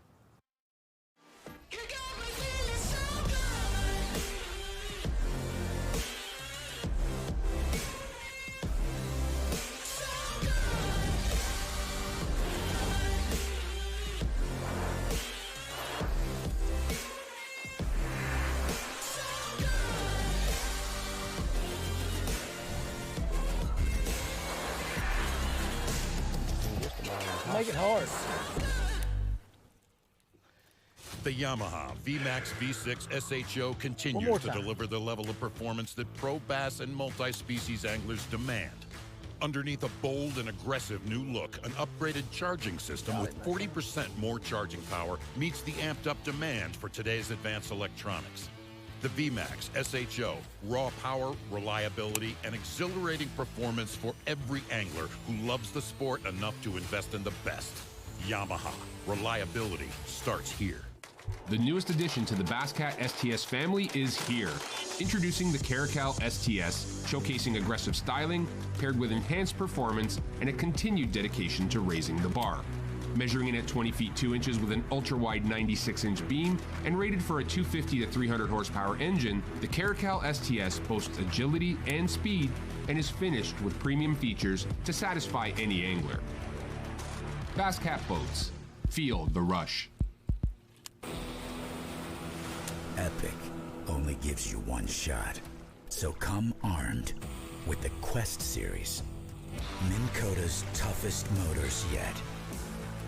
Go where the fish are worth the fight. Where chaos is the cost of entry. Where the highlight reels happen. Motors that never let up, so you're never let down. The bigger the question marks, the better the quest.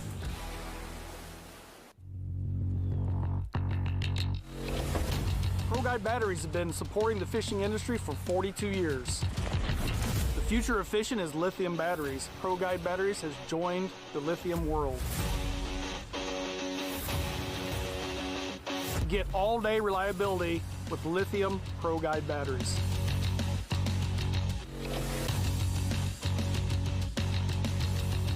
Check them out at ProGuideBatteries.com.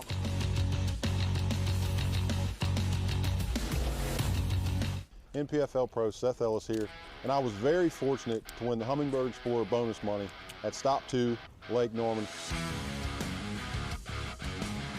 Electronics are so important, but it's not just forward-facing sonar electronics. Mapping is so key nowadays, and with Humminbird, the new Explorer 12, and the VX chips, their mapping is premium, top of the line, and I relied on that at Lake Norman to find flats in the very backs of pockets close to deep water where those big fish were pulling up to spawn. So guys, definitely check out the new Explorer units. We want to thank Humminbird here at the NPFL. At the NPFL, it pays to explore.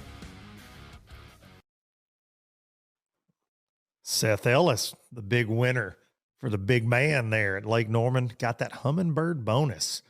Pays to explore. If you got a Humminbird Explorer unit, the highest finisher in the MPFL event each week, going to take home a little extra cash thanks to the folks at Humminbird. $1,000 pays to explore, as you heard Seth Ellis say, with Humminbird, the official electronics partner of the National Professional Fishing League. We appreciate the folks from Humminbird. Absolutely.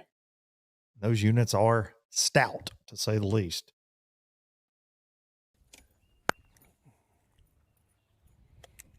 Back over to Tim Frederick.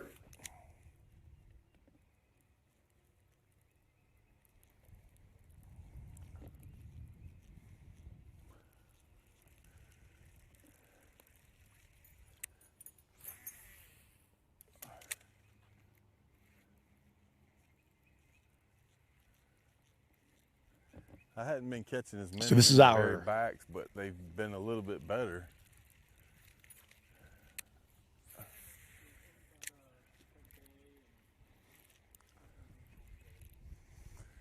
Well, it's been a slow start. It's just a grind. I'm having nothing but small fish today, and I don't know what else to do. Just keep this spinnerbait in my hand and cover water. I caught enough of it on practice to make me feel like I could get, 11 pounds. But, and I'm having to run all over the lake to find it. I like these flatter pockets. A lot of them on the lake are those real steep banks, and I just haven't had as much luck on those. So I'm going to continue to hit as many of these as I can. Right now I'm just under 8 pounds. I need to gain about 4 pounds somehow. So this is the only way I really know to do it. Fishing these trees and bushes. I figure if I cover enough water, we can make it happen. Get a little afternoon breeze out there. Other than that, my day's good.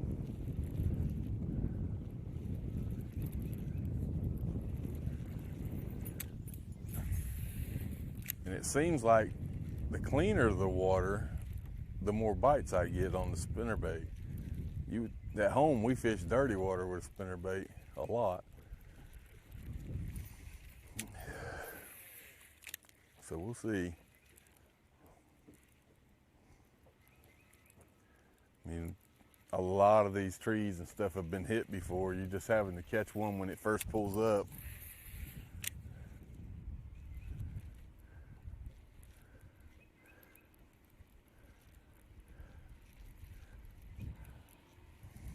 And the trash mats, they haven't played today, and I'm shocked.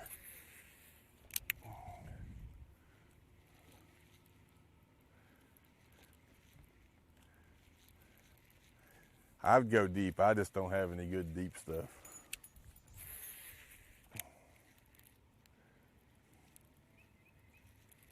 I'm at the point now where I'm trying to salvage, just salvage a day. I don't want that good day yesterday to go to waste.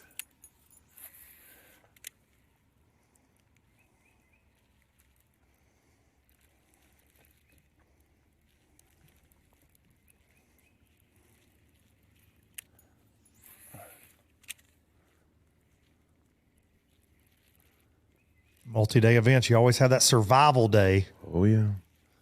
And this has become that really for a lot of the anglers in our top 10, it seems to be, because we've got some new names, as we've talked about so many times, kind of mixing it up in that unofficial top 10 right now that weren't in it to start the day. I And haven't been bitten a trash mat yet.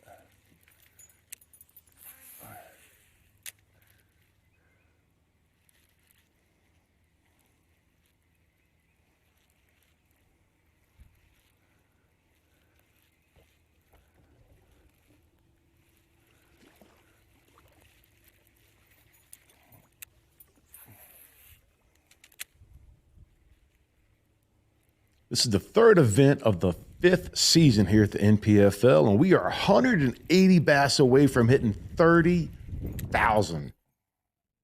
That even makes sense? 30,000 bass weighed in 5 years. That's a lot of hook sets. And you know what? You and I, we haven't contributed to that at all. They lock us away in the studio. We don't get to set the hook at all. I think a lot of them have watched my videos and learned how to set the hook. There's no doubt. They clean their reels the way you do. Get them out there, get them ready. That's some incredible stuff right there. Dude, 30,000 is a lot. You just hope one's sitting under that limb.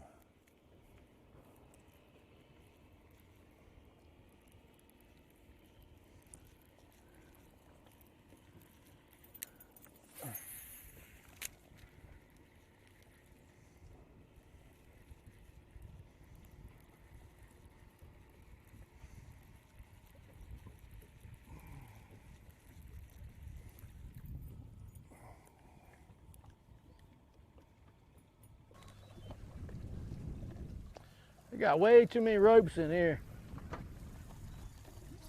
What was that?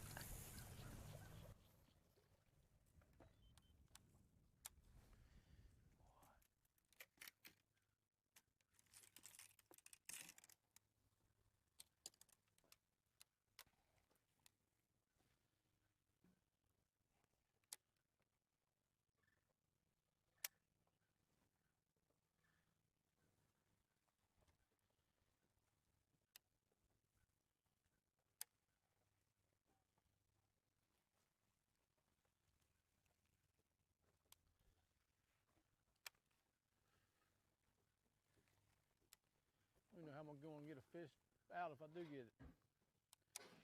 it. Good look at 4 of our 5 anglers trying to chop it up. These 4 started in the top 5. Canterbury was your leader. He's unofficially in second place now, trying to run down Tim Kales in first, who started the day in third. Buddy Gross was in second. He has slid unofficially. Last time I looked at that catch track in 14th place, I believe, 14th, 15th, and Tim Frederick started the day in 5th. Has a limit. As he has said, he's just trying to survive right now, but does look like we got Buddy back offshore doing Buddy Gross things.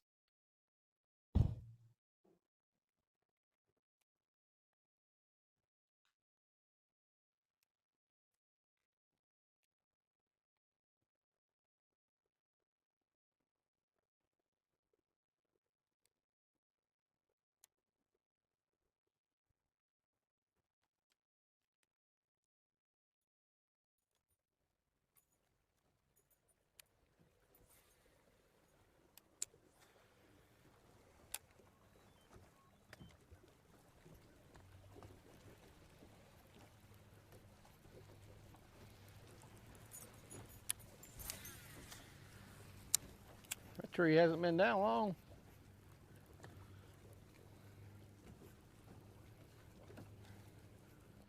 Got shad jumping off.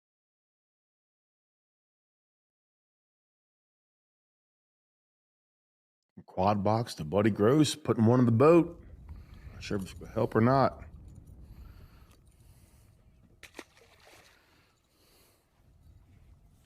Not. Ironically, I seen a few about the time that one bit. I seen like 3 little dashes.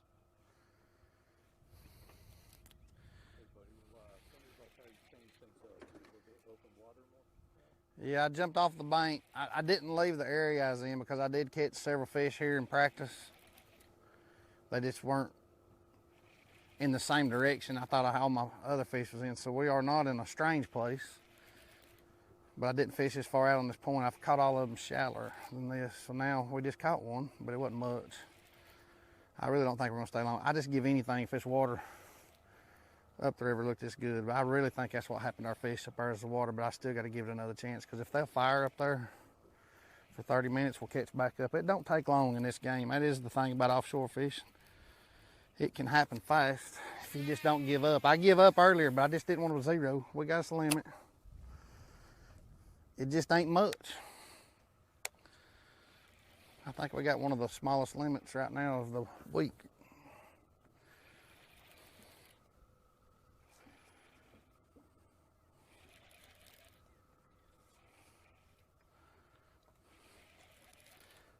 For my wife at home, I promise you I am trying. My mom, everybody's watching. They're all like, come on. I'm gonna have a daggum hip out of place by the time I get done fishing this thing this week. Chiropractor's gonna love this bait.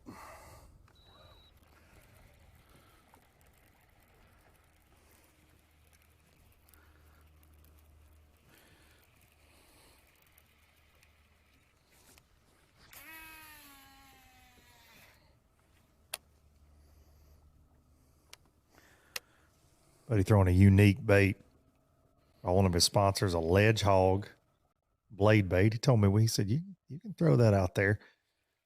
He just stumbled onto this bait. There you go. I broke 2 of them yesterday. Tell me he throws it on a flipping stick.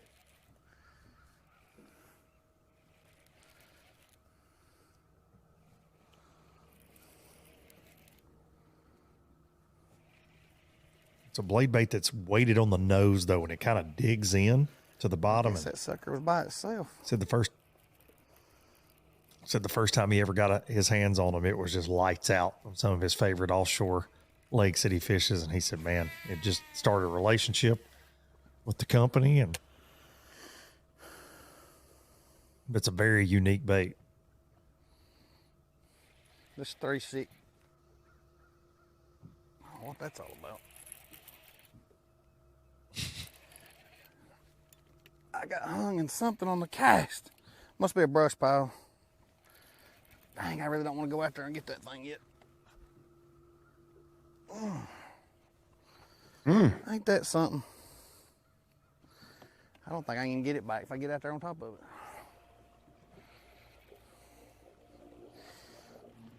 it. Let Buddy get that ledge hog loose. We're going to jump back to Tim Kales.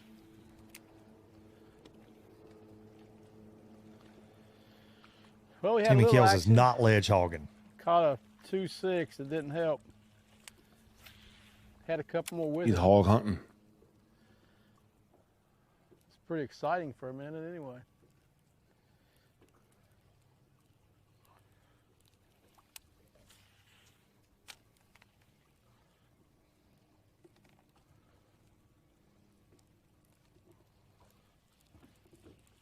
Just trying to figure out what we have to do in case we can't catch them off the marina in the morning.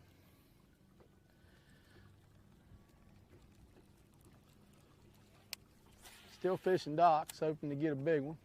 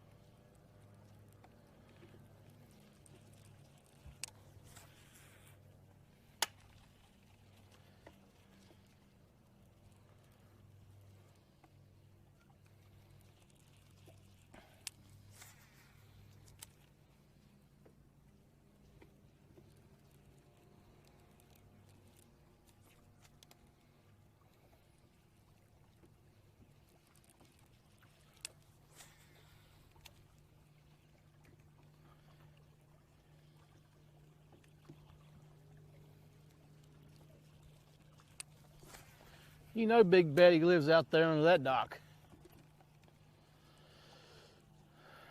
She'll just cooperate. Get in this boat. That didn't work out so well.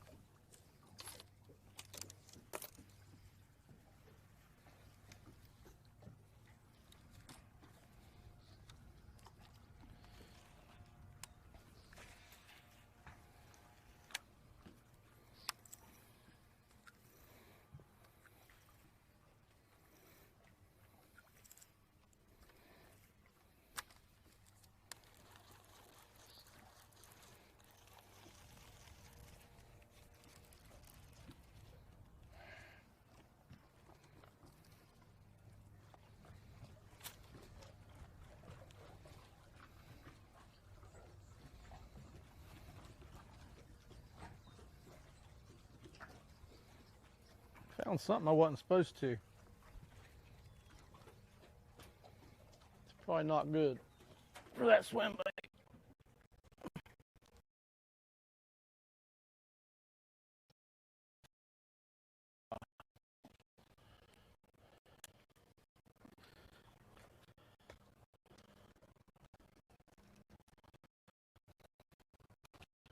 See now. It's a hose.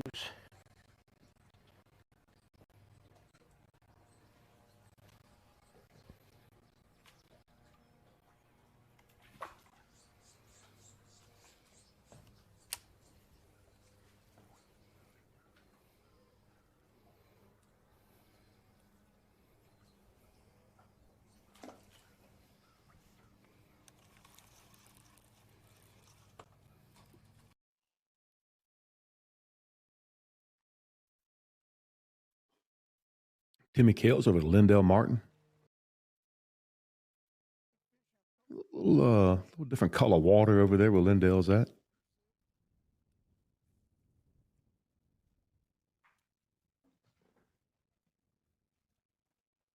Yep. Yeah, checked in with Lindell in a minute. He's been running around up that river. You can see that color change right. That's a great shot. You see that greenish bluish water out there. He's sitting in that stain churned up. It's so funny, depending on the angler you talk to at the weigh-ins. Either love it or hate it. Yeah, man, that dirty water messed me up. You had several that liked it. Swinging out.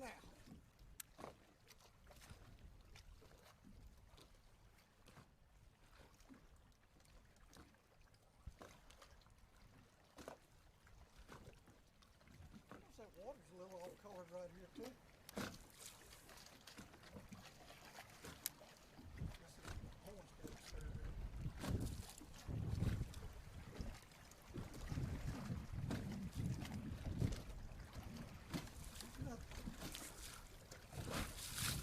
There we go. Boy.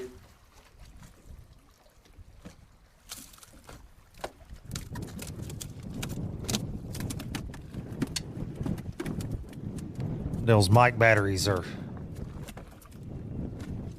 little weak there. Picking that up off the camera. I don't know what's going on. Can't hear Lindell. I don't think that will help me. 2-pounder. No bueno. But that is a good sign. No bueno. Ain't too many times I'd let something crap in my boat, but they're doing a good job of crapping down there. That's why I don't let Fat Cat back in mine, man. I will leave a mess. Got to mark my territory.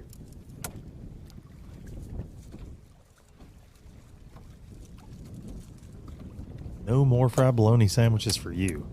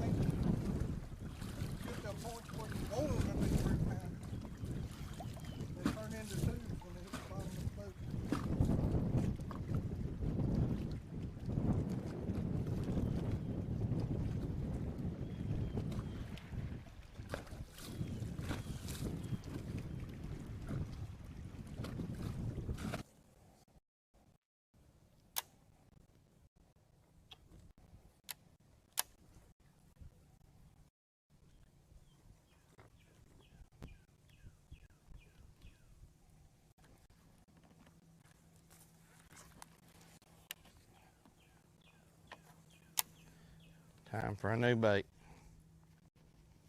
Last flip with that one right there.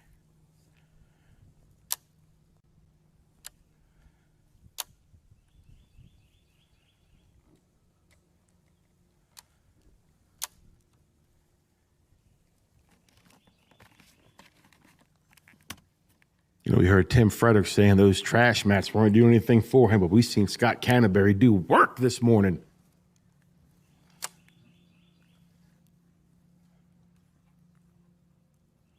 And with this lake rising to full pool, you're going to see a lot of that, especially after the impacts from Hurricane Helene last fall.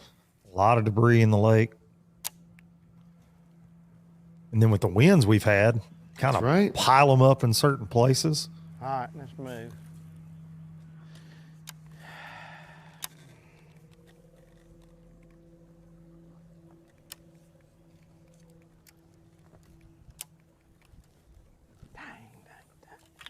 It's gotten tough.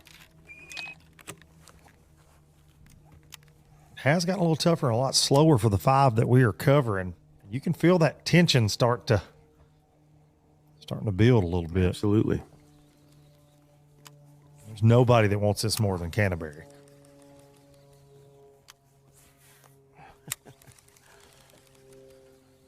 And they can't see what the other anglers are doing. That's obviously. right. And so you always feel like you're behind the 8 ball, but really with his great day 1, he's got a nice day 2 to back it up. If he could catch him one more good one today, he'll certainly be maybe not in control, but he'll be sitting pretty for day 3 doubt on about Showdown Saturday for sure. A few places. Uh-oh. Like it's gotten tough to get a bite. Canterbury's going to move. We're going to move. Take a look at the sponsors that make everything possible here in the National Professional Fishing League. We appreciate all of you tuning in here for day number 2 at stop number 3, Douglas Lake. And we'll see you back in just a few moments for more live action. We're off the clock to clock more fish, to fill our live wells and empty our coolers, because there's more to explore. The latest Humminbird fish finders work fast, see clearly, and know all the best spots.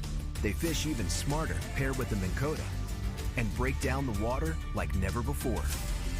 If you like your plans loose and lines tight, then it's time to explore.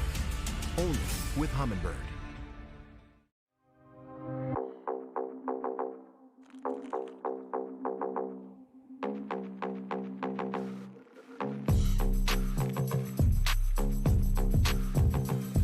What's going on, guys? Knox Hit here with Bass Mooch Fishing, and today we have released the Shovel Tail 4.25.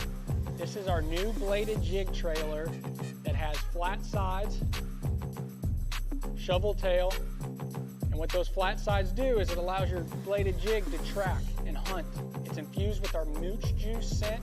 They stink, so if a bass bites, yep, I they remember. hold I on. want They that. will not let go. We have 6 awesome colors to choose from. They're available today at bassmooch.com. Before there were hashtags, there were handshakes and shared stories. They gave What us do you think about confidence Ike? to make our first cast, and chase our dreams. They taught us to I mean, fish. Ike's a nice guy. Taught us about life. They taught us that success isn't just about reaching the He's top. just high It's strung. about lifting others up. The future isn't just about selling tackle. It's about 3 simple words. Let's go fishing. Here's to the original influencers. All right, guys, no insurance talk on beach day. I'm down. Yes, please. Don't get me wrong, I love my RV, but insuring it is such a hassle. Yeah, I Same watched with that. my What boat. lake was The that? insurance It bills are through the roof.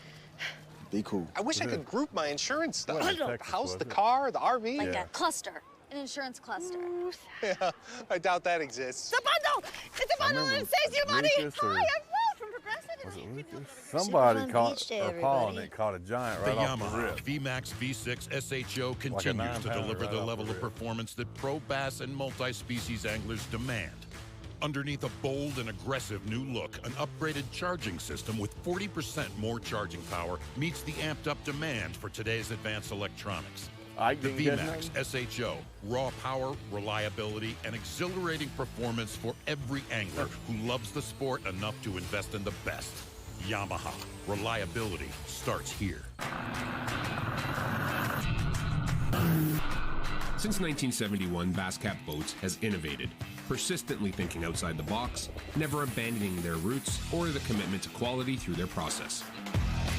Clearly visible in the new Puma STS, their design and development continues to evolve, improving performance, Who have you drawn out enhancing with the the angler's most? experience, and broadening the appeal of the sport they have dedicated their lives to. Basscat Boats. Feel the rush. Yeah. What's going on, guys? Knox Hitt here, sales manager of Bass Mooch and Level Rods. We just released the new rake series from Level. This price point is under $100. $99.99 is the retail. 8 casting models, 3 spinning models, built on a 30-40 ton Japanese Toray carbon blank, keeping it very lightweight, very sensitive. We got that paired up with some stainless steel tangle-free guides with titanium oxide inserts. We have a multi-contact reel seat where no matter where your hand is at all times, you have direct contact with the blank, making this a very sensitive rod. We have 8 casting models, 3 spinning models. Get yours today at levelrods.com or bassmooch.com.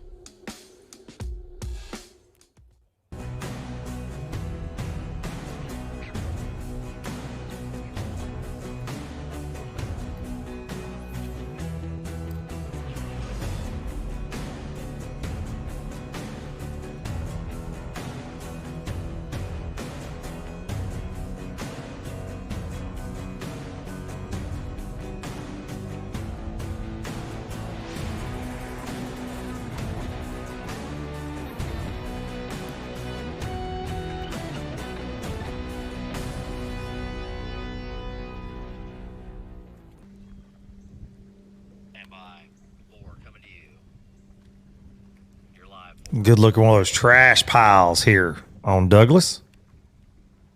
Lindell Martin Jr. Stayed in the trash all day yesterday to get to 15-12.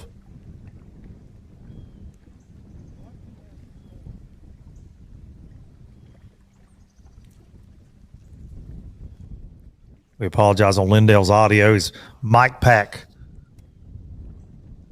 decided to give us a fit just a little bit ago. And what you're hearing is from the microphone on top of the camera. We call it the shotgun mic. Fat Cat.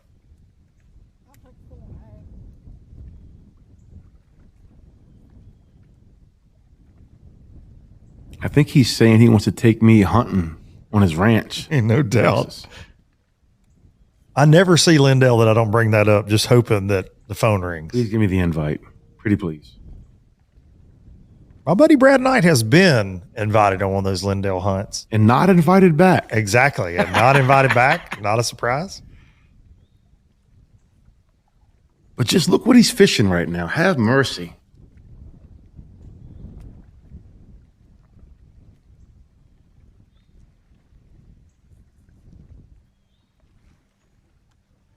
Trash mats, sawdust piles. A lot of anglers, you'll hear them say that.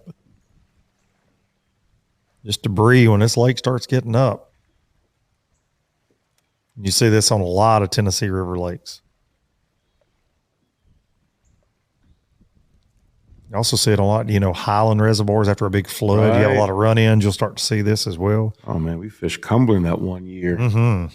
It was wild.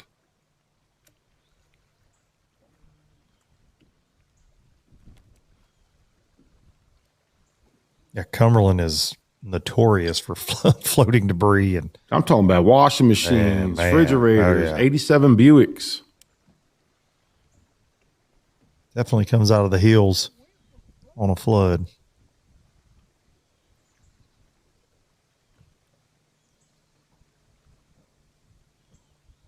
That wind has definitely picked up. You can hear Lindell saying something there. You can see his jersey flapping. A couple times, even Tim Kales, some of the areas he's been in, it looks a little more wind blown than I agree than others. But as we looked at the deep dive app earlier, looking at what they're saying, it's gusting to 5. But I mean, seems to be a little bit more than that in some locations.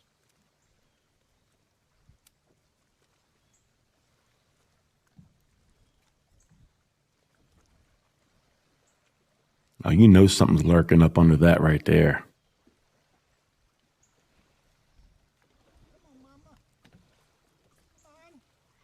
Talk to him, Lindell.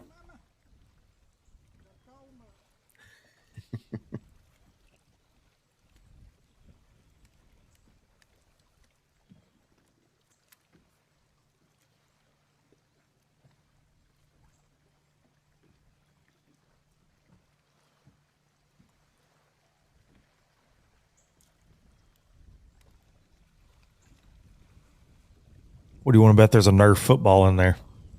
It's almost a guarantee, dude. You know it. Find every tennis ball, basketball, but there's always going to be a Nerf football in a trash pile. A couple Gatorade bottles, I'm sure, but one of them half full of pee. You know it. All kind of stuff up in there. Dude, I'm a driftwood finding fool.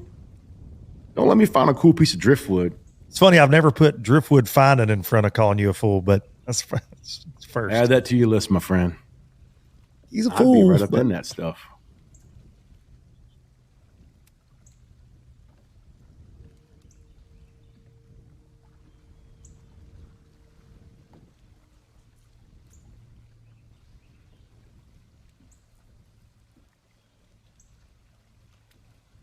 Yeah, Lindell's definitely got a little wind on him. He does.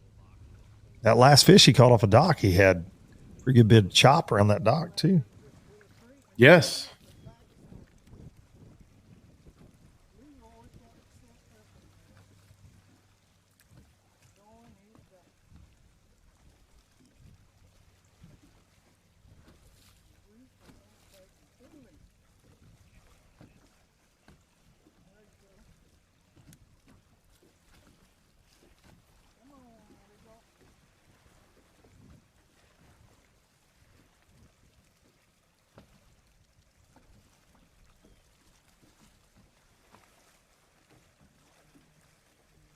That dual box, day one leader, Scott Canterbury, Lindell Martin.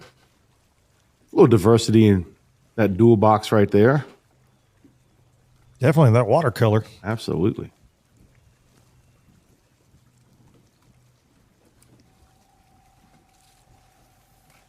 We've really seen Canterbury fish a lot of different stuff today. I mean, we've seen him flip some up out of trash mats for sure, but we've seen him flipping bushes, fishing marina docks to start the morning, throwing a spinnerbait around a shad spawn. It seems like he's eased back to some docks again, but then we saw him offshore for just a minute as well. So even heard him say before that last commercial break, I might have to go scan around, try to find me some fish offshore.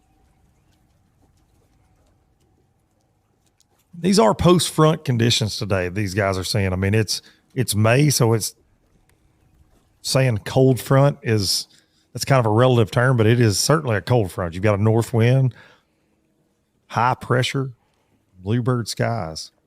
Yesterday, you still had enough of that west wind coming in. Tomorrow, Fat Cat, when it's calm, I bet it says east. I bet it's got some east in it tomorrow. You know what I think about that. Those from the east that catch the least. You do wonder too, what will our anglers deal with this being a holiday weekend, that boating season kickoff holiday weekend too, for most folks in the Southeast in particular.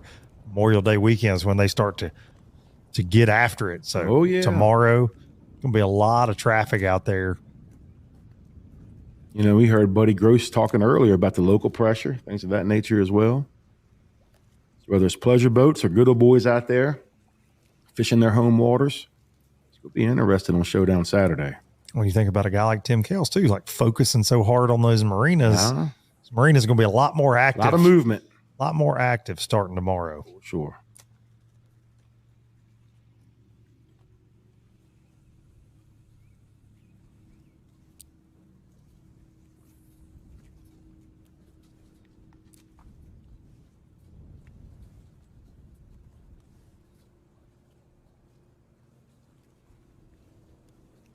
Check back in with the West Virginia mountaineer himself, Tim Kales.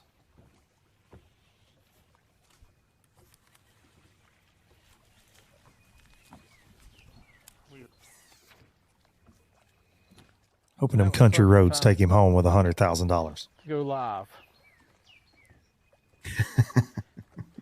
Super bad luck for Tim today. I got Buster K out.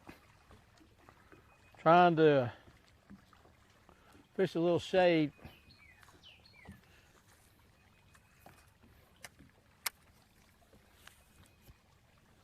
Maybe.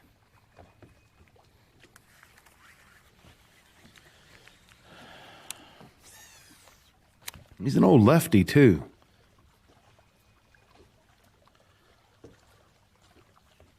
Southpaw.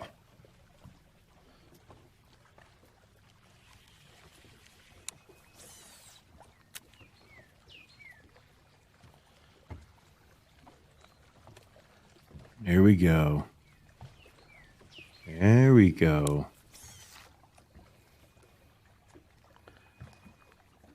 We were talking about this earlier, singing that frog up in there.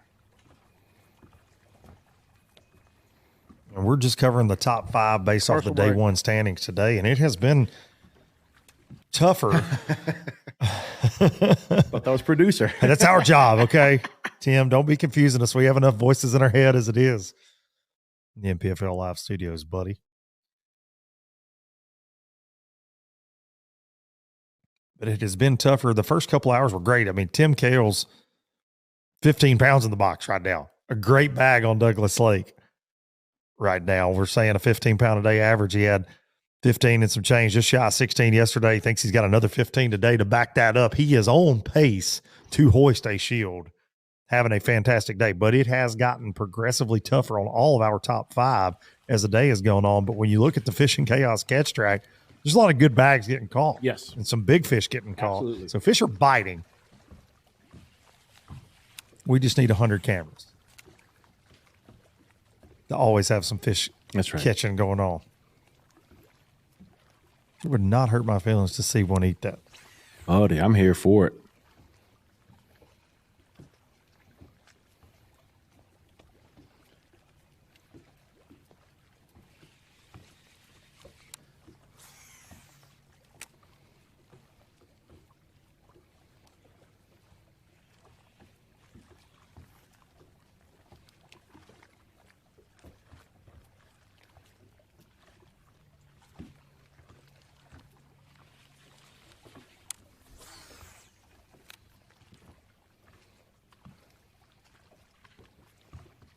Got a fun fact from David Mullins,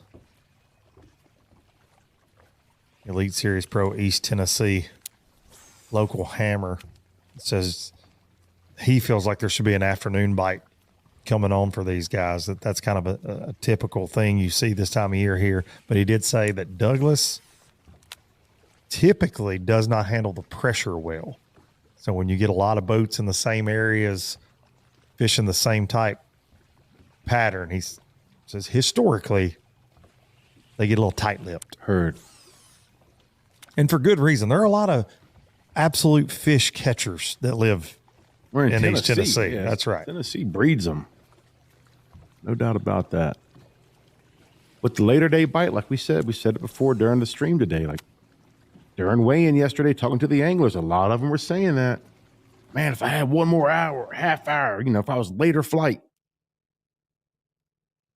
You think, especially with the offshore deal, that would get better as the day goes on?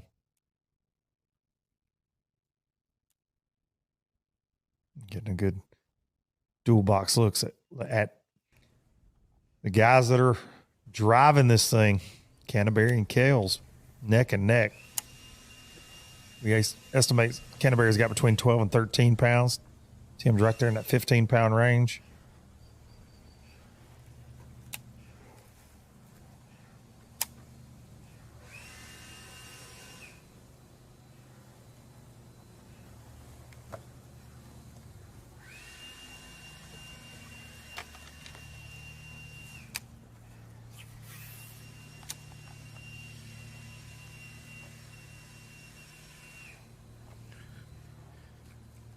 So hard to fish.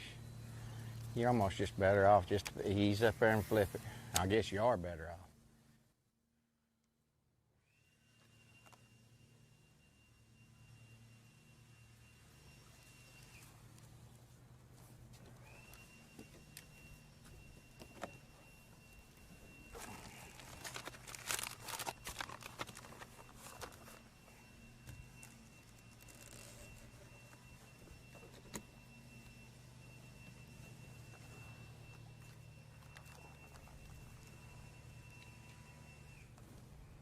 Whole bag full of beavers, Fat Cat.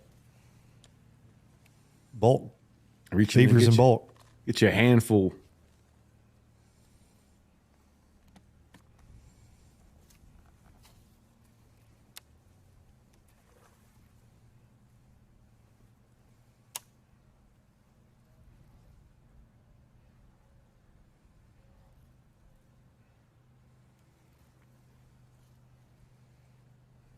Tim Kales has told us his career highlights are yet to come. 49 years young.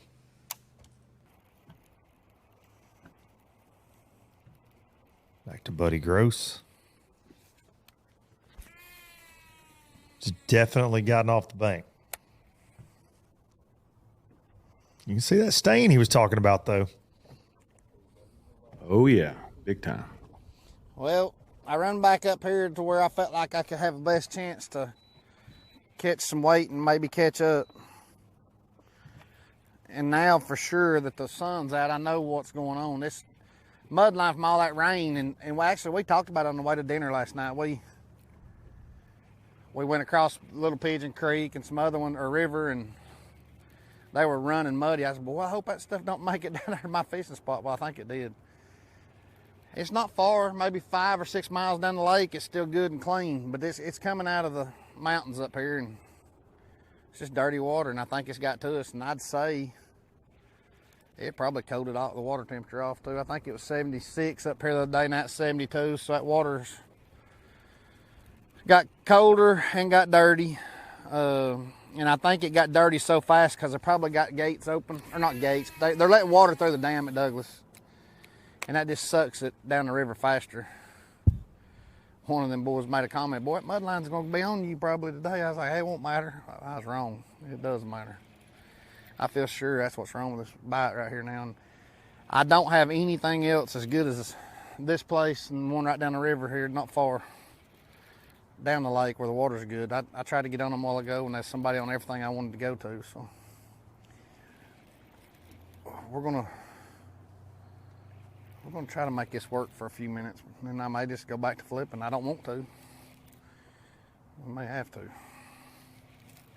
I'm gonna fish up here where I know some more qualities at, though. I think that might make more sense.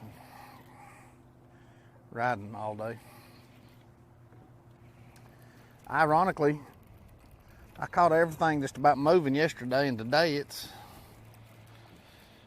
not happening. That's crazy. Crazy, crazy. And the wind's changed directions. It's coming out of the... I ain't even sure which way I'm headed right now. According to the deep dive app, it's coming out of the north, buddy. northwest earlier. I guess it's got more south to it now. I don't know. It's got all west, I guess. Take a little south wind today.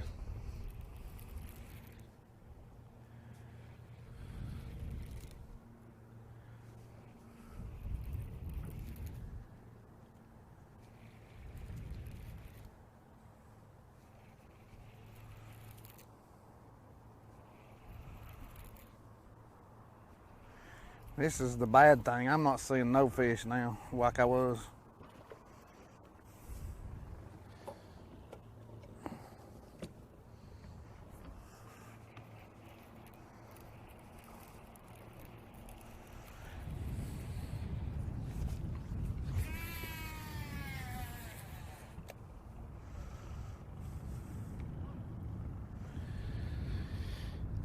I don't know, guys. I don't know.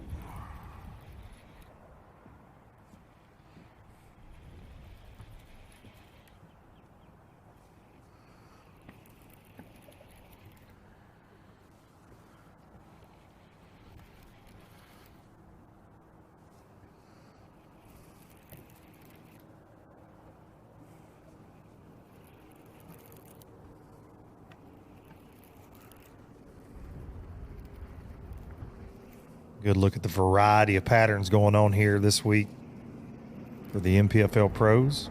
Buddy Gross on the left. I am made not his kidding way y'all. back There offshore, is and hardly Lindell any Martin. fish up here compared to what it was this morning. We didn't catch none this morning, but they say there's fish here. Now there's no fish.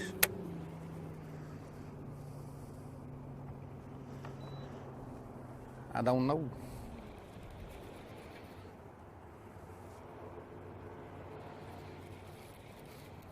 If you're wondering what Buddy's looking at, side imaging 360. Sitting down there, right, just waiting to be caught.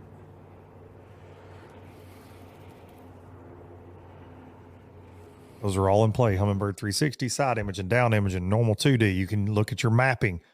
No forward-facing sonar technology allowed in 2025 in the MPFL. So before somebody comments, he's looking at a screen in all caps. He is, and they will. They're just not looking at live scope. Where they went.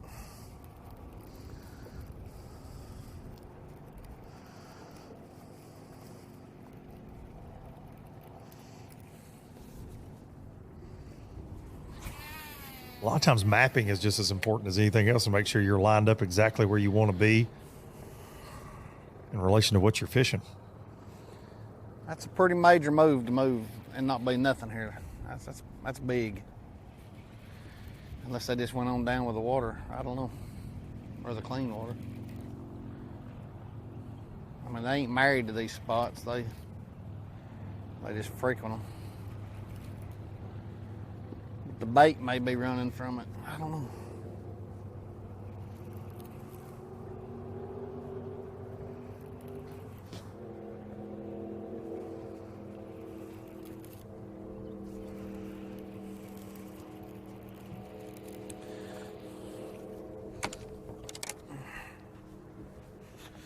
Ryan Blaney in the background, burning it up. Dick Trickle.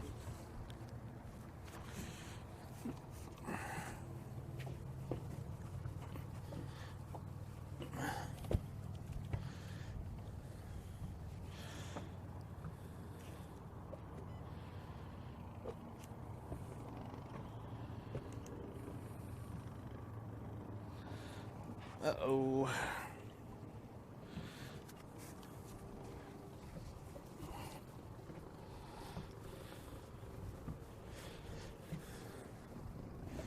Buddy's wife Leanne is watching this. Leanne, he does know how to clean. I was wiping on it and I turned the But daggum didn't work back at light home. down. He's Now I showing can't us on see it to live. turn it back up. I'm gonna have to figure that out now here in a minute.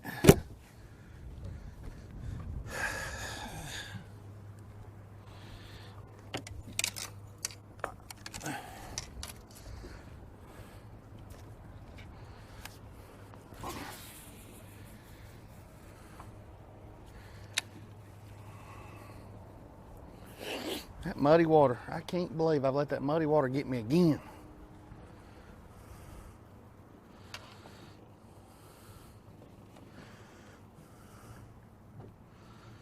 Very fortunate here in the league to have some amazing support from some industry sponsors like the folks at Bass Cat Boats, and it has paid for a lot of folks to be running around feeling the rush in those beautiful Bass Cat boats.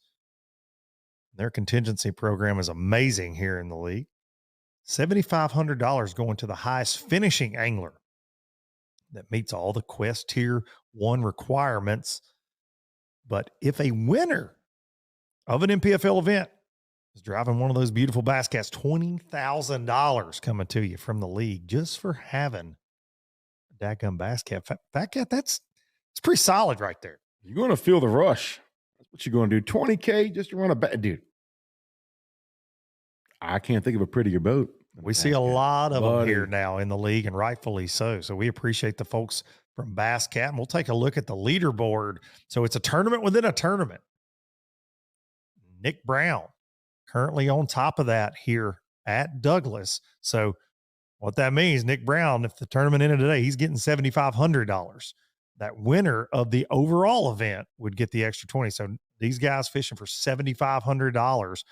Nick Brown, Hunter Bogman, Hank Cherry, Scott Suggs, Brian Hatfield, Jason Wilson, Alan Armour, Cole Harris, Will Fletcher, and Andrew Upshaw.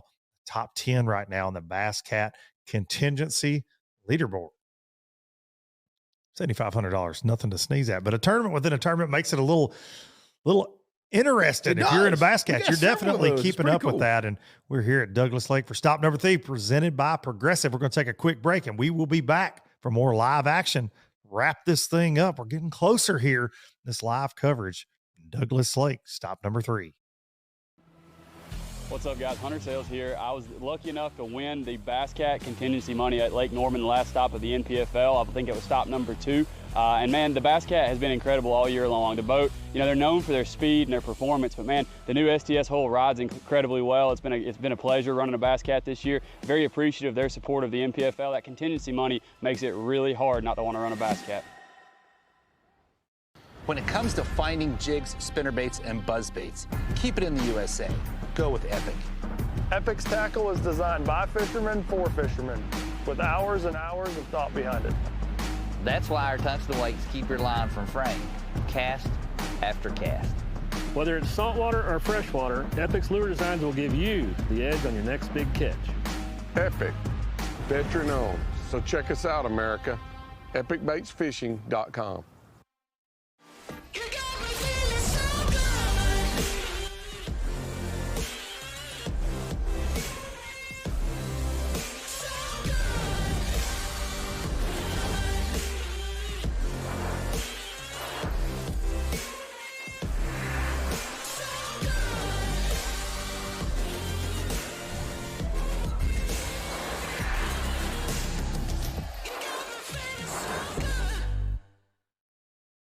The Yamaha VMAX V6 SHO continues to deliver the level of performance that pro bass and multi-species anglers demand. Underneath a bold and aggressive new look, an upgraded charging system with 40% more charging power meets the amped-up demand for today's advanced electronics. The VMAX SHO, raw power, reliability, and exhilarating performance for every angler who loves the sport enough to invest in the best. Yamaha, reliability starts here. Pro Guide batteries have been supporting the fishing industry for 42 years. The future of fishing is lithium batteries. Pro Guide batteries has joined the lithium world.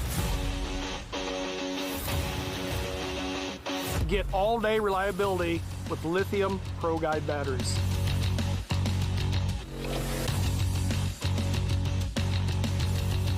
Check them out at ProGuideBatteries.com.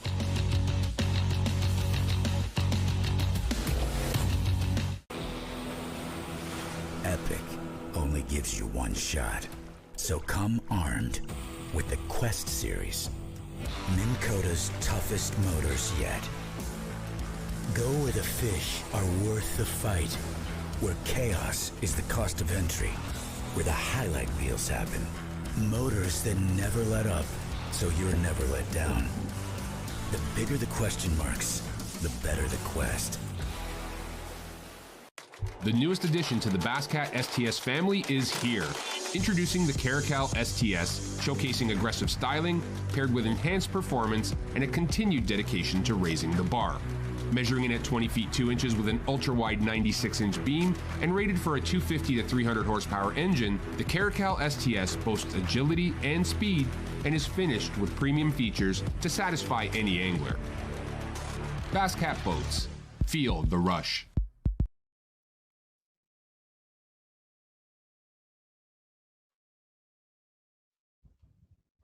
Look at that little drone action. Boat flip drone action.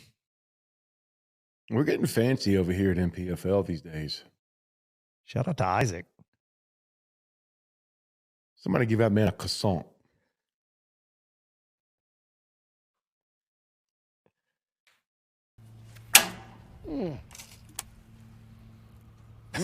Dinner bell. Hello. Back live with Tim Kales.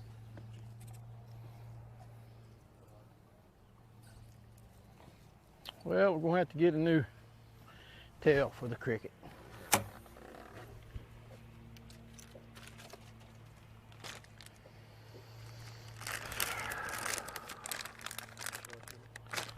We're really not trying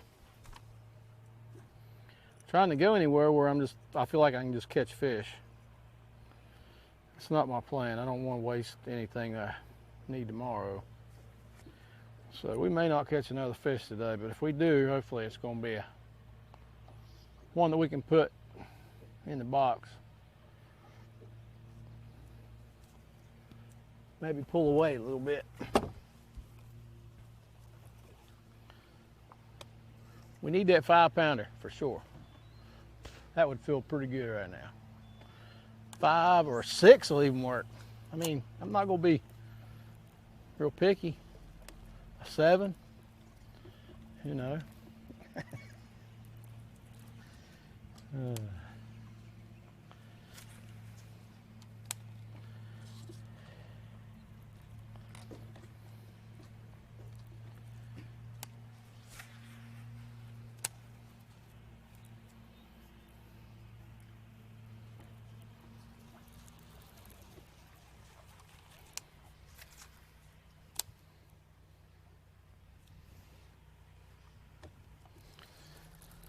Tim Kales talking strategy there a little bit. Got it done very early this morning. You just heard him say, I'm not going to fish anything that I might need tomorrow. Till he knows he's on pace.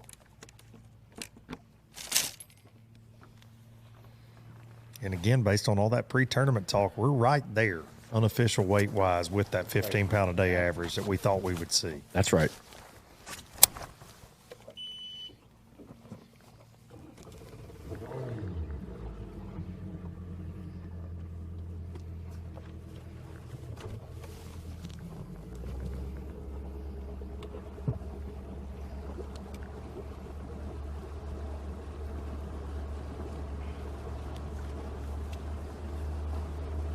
Get a picture of that screen there.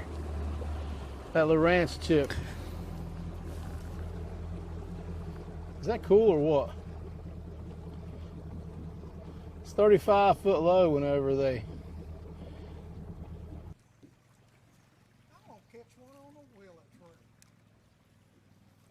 Back to Lindell Martin.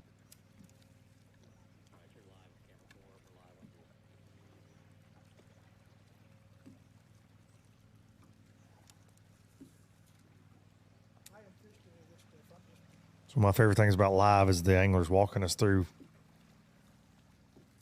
their thought process and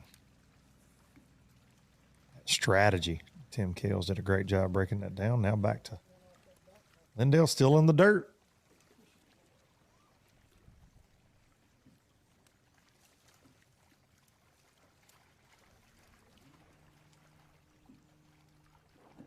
Lindell's definitely not afraid of those trash mats. He hits right for them. Heck yeah.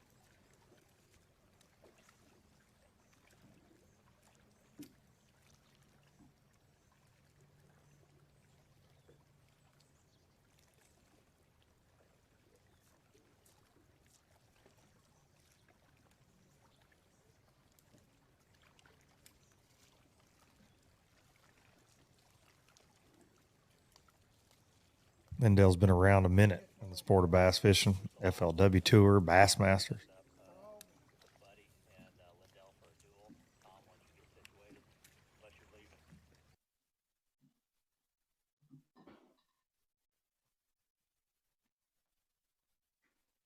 Lindell, 71 years young out here, mixing it up. His best finish on the MPFL, this is year number 3, is a 15th place finish. Pickwick.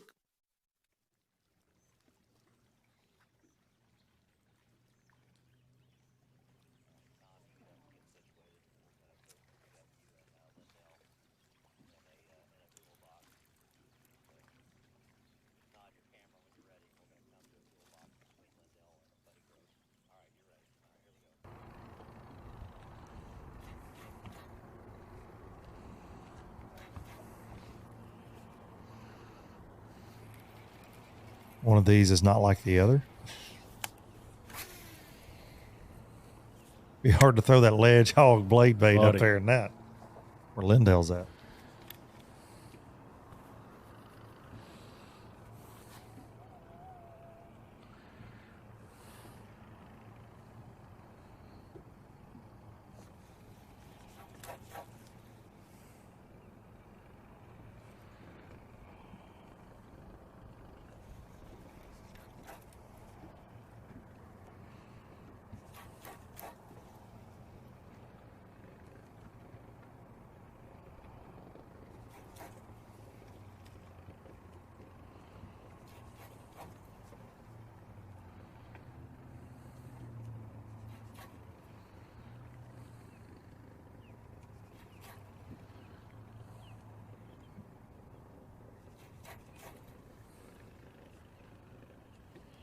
Tell if he's stroking a jig or maybe throwing a little spoon on him. We'll see. One or the other.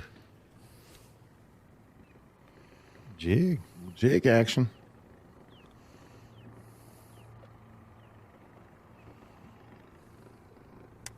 I believe he caught some on a jig yesterday out. We know he did shallow earlier today.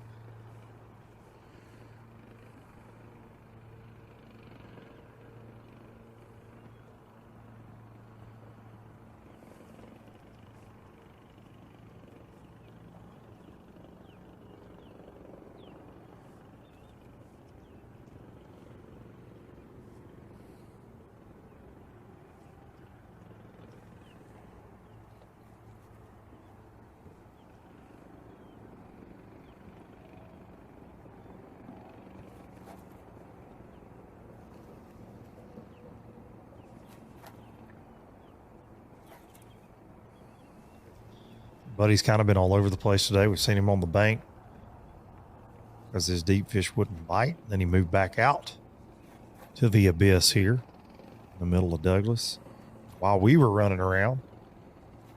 I believe he did some work offshore. Take a look at that now. This muddy water's moved in on him. Dirty water. Have mercy. You don't want to be on the receiving end of him or Canterbury's hook sets. Sir. There's better than something in there, I think. Well, Carolina rig action on that one. Part.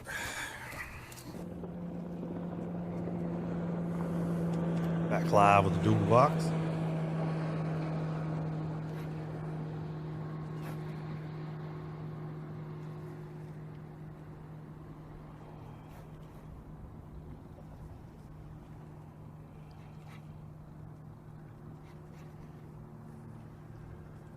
You can really see that mud line right there on Lindell. A mud line.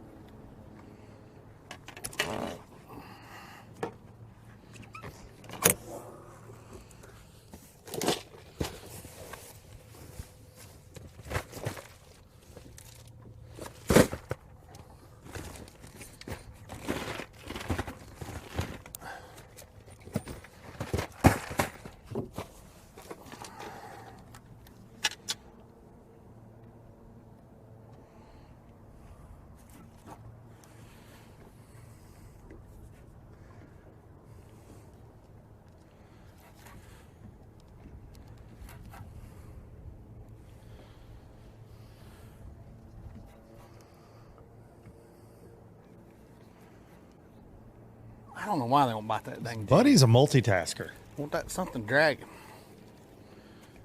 I don't know. That aggravates me. He's fishing, rigging. Oh, yeah. Oh, shoot. I forgot about Maybe getting some snacks that we can't see. That's the one I wanted to use later. Hey, about.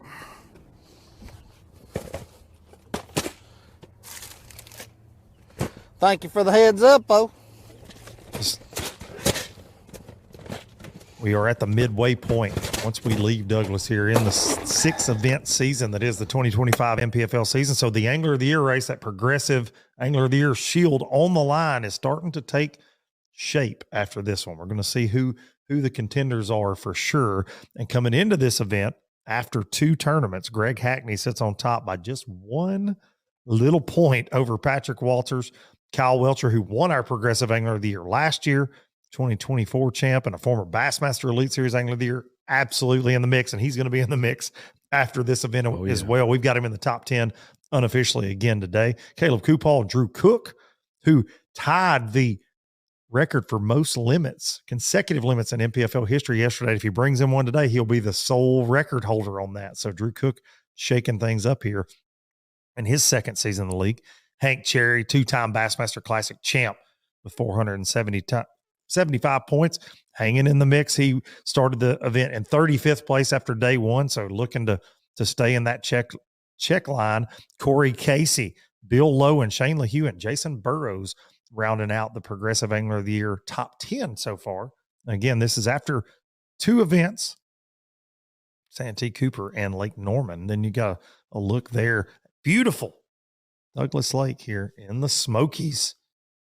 Good old Rocky Top, Fat Cat. You know I love saying that. Oh, yeah. Always love coming to this part of the world. I'm a Tennessee boy, but I'm over there in Middle Tennessee. Eastern Tennessee is one of the most beautiful places in this entire country.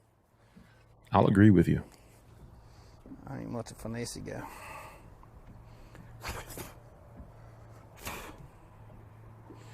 I just want to make sure I ain't missing a bite.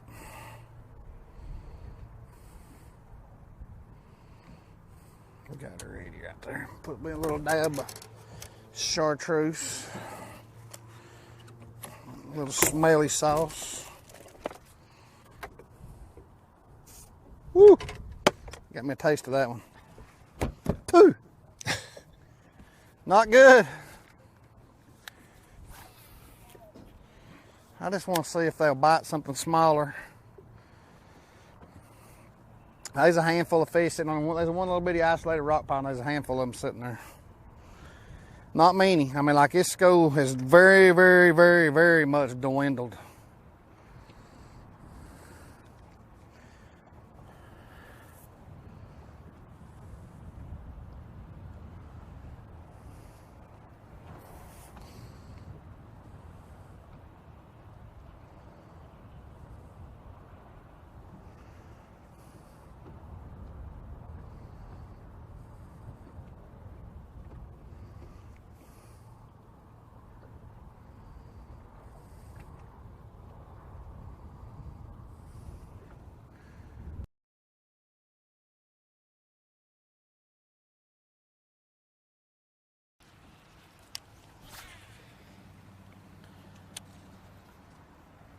Back to Tim Kales.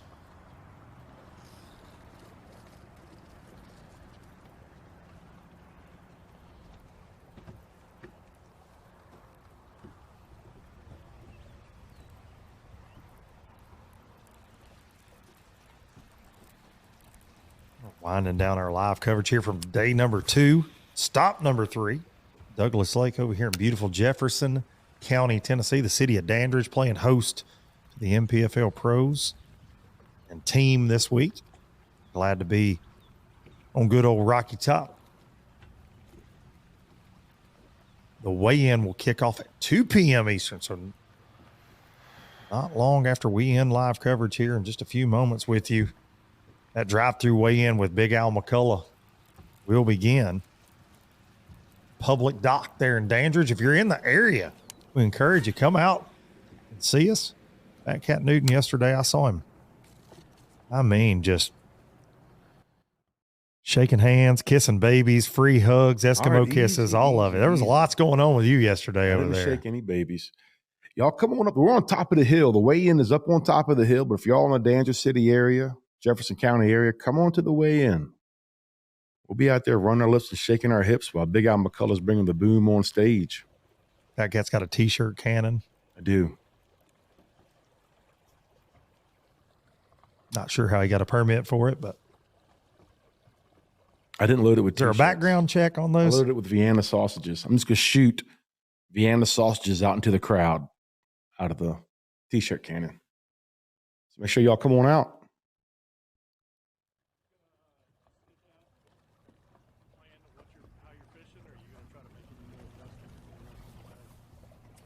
I think I'm going to keep on just fishing. There's a lot of big fish hanging around marinas. Just try to get that one big bite. I don't think I can just go fishing and catch the quality and upgrade what I've got. I just need to catch a big fish.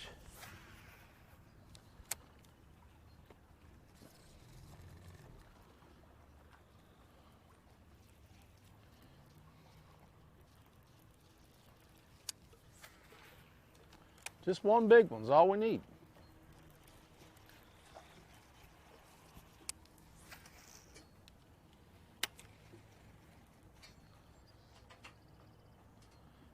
That's not the way to get it.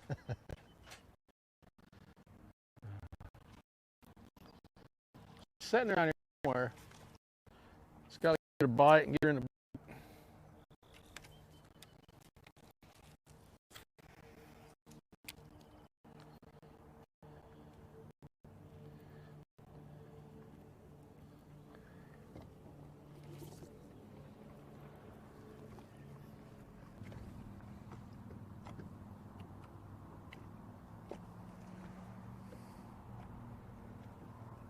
Everybody talk to me. Are you going to change up your strategy? Are you going to stay here? What's your game plan? As of right now, I'm staying for now. I'm not leaving just quite yet. I'm still not seeing what I want to see, but like you can look at the 360 right now. That's a pile of fish that just come in. This is a little bitty rock pile, but that pile of fish are just roaming. They're not sitting still. Like the other day, you'd see dot, dot, dot, dot, dot, and it ain't happening. It was like that when we left. That pile of fish is coming through, but they're not sticking around. They're just moving, and that's kind of the problem. I'm not moving. I'm sitting still, trying to hit them off where I think they're going to be set up at some point. But you know, we come back up here and probably caught our biggest fish we got in the box just a second ago. So, you know, I don't think I'm making a bad choice just yet. It's not great fishing. I'm just hoping everybody else's ain't great fishing today too. I know I'm behind. There's not a doubt in my mind. I'm probably behind by 10 pounds, but if I can catch me a couple of good ones, just get me within 5 or 6, and we could run into them tomorrow and not be so far back. But we're falling fast, and I know it. Still think this is the best thing I got. The flipping guys, for the moment, there's a lot of good flipping guys had 11 pounds yesterday, and there's a lot of good flipping guys had 6. You know, Canterbury had 16 or 17. Several of those guys had 13, 14, and a 13 bag right now would be lovely for me, but I know I could catch me a 17 or 18 right here if I could just get lucky for a minute. So I'm hanging out for a little bit. All right, I'm going to try to Lindell Martin Jr. for just a few more minutes. Then I'm going to try to maybe run some water. Got some of that piles, what I call piles. I need to catch a 4 or 5 pounder. I just think maybe if I catch one, that's going to be the best place to do it. I'm catching a lot of, 12 inchers to 2 pounders, and they're just not going to help me too much. So I need to go to doing what I think that I can catch a big one. So, might not get many bites doing that, but I think if I get 4 or 5 bites, I might catch a 3 or 4 pounder. So, Anyway, I think that's what I'm fixing to do the rest of the day.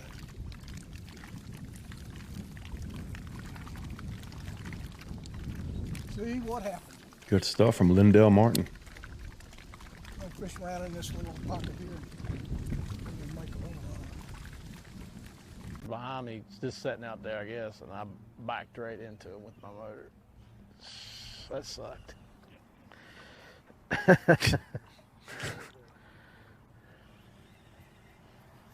Feel like we missed the best part of that story. I think we did. Fat Cat. It Story of does. our lives right there. For sure. We just got the punchline. We just got the punchline there from Tim Kales. He's feeling good about it. Headed into Showdown Saturday. Spinner rod in his hand, a little offshore action. I mean, I don't know. I mean, you know, he's going straight to the bank, it looks like, though. Angelo smells pretty good.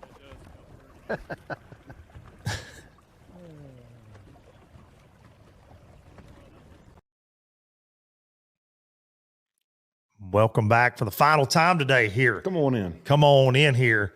We are live from Carson Newman University. We appreciate the folks at Carson Newman playing host to us this week, and all the folks. Fine establishment, my No friend. doubt about it. Enlarged and in charge. This whole campus is Can't believe they let buddy the likes Only of if you they and I knew. in here, but only if they knew. we greatly appreciate them, and we know they're pulling for their man Hunter Sales today, who's been making a little bit of noise on that unofficial leaderboard powered by Fishing Chaos today. Buddy, and if he keeps it up, it's a good chance we might see him in that top 5 lineup tomorrow. I'd see him representing Jefferson County with a camera on the boat tomorrow. How cool would that be? That would be A awesome. storybook ending to this event for sure. Everybody in the field going to fish tomorrow. That's right. All of them. That there's several tournaments within the tournament. You got that check line around that 40th place, and you got the Bass Cat contingency, but the eyes on the prize for most of the field, that $100,000 payday and MPFL shield. Will 45 pounds get it? I've asked you this like twice today, but I got to. I swear, like it really does. Like there are times I want to flip this over, but like I said earlier, I still think we're yet to see the biggest bag of the tournament. I think it's going to take over 45 pounds.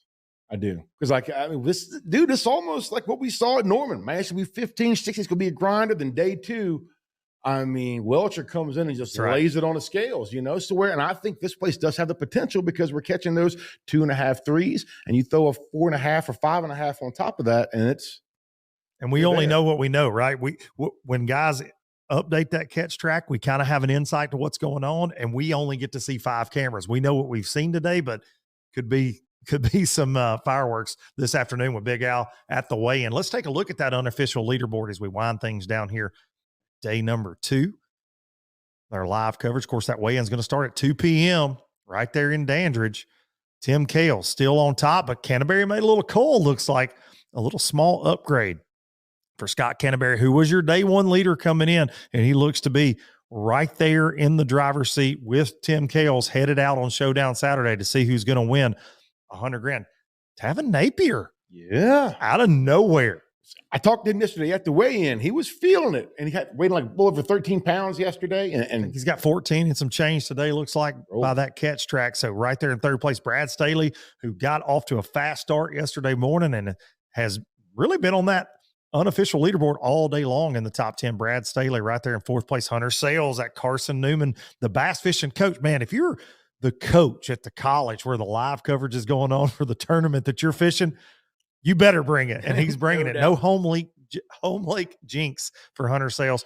Kyle Welcher in 6th. James Worldwide Watson running around out there. We're glad to have JMFW with us here. Brandon Cobb, Nick Brown, and Skeeter Crosby rounding out the unofficial top 10 right now.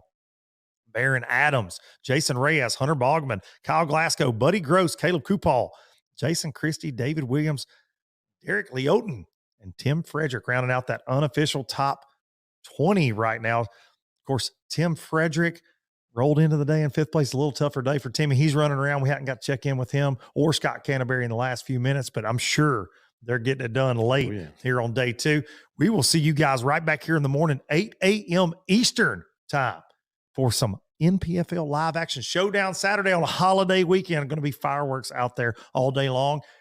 We're going to take a look at some highlights from the day. We appreciate everybody tuning in. Be sure to watch the weigh-in coming up in just an hour right here. Same place, same channel. See ya. Look how pretty that fish is. Markings. Look at his tail. Boy, that's a pretty fish. Look at all them fish. Look at all of them. 3 with it. I said it was unbelievable in here yesterday. That's a good start right there.